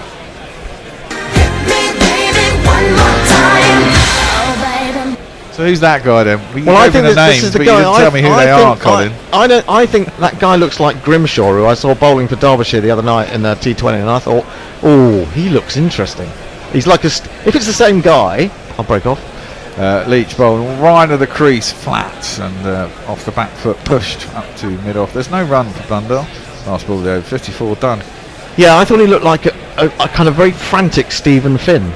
He runs in really, really fast, likes it with everything pumping, and he does get the ball up at an interesting height if it is the same guy. Anyway. He looks quite tall, yeah, and thin. Yeah, but he didn't look like a fielding replacement. I mean, he looked like an interesting bowler that England should be looking at, but not so much. Well, they might have to by the end of this season. Well, that's true. Absolutely true. There'll be anyone who's standing who can bowl. Yeah, whoever's left. You never know. You could uncover some nugget of gold. Well, I mean, Potts might be that nugget of gold. He's done really well. Yeah. He's come back from he didn't exactly take a pasting in the first innings, but he struggled and then only got that wicket right at the end. But he's come back really well in this second innings, and his economy rate has been spectacular. He's bowled a couple of wicket-taking balls that haven't taken wickets, and then he got a wicket with a rather poor delivery. But I like it. I like everything I've seen about him. I really do. Well, this is the slowest. This has got to be the slowest run rate of the entire match. Just now, I mean, they've had 54 overs and only 150 odd, 60 odd, or whatever. Yeah, so what are they on? 168. So they've had 54 overs. They're going marginally under 3 and over. I don't think anyone's gone under 3 and over in the entire test, have they? Very, very slightly under 3. It may even almost be 3 and I over. think Anderson at the start of his bowling was quite low. We've got some more tweets. There's not many. Roy Pond's picking on you, Hendo. Yeah, I saw that. It's been noted. It's been noted. It's been noted, Josie. Over on YouTube, Pokemon Finger is pleading for at least 2 night watchmen, please. And then getting a bit aggro with the fat shaming of the Ginger Prince, which is Johnny Bairstow. The fat shaming of the Ginger Prince. Who thinks he's the Ginger Prince? I like Johnny. He's done fuck all in this test, has he? He's done nothing in this test series, but he got a cracking ball in the first innings. He really did, and he looked like he came in and he played a couple of gorgeous shots for boundaries, and didn't even think he was out when he was out because it just brushed the bottom of the glove. Oh yeah, that was that one that came in. That one that came in from Trent. It was a good ball. It's a cracking delivery. I mean, in fact, people who failed in this test have generally got really good balls. Yeah. Yeah, I mean exactly. Zach Crawley, we give him a load of shit all the time, but he got an absolute cracker. He did. And I saw people saying, well, you've got to learn to be able to play those balls if you're an opener. Well, yes, but at the same time, sometimes those balls are going to get you. Yeah, it's not like you can do. The disappointment is that he's got himself out to poor balls in the past. Yeah, exactly. Getting out to that, there's no shame in getting out to that. Oh, that's a replay. The replay, I think. Yeah, they reviewed it straight away, or he reviewed it straight away. Blundell. Another look at it. I guess on the TV out there might be a noise as it goes past the bat. When you can never be sure that all this technology works. I mean, on the basis of the computers. Well, that's what I mean. That could be. They could have not lined up the Ultra Edge correctly, and that, Yeah. To me, I don't understand why they don't use hotspot along with Snicko. What's going on there? He's not walking off, is he? Looks like it. No, they just finished drinks. Oh, right. Just finished drinks. Okay. Yeah, I don't know why they don't use hotspot. It's just another tool. Yeah, and it would be quite handy. Because if, that would help you to say, also, that would help you in an instance there where maybe it isn't lined up. Or has the Ultra Edge replaced hotspot? Isn't that basically it? Or were they used together? They were used together. Are they? I mean, I don't know how they get such a precise, Look, you can have a really sensitive mic, but it's sensitive to, I mean, you can even have a directional mic, but considering a direction could be in all sorts of places for a stick. I don't know how they get rid of all the extraneous sound and come up with that flat thing and then just that. No, I have no idea whatsoever. Some fancy electronics going on there, Hendo. Yeah, indeed. That's defended by Mitchell. Square on out to backward point, and there is no one. No doubt someone tweets in and saying, "This one easy." I guess it would be working on the decibel levels, because obviously things that will hit pads will be like a low thudding sound rather than a high sort of decibel from a bat. Yeah, but it's still got to be. In terms of that closeness to the mic will help if it's really sensitive. But if they got it turned up that much, everything will be just fucking. I don't know how you distinguish between the two. You got a load of background noise from the crowd. So that, especially as they're pissed and start singing at the end of the day. That one's played up to mid-on and there's no run. I'm just one of those people who, if they tell me technology works, I believe them. Yeah. And, no, there's no way. I mean, there's clever can't. people who can work this out. Clearly they have, and they trialled it, and everyone accepted that it's good. We basically turned into India when they decided that DRS was just not worth it. Yeah. Well, I think in general it's probably been worth it. I mean, you're not going to get everything right, are you? No, you're not going to get everything right, but you get more right than you get wrong. Oh, wow. That's hurt, folks. That's gone weird after it's gone past the batsman. It's swung late, and it's caught Ben Folkes on the thumb. He's immediately taken off his glove and he looks in a lot of pain. I hope that hasn't caught the end of the thumb. I hope that doesn't mean Josh Butler's coming back next test. No, that would be Johnny Bairstow, wouldn't Oh, it? Johnny B, yeah. Bairstow's already got his pads on. You can feel it. Well, it might be an opportunity to get Harry Brook in the side, wouldn't it? You could drop Bairstow down. Yeah, it's caught him right on the end of the thumb. That's painful. Well, do you think it's him on the end of the thumb or just that part at the bottom of the thumb? Well, one or the other. Bony end. Whichever of the bit hurts a lot. Yeah. He's a keeper, though. He's probably had it before. Yeah. Oh, he seems to be all right. No, So he's not getting any he's an treatment. hard man. That's defended by Mitchell. Back to the bowler. And there's no run. Most of the time it looks innocuous, and then every once in a while, a ball does enough, doesn't it? Yeah, and you know, I don't think have we missed a chance, England, in this innings? I don't think they have. No, we haven't missed a chance. We just had one given out that was overturned. Yeah, and we've had an appeal for court as well. But we, you know, in terms of the drops that went down on both sides in the first innings, we haven't seen a repeat of that. No, so far. Broad in again. Oh, that squatted a little bit, but Mitchell was in good enough position. He could adjust. Just played it out to mid wicket for a single. Leads 184, 170 runs for 4 wickets. Big smile on Mitchell's face. He's had a good tour. Can't complain. It's between him and Blundell and Root for top run scorer. I think Mitchell's ahead at the moment, isn't he? Mitchell I'd imagine so with 190. Yeah, 190. But Mind you, 176, not that far behind. No, it's not. And he got a bigger score than him in the second innings. He got 112 in the first test. 115 not out, Root. Yeah, 115 not out. Broad in, down leg side, taken by Folks. There is no run. Cole. And for South, I really don't want to make a habit of defending Johnny B, but I think it's more the case that he put on a bunch of muscle during lockdown that doesn't at all suit him. That's what he'll tell you. Yeah.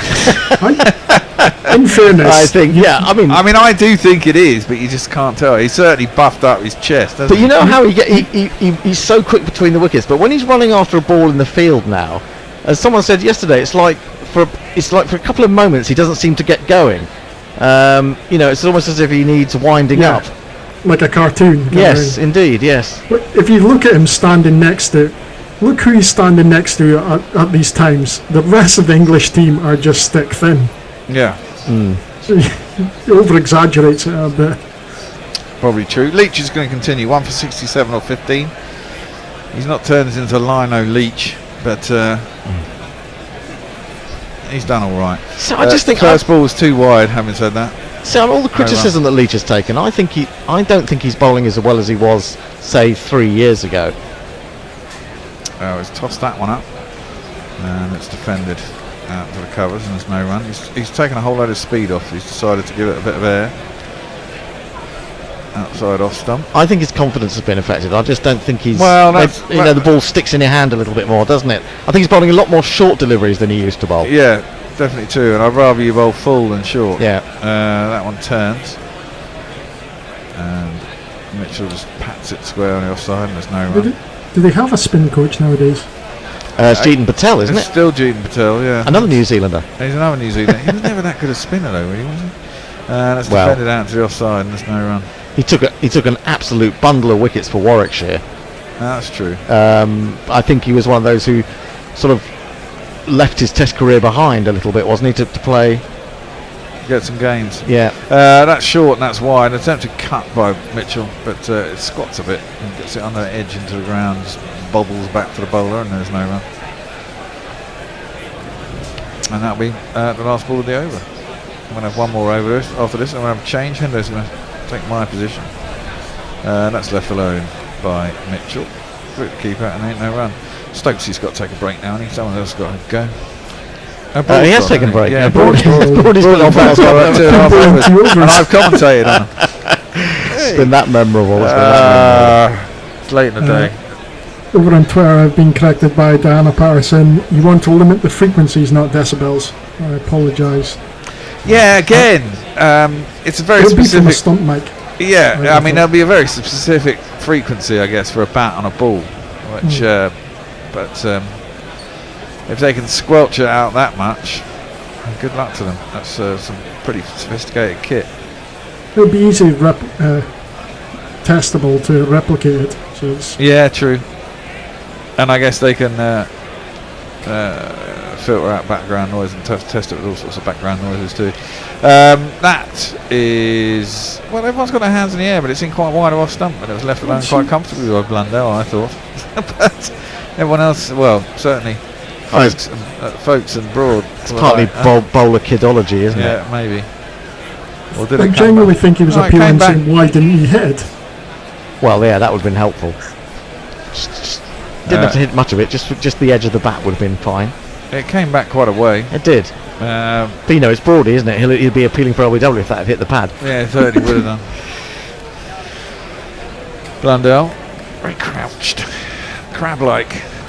That's shorter. He gets comfortably enough behind that, just drops it in the onside, and there's no run.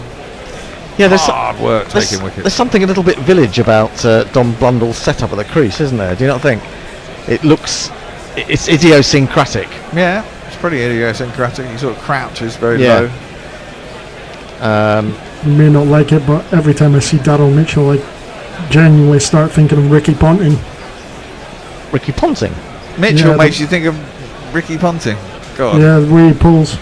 The way he pulls. The way he pulls, yeah. That's driven at by Blundell inside half of the bat, goes off towards the mid-on with no pace, and there is no run. There was a point at which I'd just seen enough of Ricky Ponting. I'm trying to think when it was, about sometime in 2006-07, that series. I just decided I don't ever need to see Ricky Ponting bat again. I used to love watching Ricky Ponting out. Although it was a series he didn't do too well. Was it 05 series he didn't bat particularly well? Yeah, when he got hit. Yeah, he got hit, didn't he? That's right. That's into the thigh pad. Blundell. I think he had one game. He had one game of that series where he salvaged a ton. Yeah, he did, didn't he? In fact, I was watching a summarised highlights of it last night when I was putting. I think that was an Old Trafford game that he got 100, wasn't it? Yeah, and they saved the game. They were down 9 down at the end, wasn't it? Yeah. That meant it was going 1. And that was when people were flowing down to Old Trafford that day. I remember. What was that? Because it had caught the imagination by that point, hadn't it? And there were just people locked out, I think, on that day of Old Trafford. And it was when it went 1-1, or they were still 1-0 up going into the third test or something, wasn't it? Fourth test, I think. No, fourth test, it would have 1-1 then. That is defended by Daryl Mitchell. Back up the track, and there's no run. We do a change. We are due a change in one ball's time. It will be you two. Are you going into the jingles chair, Tony? Yeah, he is. Excellent. And who's on socials? Messers is going to come back. Messers is back. Yeah. This is good to know. Indeed. And is Colin back tonight, or is that the end of Colin tonight? Overspill. Is it the end? He's on the overspill. He's on the overspill. The overspill might not be so long tonight, Cole. I'm with you on that. I'm doing ball by ball again. That's left alone. Last ball through the keeper. There's no run. We're going to have a switcheroo. Hendo's going to tell you something. I'm going to tell you something. I can play a podcast. In fact, I'll play a marketing tune. Play some marketing tune. We need to get back on the marketing bandwagon. Yep. You owe us all right. You think this alternative cricket commentary stuff comes cheap? Well, we need some dollar bills to help pay our bills. So please, go to patreon.com/GorillaCricket and sign up to make a regular monthly donation. You know there's literally nothing like Gorilla Cricket's coverage, so don't be tight. Dip into your virtual pocket and throw some cash our way. See, Rihanna knows. Patreon.com/GorillaCricket. Pay me what you want it. Messi should have. Have we readmitted Messi, or does he manage to readmit himself? He readmits himself as Jack Leach. Not often people can't see something as big as me. That's true. Or any of us. First ball is just defended on the front foot by Blundell. He's now moved on to 19 from 43. Mitchell are relatively slow by his standards, 21 from 60, but New Zealand are more concerned about defeat, I think, rather than victory. This is pushed into the ground and then up into the hands of I think Zach Crawley's moved to extra covers. I mean, a brief foray from slip, and again there is no run. Now I've been spraying these microphones with this, what's it called, Ineos or whatever, is it that Ineos antibacterial spray, as this is thrown up and defended again on the front foot. I just call it Hendo's magic spray. I'm just wondering. I thought it was some of Nestle's arse butter. No. I'm just worried that I may be inhaling too much of it now, and actually I might go completely bonkers. And you put the microphone straight up to your face after you've just sprayed it. It's quite pungent, piquant. isn't it? This is driven again along the ground to extra cover by Blundell. There is no run. Whole new sort of rant comes from that. Could do, couldn't it? Yeah, it could be a chemically induced rant. Leach in, just the one slip bowls to Blundell, who's happy to get onto the front foot in this over and kill any potential spin, let the ball ease off the face of the bat into the offside. And Leach is getting through this over very quickly, as you said. The Bears said we might actually not have to do too much overtime. In again, outside the off stump, once again, onto the front foot. Root does the fielding from slip. And that is the end of a maiden. 171 for 4. Mitchell 21 and 19 to Blundell. Messi. O'Neill Harris says, Hendo, when you talk about leaving a test career behind to play county cricket, we're actually talking about 3 to 6 games a year max for most people. And if you are a regular, you miss one game but lose out on the entire season contract. Yeah, but I think there's also there's a tweet from Peter Lloyd just a bit further down than that, where he talks about there being a point in Jeetan Patel's career where he resisted a test recall because it would mean lots of time away from the UK and his family. I mean, it's not an easy place to get to if you've got to go right across to New Zealand. That takes a bit of time, doesn't it? And that's certainly true. He opted for the regular paycheck of a county cricket team, and that's perfectly reasonable for a man who's obviously got a family, and maybe different if you're single and fancy free. Anyway, Broad is going to continue. Fancy free, there's a thought, eh? Hey, remember those days? Broad. Only just. 11 overs, none for 28 from Broady, and he's got hold of the ball, which was changed not so long ago. Doesn't seem to be doing much more than the other one. And he's in. He's got no slips. He bowls a bouncer, and at the last minute, Mitchell, who was tempted by that, pulled out of it and lets it go through. It's got a bit big on him. You wonder if that Leach dismissal or non-dismissal review, that it looked out. I was sat in the green room with Steve, who went, "Oh, that's out." And then when you watch the replay, it just didn't go anywhere near the bat pad or anything. Maybe just grazed the part of the trouser on the way through. No, I don't think. I think it was well in front of the trouser. Yeah. I mean, that's the thing. You can't always tell from side on how far away from the individual the ball is. You have to use both those angles. Down the leg side this time, again short. This time Mitchell does chase it, but can't make contact, and it goes through to Ben Folkes. But it makes you wonder, though. I mean, what did everybody see, including Folkes, that wasn't there? Well, you just do see it and hear it sometimes in cricket. I'm sure we've all played. Well, Bear was determined he actually hit it, and they just got the cameras wrong. Well, yes, I like that optimism. Again, it's possible. I mean, you can't have 100% faith in technology. Technology goes wrong. Well, Broad, when I touch it. Absolutely. Oh, he tries another pull. This time he makes no contact. It hits him high up on the right arm, fleshy part of the arm, not the bony forearm. So not as painful as it might have been. Although he's having a look at it now, maybe he is in some pain actually. He seems to be taking the glove off. Maybe it has hit the forearm. But it's hit the forearm of the right arm. It's because he was swivelling. Oh, that's nasty. Did that catch the elbow? Yeah, that's the elbow or just below that. Seriously painful. Well, he didn't make out that it was. Oh, no, it has hit the arm. It was the forearm rather than the fleshy part, as I thought. Yeah. And we're going to have a little bit of a delay as a magic sponge is being escorted to the middle. That's an enormous sponge. That's a big sponge. That's a sponge. That's a sponge and a half. Yeah. So any tweets while we're waiting? Well, speaking of sponges and a half, the porn bot says Gorilla Hendos sanitized and lubricated click here. Yeah, I'm lubricated, but I don't taste very nice. Let's put it that way. Oh Lord, that will set him off even more. Now, there's been an interesting discussion on the Facebook side, which I must admit I haven't been able to give much attention to today, where there's a suggestion from one of them that they knew Grubby and played on a team which included luminaries like Arthur Smith, Chris England, Hugh Grant, Ian Hislop, and others. And Grubby denies entirely that was him. So I'm not sure what's going on. There may be some communication and breakdown there, but I kind of like the thought of Grubby on a celebrity hairdressing team. Well, would it be like people like what's his name, Nicky Clark and Tony and Guy? Tony and Guy. They'd be the opening batsman.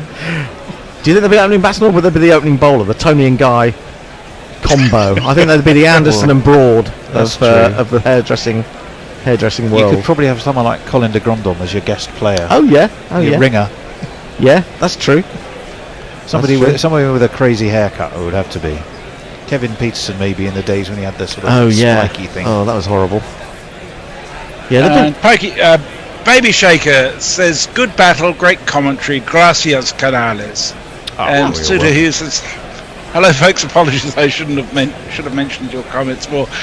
The same applies to me in terms of both Facebook and YouTube. It really is quite hard getting across all the platforms sometimes.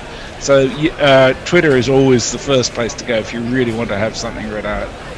I mean, you can places for discussions as well. You can watch us on Facebook and then you can tweet us on Twitter, can't you? I mean, it's That's exactly right. Yeah, you can do it all from one computer. So, as I say, yeah, absolutely, it makes it much easier for us if it's all on one platform rather than having to scatter our energies. Anyway, bit of a delay. Looked at the GPL at all? Oh, good point. Good point. Maybe the bear can come and get the GPL up for us. See, I think I can. I can tell. I've got the numbers here. I can't tell you who they are apart from my own. Did we end up? Was it 16 entries we had today, or was it more than that? Yes, and the pot's £99, and they range from 263 through to 357. Ooh, so there's quite a big range there. 94 runs. Oh, and again, he's hitting the deck hard there, Stuart Broad, putting it in short, but quite well directed as well, because it means that Mitchell has to go up on his toes and play it really from in front of his chin, maybe a little bit lower than that. But he does that well enough, and the ball runs out into the offside. There is no run. 171 for 4. Just looking at that, a replay of that. He did play it quite well, fended it well down well actually, as it was a good rising delivery. Bit of glove involved as well as the bat, I think, but good control. Broad in again, short, but this time not getting up very high and easily clipped to mid-on by the batsman. 171 for 4. So how many runs did England add this morning? Good question. So they've made 539 minus. Overnight they were 473. So that is 66, isn't it? 66 runs? That seems exactly right to me, yes. So we had that at the moment. We've gone 237 runs for the day. It comes ball round the wicket again. Well, I say again. He's coming around the wicket for the first time, but he again produces a bouncer, which is actually less threatening than the ones he bowled from over the wicket, and Mitchell gets under it very easily indeed. End of a maiden. New Zealand 171 for 4. So Messi Jez is the first of those on 263, and there's so 13 overs left. 13 overs, another 32 runs. You could be in Messi. You could be in Messi. How many times have I heard that? Well, you have heard it once or twice, I suppose. And it just doesn't apply to the GPL, I can tell you. He's a new guy, isn't he? Alan Reynolds. I haven't seen him. Haven't seen that name on there before. on 272. You're on 273, Messrs. Lancashire bloke on 277. Leach, and down the wicket comes Blundell. Drives up to mid-off. Hit it too firmly to think of a run. Ben Stokes also, as the man who fielded it, would have discouraged the New Zealander from chancing his arm. Ombre Nuevo gone very top-endy. Leach in again. There is a little bit of turn, but too slow off this pitch, and I'm afraid that from an England point of view, Blundell has plenty of time to go back and just ease that into the offside. Blundell's got what's he got? He's got some sort of cloth draping from the back of his trousers. This one is wide and turns wider and goes so far that Blundell, as he aims his cut at it, gets it right off the bottom of the bat, or the toe end of the bat. It has, however, run away towards backward point and allowed him to come through for a single. And I think England will be getting a little bit desperate now for a wicket if they're going to pull this game out of the fire, or at least make it interesting tomorrow. A slip. Sick of the sight of these two, that's for sure. Well, they would be. In again outside the off stump, just floating it up there, and Mitchell leaves it alone. So it didn't look like he tried to impart any spin on that at all, actually. Here he is again with his collar turned up, Jack Leach. Just a few little steps. Onto the back foot goes Mitchell, crunches it, but really well stopped by Ollie Pope, who's fielding in an unusual position. It's a shortish cover point. He's done really well in the field, has Ollie. In again comes Leach, finishes the over as it's defended out to extra cover. Just the one run from it, 172 for 4. Messi. Parrot Badshaw in Dublin. Well, I presume we're in Dublin at the moment, Parrot. Makes the point that humans also go wrong. This is very true. No, never more so than in this place. The porn bot says messages on multiple platforms and one stripper's pole. Click here. No, thank you. No, thank you. Pass on that, if you don't mind. That's not going to get us extra traffic, is it? I don't think. I mean, unless we can Patreonise that in some way. I'm not sure we can. Dear. Broad is going to be bowling. He's not getting much of a break between overs, Broad, is he? Send us £10,000 or we're going to give you the pictures of messages on the bowl, yeah. 13th over from Broad. Short outside the off stump. Punched away by Blundell nicely, getting onto the tiptoes and hitting it at the top of the bounce. Leach is after it. He's not going to get there. He's going to throw himself into the boundary. He's going to nut himself. On this occasion he hasn't actually. He has just destroyed the boundary sponge, but it's got away for 4. Now my innings going, great guns, I hit the ball, 4 runs, I hit the ball and it went for 4 runs. It wasn't a great ball from Brody. It was well far too short. He's not been put off by the concussion, has he? No, I was just thinking that. Lightning can strike twice. Yeah. Although obviously not quite in the same place. No. Was he running down the hill at Lord's when he did that? No, I think he was running. He was running up to the corner, wasn't he? Now short and pulled and caught. Is he? Is he caught? Yes, he is, by the man Shortish at backward square leg. Ben Stokes it is. Blundell has fallen into a trap, has been well and truly caught, and New Zealand have lost their 5th wicket.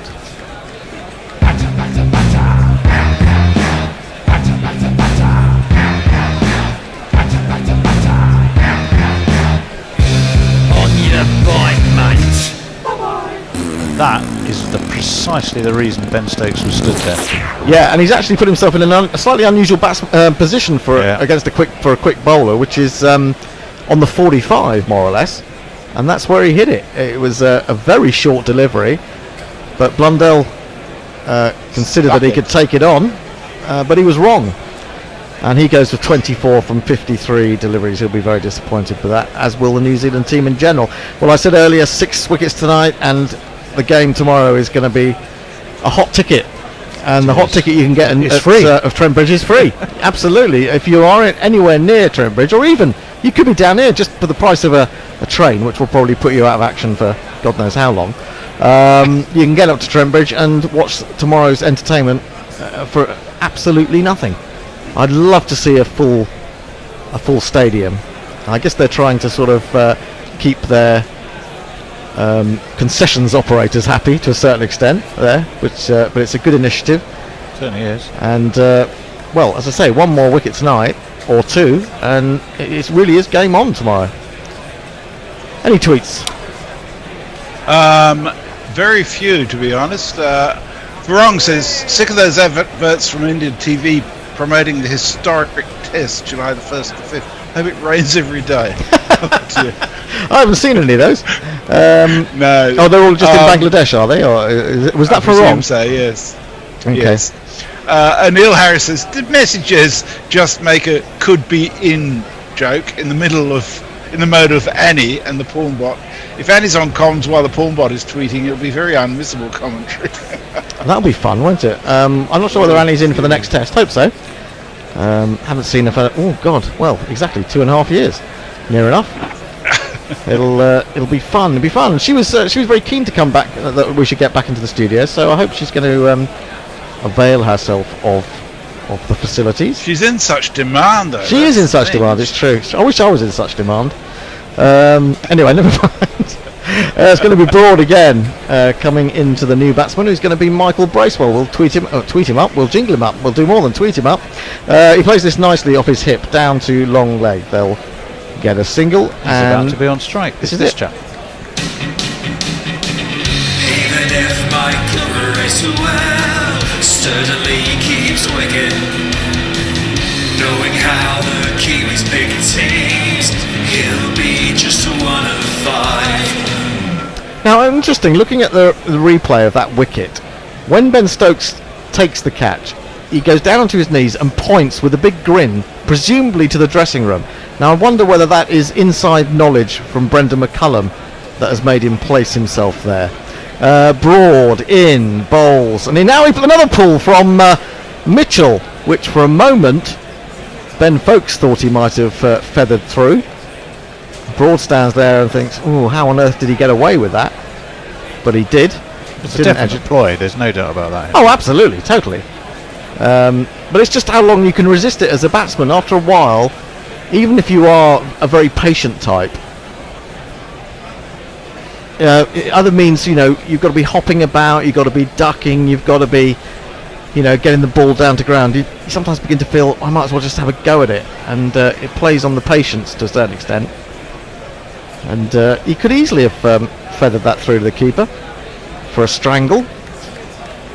But he didn't. Broad has figures now 1 for 33. 177 for 5. The lead is 191.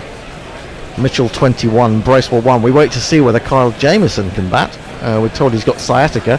No slips for Broad. Another short one. But it keeps low. And it's just dabbed around the corner down to a more orthodox long leg. Out on the fence, and they come through for a single.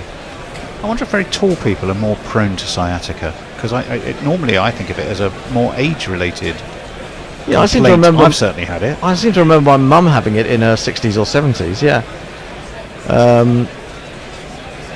But it does sound quite very painful. Can be painful. Yes, absolutely. Bracewell then to face the final ball of the over, and the left-hander is going to have to face Broad coming round the wicket. He's got no orthodox slip, he's got a gully, and he's got a leg slip. So it tells you how unusual and unorthodox this field is. So no slips apart from a leg slip, and a gully who's quite fine. It's also a man shortish at square leg. In comes Broad.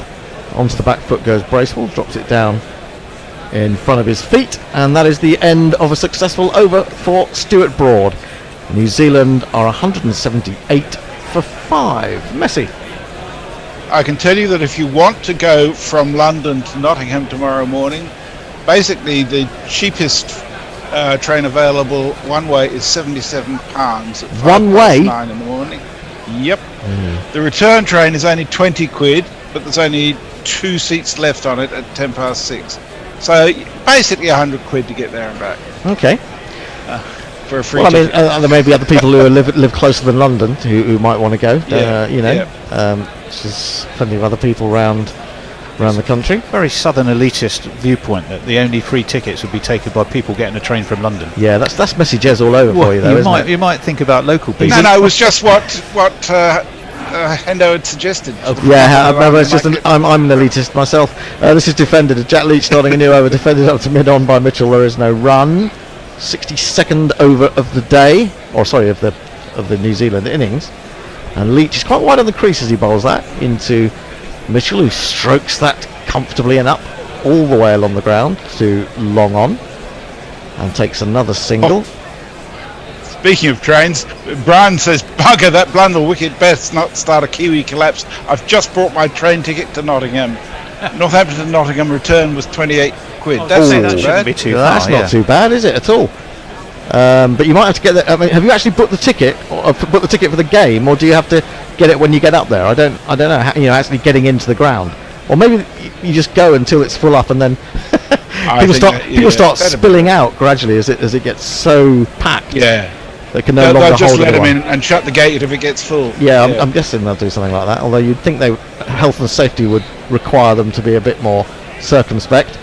Leach over the wickets, the left hand. He's got 3 men round the bat now, and Bracewell is right forward, looking every inch the Test cricketer to me. He batted well in the first innings. He bowled well, and it's taken him all of his 31 years to get into a New Zealand Test team. Down the wicket, smashed it, absolutely creamed that. I thought for a moment there might be a chance of a return catch, but he's hit it so hard that Leach had barely any time to react, and it's flown away for one of these. There's not one boy for me, I must have 2 or 3, I need 4. That's an interesting approach, and it makes you think, do New Zealand feel that they now have a chance if they're to push on a little bit? Leach in again. He's gone for a big smack over the top of mid-on. He's creamed that. That might have gone for a 6. That might be a genuine smaximum. I need to see that again. Oh, yeah. I think it bounced. Did it bounce? I think What a it bounced. shame. What a shame. It was a fabulous hit. I'll double check. I might be wrong. It was a slog sweep that went that straight that it went over mid-on.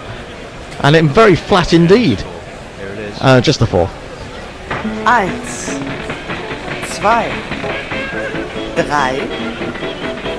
2, 3, 4. Pretty confident on this pitch that it's not going to do anything untoward. He's in again, pushes his one up, flicked with good timing by Bracewell, but straight to mid-wicket. There is no run on this occasion. He's got 9, Mitchell has 22, and New Zealand are 187 for 5. The lead has now just slipped past 200s, 201. Messi. So Farong says he can arrange for a rickshaw to Nottingham and back tomorrow. Only 60 quid and you can keep the rickshaw. And Brown says, hell, I didn't think about a ticket. I assumed it was just turn up and get in. Well, yeah, I'm just wondering what time you have to get there to make sure you can get in. I mean, it depends whether, everyone has the same idea as you, and all the trains pile into Nottingham, letting off all these cricket fans thinking they're getting a free day out, and then find out they can't get in. Chaos, isn't it? Yeah. How many is Trent Bridge hold? Only about. It's about 17 or 18. No, it's about 17,000. Yeah. Oh, yeah. right. Yeah. Jeff says, that's the UK elitist. What would it cost Messi Jez to get to Nottingham for day 5 in time? Short ball played by. Bowled by Broad. Swivel pull from Mitchell, but straight to Stokes in that position that he took the catch to get rid of Blundell. 187 for 5. If for any reason you went and couldn't get in, you should go to Kirkby in Ashfield, which is where the statues of Larwood, Votes and Don Bradman are. Okay, Broad in, bowls another short one. Again, he tries to pull and toe ends that to mid-wicket. And Root is there. Grabs the ball and then starts vigorously rubbing it on his leg. How far is that from Trent Bridge, do you know? It's only 2-3 miles, I think. It's very local. So you could do that, and then you could find yourself a pub and watch it on the telly there, I guess. If it was to be completely sold out. Seems unlikely, though. Now, what's Broad going to do? He's going to come round the wicket to the right-hander. He is going to come round the wicket to the right-hander. And he's just making 1 or 2 alterations to that leg side field. And he's coming in again. Mitchell has opened his stance. He plays a pull shot. He plays a very good pull shot. Half stopped by Stokes, who then shakes his hand in pain after taking most of the pace out of it. So they'll only get through for 1. And Mitchell will go to 23. 188 for 5. Actually, I slightly underestimated that. It's about 16 miles, so you'd need to do it in a car. It's very close to Chesterfield, so you could always go to day 3 of Derbyshire Middlesex as well if you had the chance to do that. But it's definitely on my punch list of places to see. Not is Kirkby and Ashfield, not the place itself, but just because of the statues there. Okay. So an update. Sorry. No, go on. Update. Trent Bridge have put on their site an address to go to secure your ticket for tomorrow. I'm just posting that through in response to Brian. You are a very helpful man, Messi. You are. In so many ways. I am. Broad over the wicket to the left-hander, bowls a short one. He pulls it. Anyone back there? Seemingly not on this occasion, and I think that's gone way back to the crowd. Short boundary. Yeah. It is indeed 6 runs. Let's talk about 6. Let's talk about 6. Broady won't like Let's that. talk about 6. Let's talk about 6. And Bracewell has raced on to 15 from, is it 7 balls or 9 balls? But he's not hanging around. He really hit that well. 7 balls, he's got 15. So Mitchell, 23 off 76, is a bit of a schizophrenic approach from New Zealand. I'm not quite sure what they're trying to do. Yeah. I'm not sure if they're sure what they're trying to do. I think it's crazy. It's one as a foundation, and the others as a let's pile the runs on and see if we can put some But Mitchell pressure is the guy who normally goes looking for runs. Well, true, yeah. Broad, and again short, looks to flick it down the leg side, but doesn't make contact this time. And there's no run taken by Folkes. 194 for 5. The lead is 208. As I say, New Zealand might fancy this if they can get up and post a target of 315, 320. Maybe a lot depends on these two, and also whether Jameson is going to bat. We're getting to that point of a changeover. The giant figure of Steve Jones appears in the doorway. Almost takes the doorway with him, and that's on the pads and flicked away. And then the rather more squat figure of the bear hoves into view as they take a single down to long leg off the final ball. New Zealand are 195 for 5. That's the end of me for today. I'll see you in the morning when I'll leave you in the hands of the bear, Steve Jones, and Colin, I think, is coming back. And you could do some, if you haven't gone Messi, you could just do some tweets while they get into the chair. Okay, Josie Oakes says there really is too much endo thigh on show. Jeff Perkins says, where can we find monuments to notable gorillas? And Warren has tweeted a picture of Hendo with his Arthur shorts blanked off, just for modesty's sake. Okay, I'll catch you guys tomorrow. Bye. See you, missus. Well, here we go. All right, Cole. Hi, Colin. Hello. I've just put in the chat the 3 highest chases in Trent Bridge. 2842 Oh, keep an eye on my GPL picks too. Well, how many runs did we say we was to add on to the score? Or was it 66? Is that right? Someone will tell me. I'll go figure it out. Okay. Someone should have put it in the chat, surely. No. Anyway, Leach is going to continue. He's going to bowl over the wicket to Bracewell. 16 off 9. He's smashing it around the park. Hopefully he's going to smash it into someone's hand soon. Or miss one. Doesn't miss the first one though. It's defended. And there is no yes, run. it was 66. 66. Clickety click. Clickety click. So it's currently 271. Anyone 271? 273 is Messi Jazz. That one, it's not really turning out a rough for Leachy, is it? No. You thought you'd get more turn if he... I'll make it 261 so far. 261, that's what I said. Yeah. What did I say? 271. Oh yeah, no, 261. Sorry. Yeah. So still Messi Jazz, he's on 263. He's obviously got the 3s. That's defended. He's leg side, there's no run. He's dragging him forward though, which is nice, yeah. As you were rightly saying in the green room, not flighting it very much. No, he's not going up and down with good loop. It's too flat. Which actually young Bracewell was, wasn't he? Yeah. That's better. Slightly better, yeah. But he can still just push it up to long. Or Stokes, he's not quite all the way back, is he? He's about 10, 15 yards in from the boundary.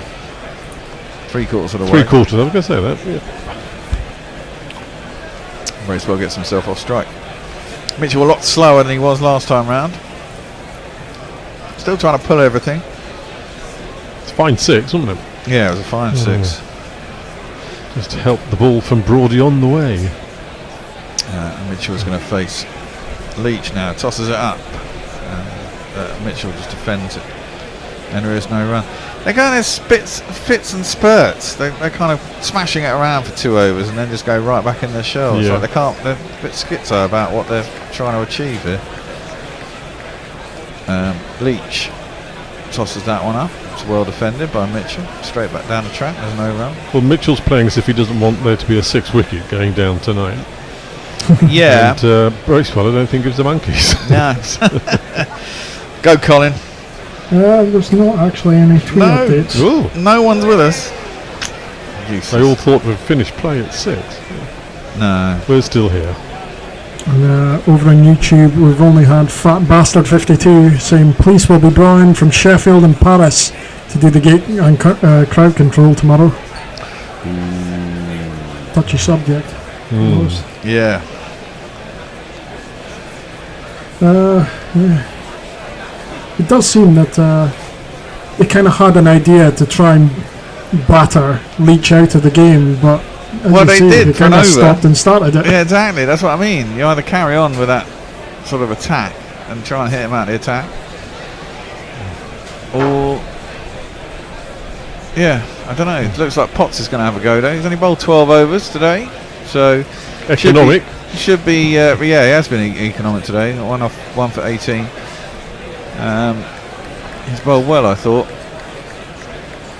and it'll be interesting to see how he goes at Bracewell. Imagine he can bowl the short stuff too. Strong lad. Stokes with a captain, of course, at Durham, so I know what to do with him. 64 over, ball old, so it's maybe not going to fly in quite as. No, it's not. But they got 2 guys out on the hook.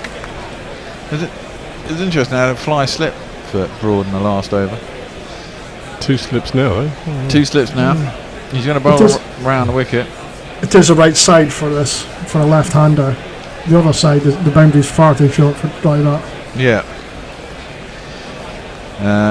Well, he's facing up Bracewell. He's got a toothy grin down the track, and he's hit that straight back over Potter's head. But he hasn't got all of it. Long on, long off would have caught it. I didn't think he timed it as well as I thought. He thought maybe he had. Got on him a bit faster than he thought. Yeah. Still going to be a boundary though. 1, 2, 3, 4. Charging down at Potts. There's definitely 2 batting styles going. Yeah. What is it they call that? Is it the flamingo shot or something? Well, it's a strapple. Flamingo strapple.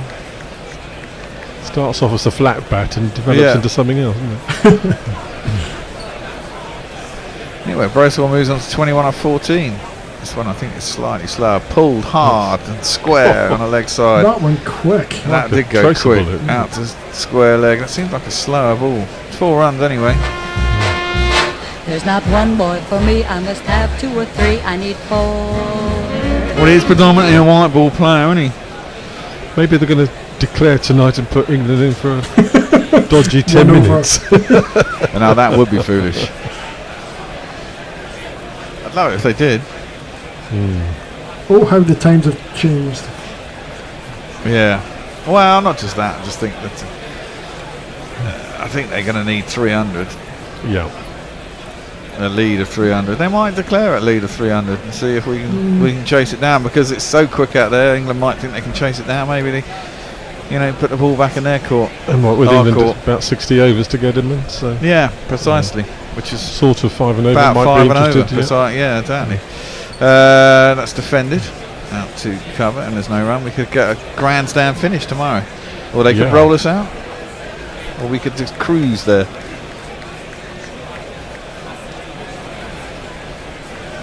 Although the win viz was firmly in favour of the draw at 68%, wasn't it? Yeah, So- it was. Yeah. And actually, England was slightly ahead of New Zealand on it as well, not by a lot. but- England were 22% to Kiwis 11%.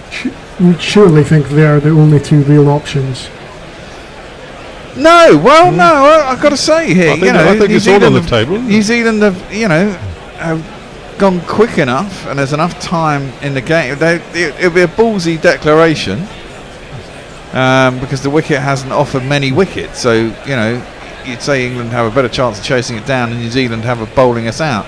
And remember, England haven't had a batting collapse yet. So Yes, exactly. We haven't had a batting collapse yet. Now that's out. That is Bracewell has done one too many, and Potts has got a second wicket.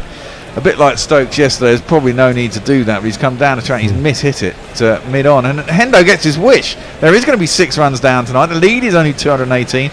I wanted 7 down tonight, and we've still got 22 minutes. Yeah, and the thing is Jameson fit to bat? He's been off the pitch for a day. Dodgy back, hasn't he? Yeah, he's got sciatica apparently. Yeah, not going to be bowling.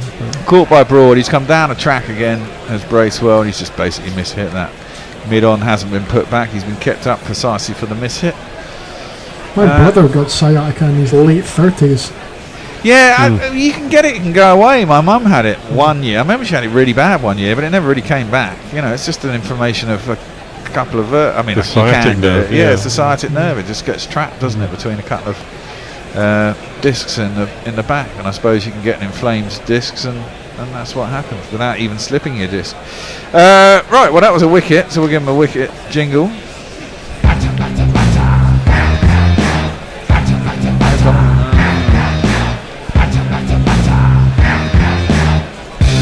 On your bike, mate. And that of course means if Jameson isn't going to bat, then effectively 7 down. They're effectively 7 down, and We'll that find out means in a minute. Saudi will be coming out. We shall see after the adverts. We'll go over to Twitter quickly. Roy Palm saying, I still think we will lose. That's what you thought last game, Roy. You were wrong. Yeah, Hombre Nuevo, Dam went high, hoping for another swing-a-thon. Oh well, more money for the GPL pot or a winner. Well, yeah. Well, I think they're batted on today, possibly. Yep. Well, Jameson isn't coming out, and this man is. It's only a whimsical notion to fly with Tim Southey tonight. I probably won't fly with Tim Southey. And again, I just might. And does that mean that Jameson won't come out and bat? Well, probably not. Saudi doesn't normally bats without Well, he's not going to worrying. save a game. Oh, now it's edged! edged. Oh, it's edged over the top. Oh, Well good stopped. stop down Well at third man from Alex Lees, I think.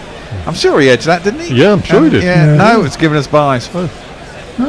So it must have gone massively off the pitch then, because I thought he jabbed at that, Saudi, and it edged it past. I know, it's miles away from it. Yeah, wasn't it? It's gone Wow. miles over.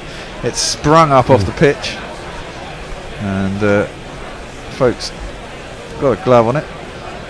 And I think they probably only got through for one buy. Yeah, I think so. It went down there pretty quick. On YouTube, Cooper Cronk saying this will be a draw or a win for New Zealand. 250 to 300 lead should be enough. I'm not Still sure. good to Normally get I'd say that's probably the case, but this pitch is still pretty true. There's a few little odds and sods in it. Mitchell turns that into the leg side. Mid on is wide. I think it's like a weary Jimmy down there. And he fields it there. It'll be a single. And Mitchell will retain strike. Yeah, got high up on the bat, didn't he? Completely mistimed it, Bracewell. An easy catch for Broad at mid on. And England have got wickets just as and when they've needed them. Well, it's nice to see them break the 5th wicket partnership quickly for a change. Yeah. Exactly. Well, and the 6th now as well. That was a pain in the first innings. I mean, normally you'd be saying 220, another 30, 40 runs would probably be enough, wouldn't you? But in this game, kind of feel that's probably not enough. We'll go back to Twitter. Armchair Cricket Podcast, a refreshing approach from Bracey. for the Kiwis in his very first test says much about the New Zealand mindset. This is reminiscent of the current England coach McCullum to take a few risks up front rather than kill time and hopefully to eke out the draw. Well, yeah, I'm pretty certain the ground has, added to that. Yeah, it is small. It's small. The pitch. I mean, it's a good wicket. I think you probably want a little bit more in it for the bowlers, but it's a good cricket wicket. I did see the broadcast. They were showing the pitch. It is starting to open up ever so slightly. Precisely. And if it falls apart tomorrow, see you later. Tony's off. I presume. Are you taking Hendo with? No, Hendo's in his own car. I saw it out there. I can't hear that. I've got headphones on. I heard something vaguely being said at me through the door. Broad is going to continue in the 60th. The new ball will be due reasonably early tomorrow. That's off the hit of Daryl Mitchell. That's 4. It's going to be 4 runs, yeah. He's got that fine. It's a nice shot. He's batted well again. God, he's a pain in the arse.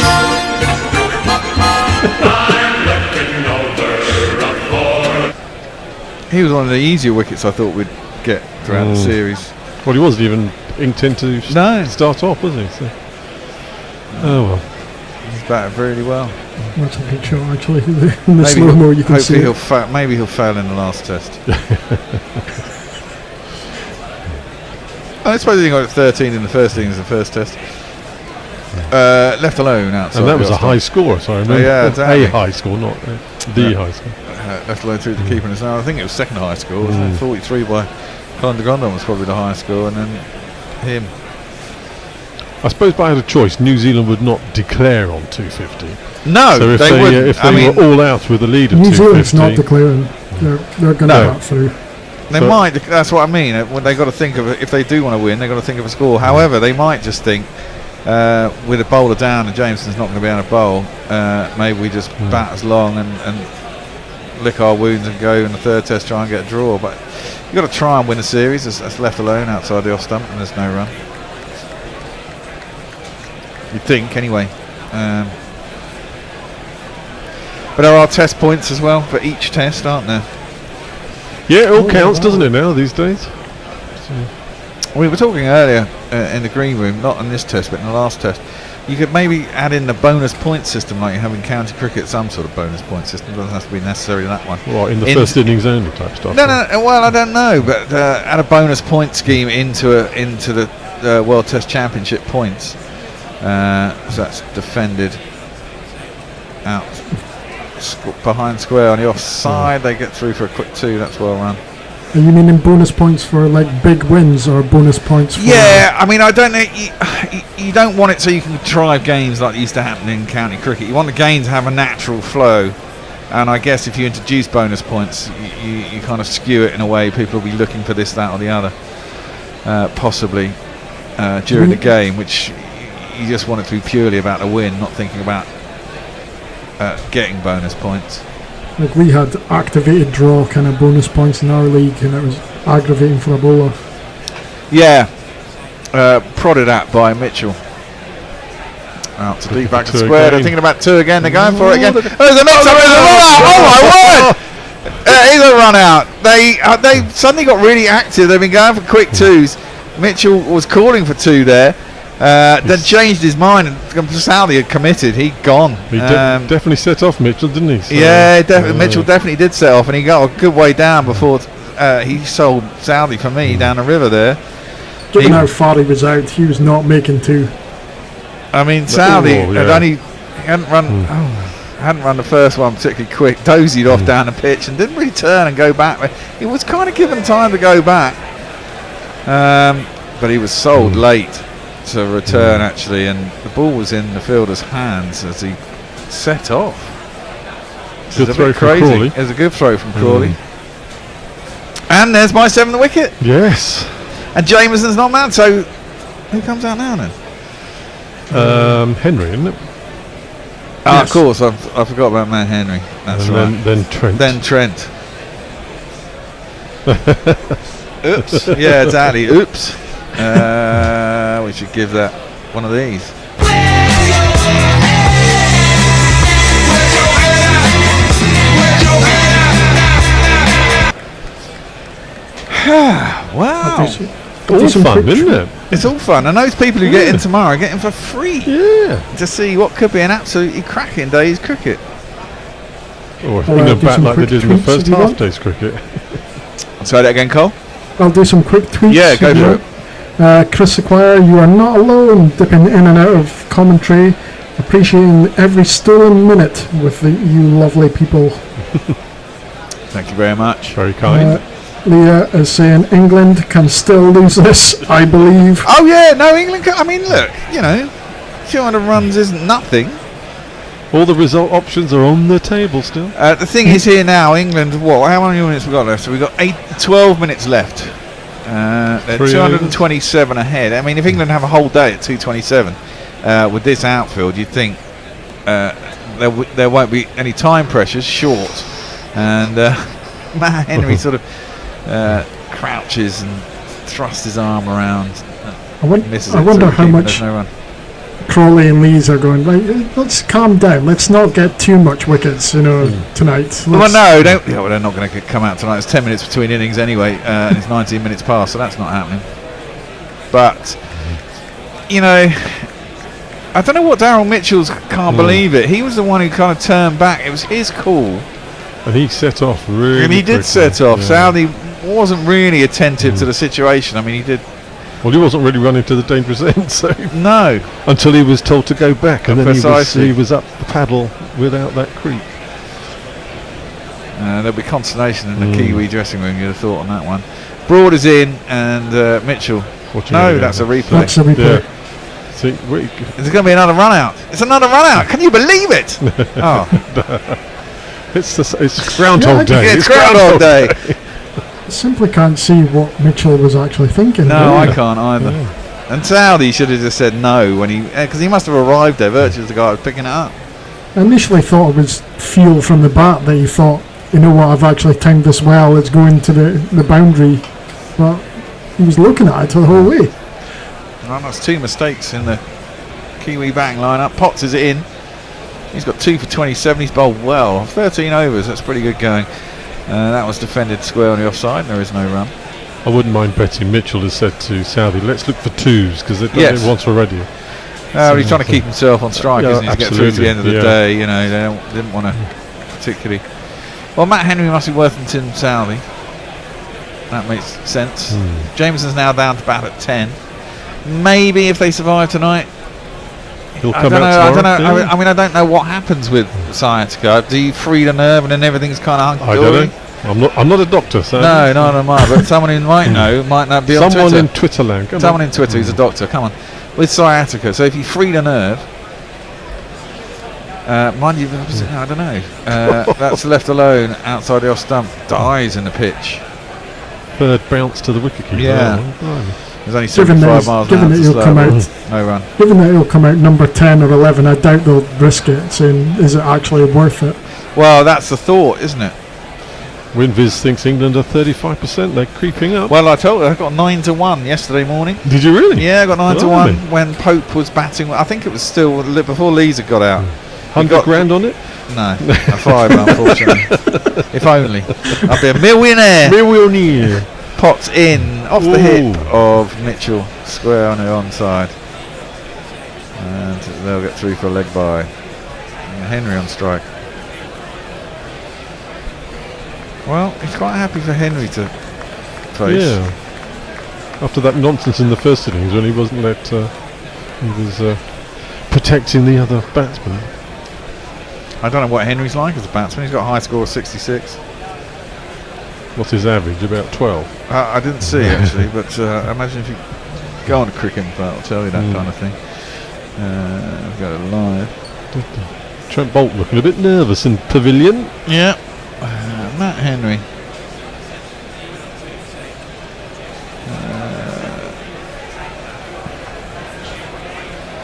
He has a test average. Batting test average of 19.6. A bit better than I thought. Potts around the wicket. Filthy delivery. Wide. Is it going to be given as a Yeah, it's going to be given as a wide. It's taken by Rooty with his right hand going down towards third man at first slip, weirdly enough. Very well stopped by Joe. It was very well stopped by Joe Root. It was a filthy delivery. I don't even know what he's trying to do there. It came out of his hand, I think. I don't think he was. You've got if you're bowling around a wicket, it's got to be short. You've got to do a reverse swing. Oh no, it's Henry batting. It is Henry batting. Just wants to angle it across him. Well, it wasn't. It was a waste of ball. Short. That's better. That's better. And Henry ducks underneath. Big smile on his face. He was probably expecting that first ball. Yeah, exactly.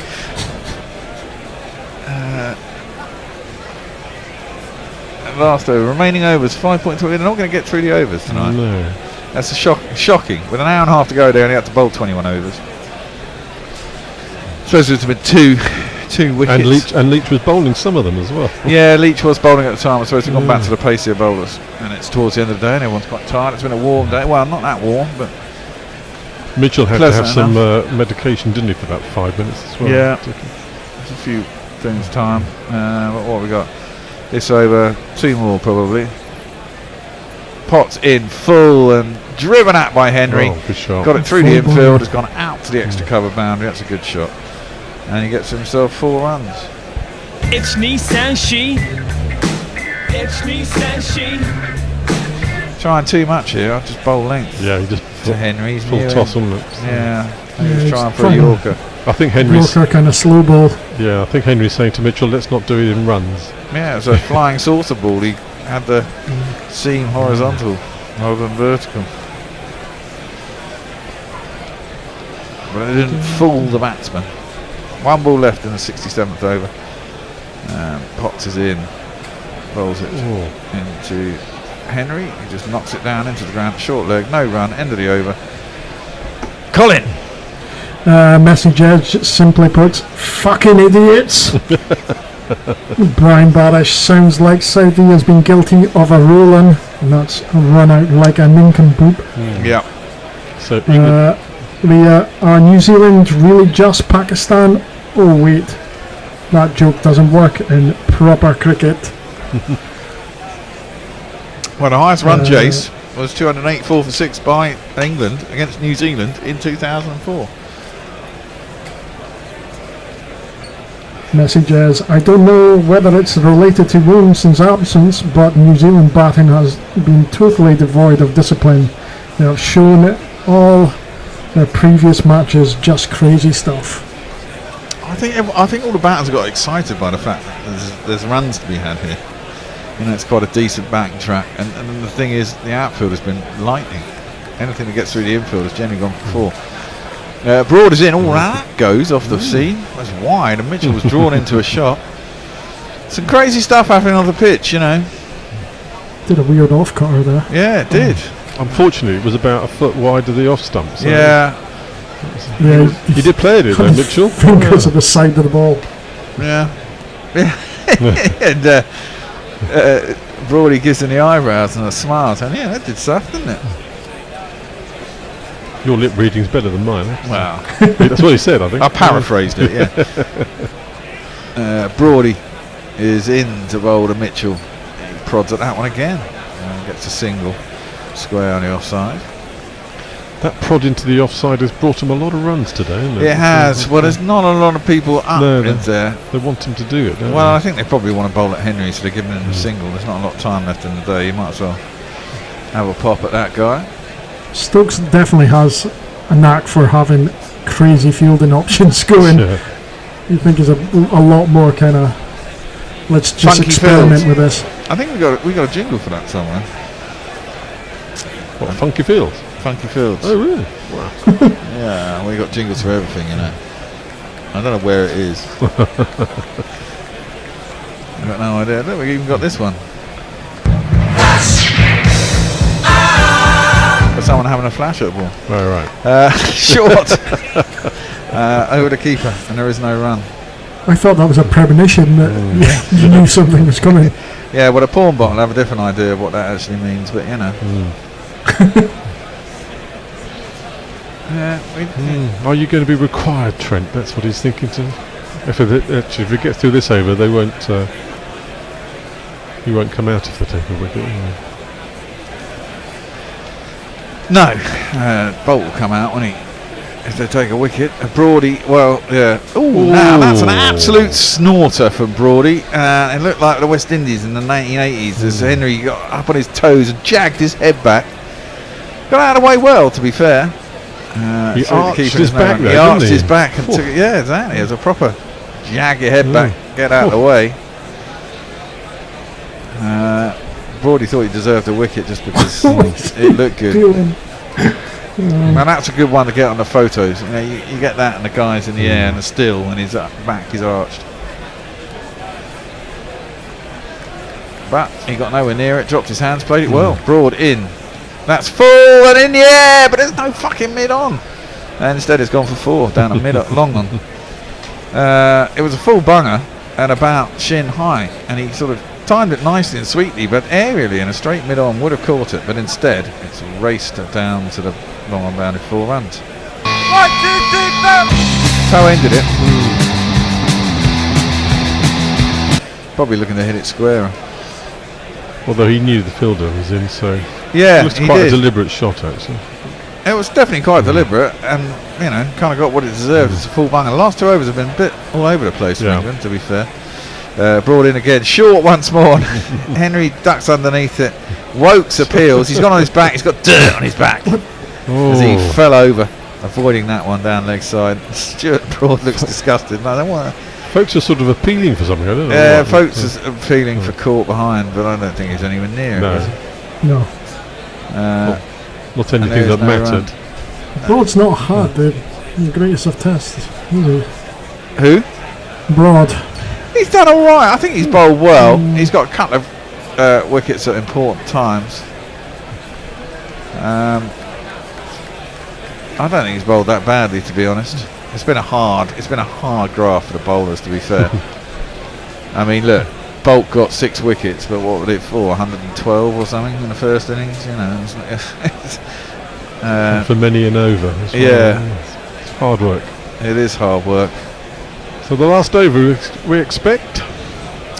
We do indeed. Soissons nerf number of overs. Yeah, indeed. That'll keep Plum Watson going. Yeah. Sorry. Oh, the GPL 66. So that'll be what, 290? Yeah. I presume 293 is. Oh, there's 2 on 293. Mog, disinterested hand job, and Messi Jez on 293. Next after that's 297. That'll be 7 in the over. Pombo Nuevo. You'd think the 2 on there would be in for a shout. Mitchell ducks underneath that, goes through the keeper. There's no run. Is it going to be given as a wide? No. I would just bowl 4 of those. Of course, there's a wicket in this over. It will be the end of the day's play. What field here? England have got that weird backward square leg. They got a standard square leg. They got a fine leg on the boundary, and they got a deep backward square leg too. It's quite a funky field. And Potts is in. He's clearly going to bowl short. And the TV signal broke up just as he bowled that. It appears no shot was played, and it went through the keeper, and there was no run. It was short though. It was short. I think they're all going to be short on, and it might be the surprise Yorker attempted. Full toss. Yeah, exactly. And hit for 4. Which might be the ball that gets hit for 4, which will annoy all the people on the GPL, because that means it'll end up on 294. As long as it's not 3 singles or a triple, I'm happy. It's very open mid-off. Yeah, well, I'll be tempting him there. Potts in short, and it's defended on the back foot. There is. Well, they're not going to go for a single. He's That's protecting surprising. Henry, yeah. Why are you protecting Henry? Exactly. You want to be there in the morning. It could be you that's out with 3 balls to go. But Mitchell decides that he's not going to run anything this over unless it goes to the boundary, in which case we should be safe. The bank should be safe.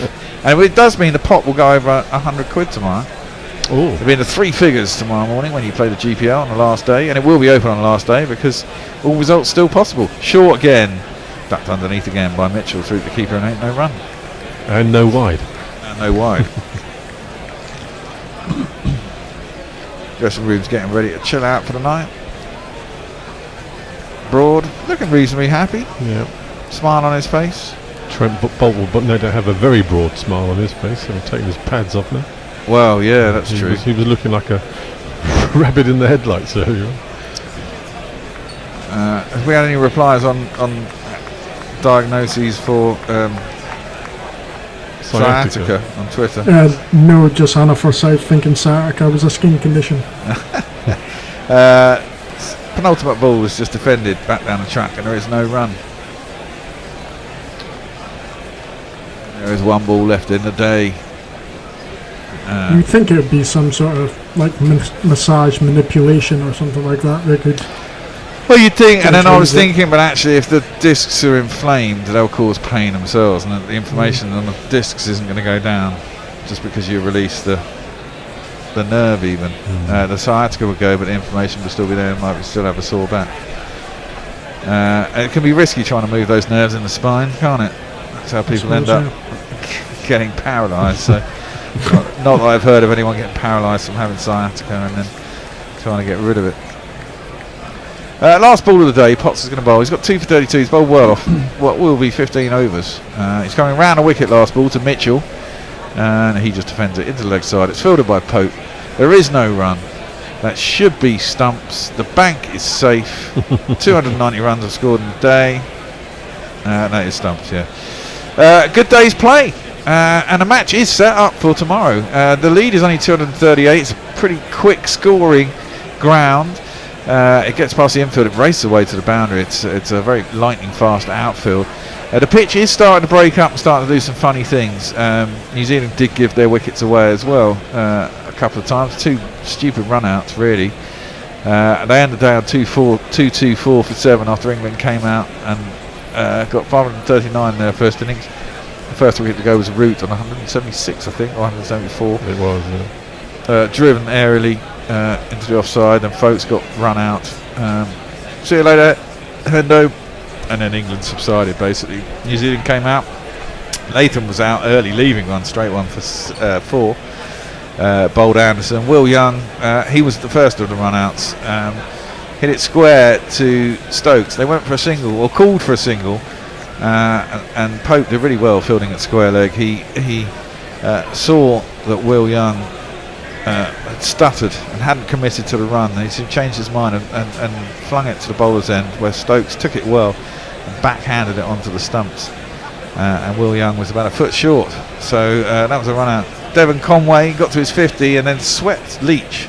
Got a top edge, caught Bairstow in the deep for 52.